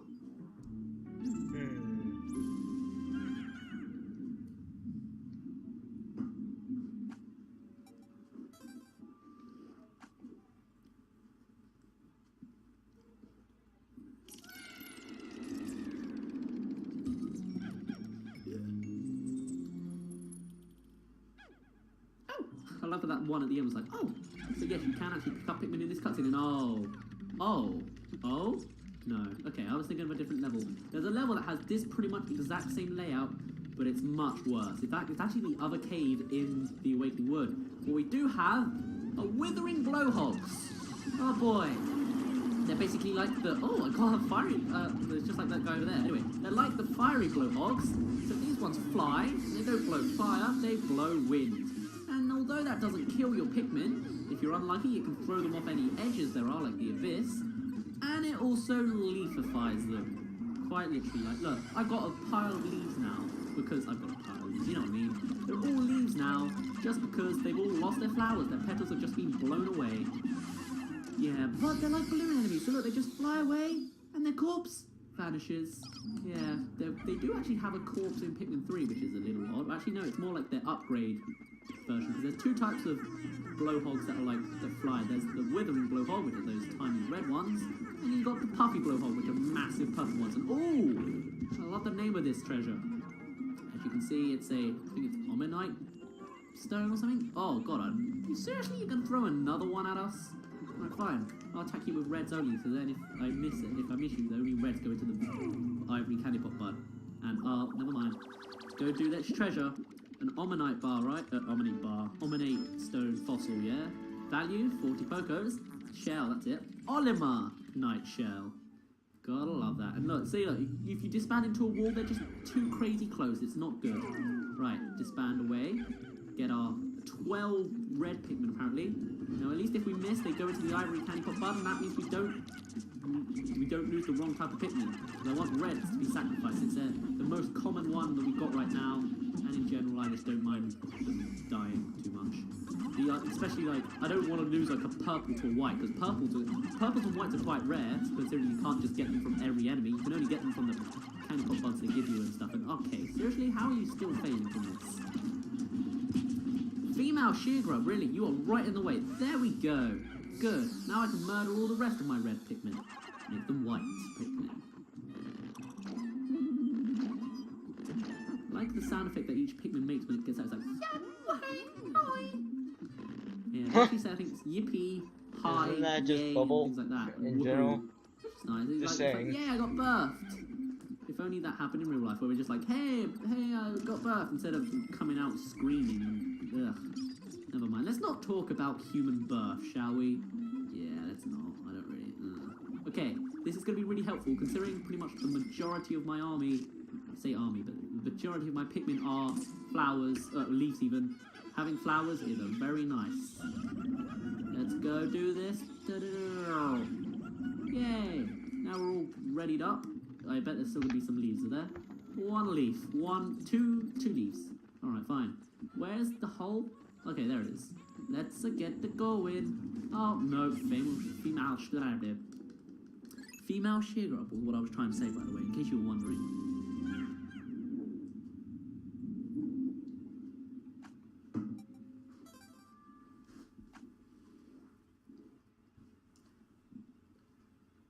Maybe I was wrong about this cave. Maybe this isn't the one that gave me hell last time. Unless, like, I'm just being really lucky and not getting any badness? I don't know. Lucky? So, now we have electricity gates. Well. These are new. Don't let your Pikmin get zapped. When they zap, they die instantaneously. It is terrible. So don't let it happen. Oh, look, more. Zap, zap, zap, zap, zap, zap, zap. Not zap, zap, zap, zap, zap, zap, zap. That's really bad. Yay. Alright. Anything else for us? Yes, anode beetles. I really shouldn't come out here with all my Pikmin types, but you know what, that's fine. Oh, gold iridescent glint beetle. This is basically a really special one because... No, don't touch it, don't touch it, don't touch it, don't touch it, don't touch it, don't... Oh, no one got it. Oh, no, don't touch...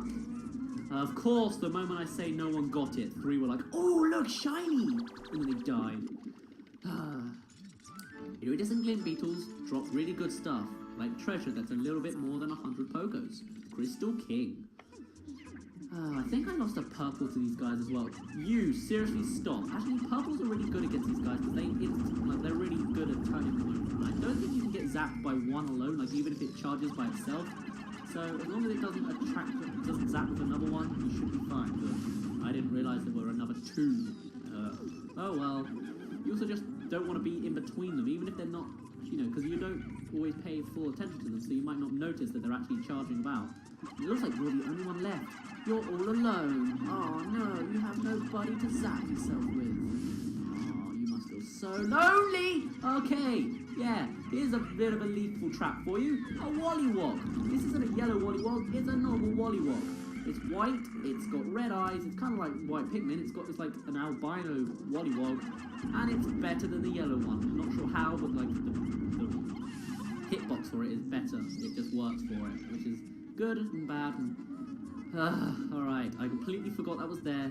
We're just gonna keep on going, get through this, clean up a little bit, get some treasure, get some money, make our boss very happy, and then let's get on with our lives, shall we? Do I really want to get rid of more reds? I don't think I do. I want to keep some yellows. I want to get rid of some yellows even. That's what I want to do. 100 Pokos for some text I can't read and on no merit. We're really close to 50% now, but not quite. 1, 2, 3, 4, 5. I really should have put the leaves in there, but oh well, there's not many leaves, so... And actually, now that we have all 5 types of Pikmin, we can actually get that little song Easter egg, but we can't do it yet. And where's that 3? Okay, it's you 3. You're like the same 3 that got zapped before. You were fools. Let's go down once again. I must be really lucky if I'm not getting all the horrible stuff. I guess I got a Wollywog trap, but it wasn't that bad.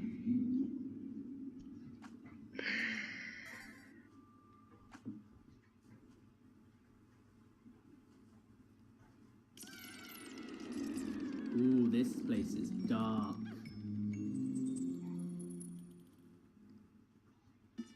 Speaking of dark, I think it's pretty obvious to say, but I think these purple Pikmin in the original were supposed to be black Pikmin, because then it makes sense to have black Pikmin and white Pikmin. But then obviously there was probably some racial errors there where people were like, hey, that's racist, you can't have black Pikmin, and blah blah blah. So then, they made it purple, but they've given us orange bulbs. In the dark as well, and I have no ultra bitter spray. Don't get close. Alright, let's do this. Purples up front, 25 purples. Stun him. He looks really surprised to be stunned. Alright, he's down. This place is really dark. My god. Okay, let's see. Let's see, what have we got? Oh, no, it's just a path to nowhere. See, this is really dark. It's really eerie. I love it. But there needs to be more caves that are dark like this. It almost feels like a shame when you get the upgrade to light these caves up, because it's just like, oh look, everything's here for you on a silver platter. And I don't like that so much. I like the creepy. As much as I hate horror games, if this was a horror game, I'd probably play it. Just, okay, there's your traps. There's your traps. Bomb rocks. Hopefully that purple does not get killed by it. Alright. Oh, of course, it survives the bomb rock, but not the orange bulbul. That sucks. Right. Traps. What you saw there was a bomb rock. It's basically what was used to be in Pikmin 1, where it was much smaller back then. Now you have massive humans or Olimar-sized bomb rocks, and they will explode after a while. They can drop out of anywhere, and they will kill your Pikmin. No Pikmin can survive explosions.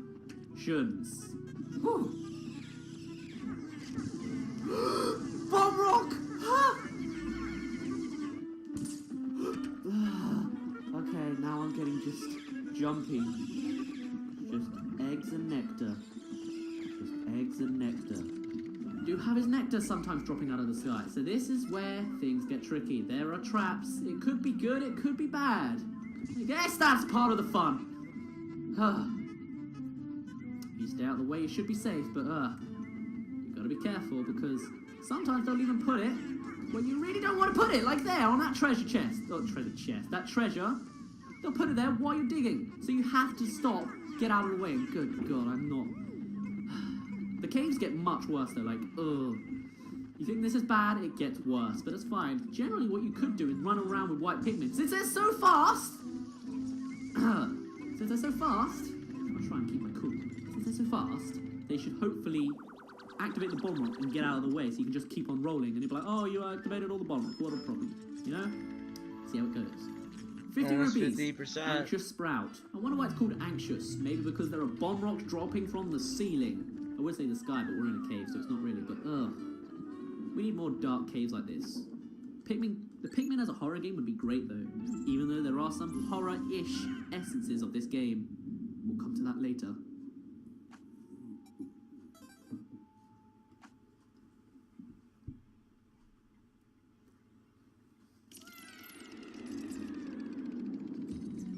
Floor 6.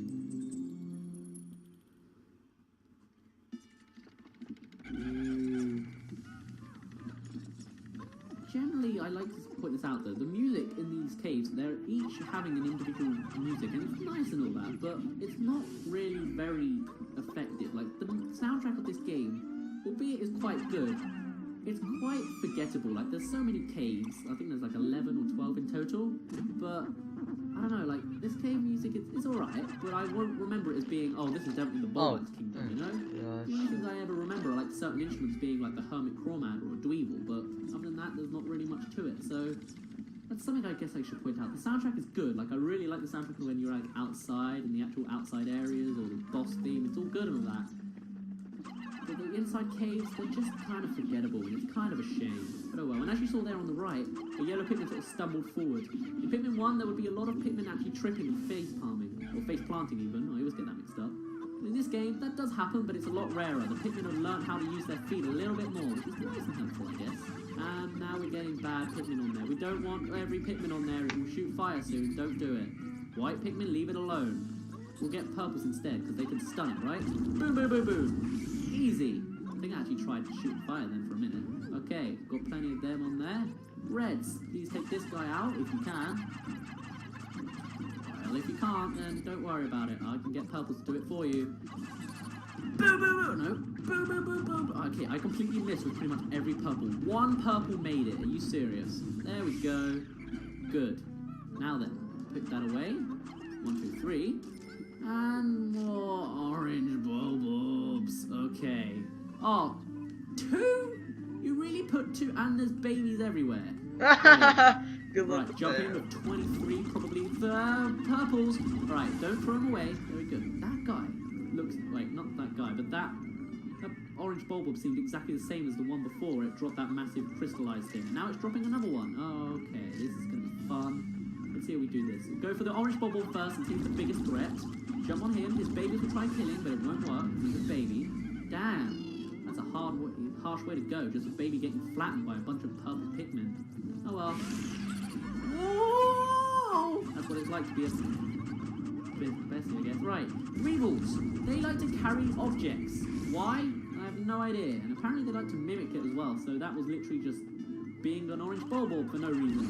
Oh boy. That treasure over there, I think, apart from one time, which is actually in my practice file, it never has a trap. Oh, I mean, it always has a trap. So, we'll throw Pikmin on this, just to make us a little bit safer, or at least to feel safer. What we're going to do is we're going to come over here, and you may notice something. Actually, it might appear straight away, it might not. No, it won't, alright. You'll see there's no bomb rocks issue here, yeah? You think there's no bomb rocks coming from the sky, yeah? It's not until you start digging. Oh, it's just nectar. Alright then. Not until you start digging, they throw a trap at you. I guess it's random what trap it is, but a lot of times I get nectar and it sucks. But oh well, we got that and it wasn't bad, so we'll just go with it. It was good, I had fun. Do it again please, more nectar, less bomb rocks, good times, and let's just mop up everything. And let's get out of here. Oh, I thought there was like water dumbles coming out of the ground here or something, but it was actually orange bulb's eyes or something, I don't know. It was gross, whatever it was. Anyway, I think this is the deepest cave we've got into so far, because we're on sub-level 6 and it's not the final floor. So, let's see.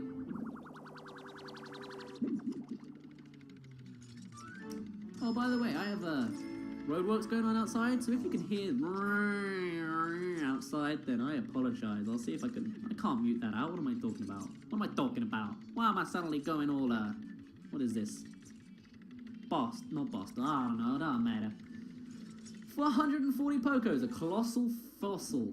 Oh, it's going all rhyming on me now? Alright then. Okay, we've got to find more treasure apparently, because we didn't get everything. Oh, it's out there. Alright, I always do that. I'm always like, oh, there's more treasure? I didn't find any. Whoopsie whoopsie, but then it's like right there.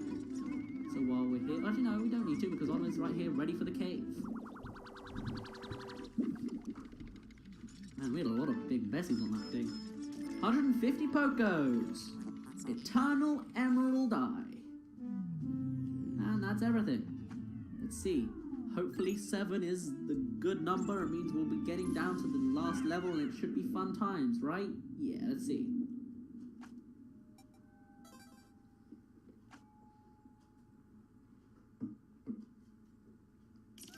Indeed, this is the last level. Sub-level 7. That's gotta be lucky though, right? Yeah, that's logic. It's gonna be lucky. I can feel it in my bones. Right. First of all, it's guided by 3 fire geysers. I hope you've got some reds left, because if you don't... Oh boy. Right. First of all, they're gonna take that out. You're gonna notice something. There are massive eyes sticking out of the ground. They're even peering at you a little bit. This guy, you might have seen him in Pikmin 1. However, he is much less powerful than he was in Pikmin 1. He is much smaller, he is much less deadly, and you don't have bomb rocks to smack in his face anymore. Now you can wipe him out really super easily with purple Pikmin if you just throw him in his eyes just as he gets out. But I think that's cheating a little bit. It's a little too easy. So I say instead, we try and do this the way they expect you to do it. We're going to run on top and oh my god, it's an Emperor Bulblax! I would have never seen it happening! So what you want to do is you want to get out of its way when it uses its massive tongue, because that will take everything out. It will then jump and Pikmin will go everywhere, but hopefully if you did it well enough, they wouldn't get killed. Oh god, he's doing it again. Seriously? No, get out of the way. It will shout, and I don't remember what that does, so I'll put that on screen, and it went down already. It's much weaker than it used to be. My god. Ugh, it's ugly. Now it can take its corpse. I'm sure the ship's gonna love that. I love that the Pikmin are like, do a second, like doing it hyperactively. My initial report indicates that the giant Bulblax spat out some sort of object. Really? Oh, I never realized it dropped an object. It looks fascinating, but it's drenched in that creature's internal juices. Disgusting. What if I told you that object is entirely white? The juices are its blood and it's whatever that blue stuff is, unless it's purple. Don't even ask me what the metallic looking stuff is, I have no idea. Oh, don't you...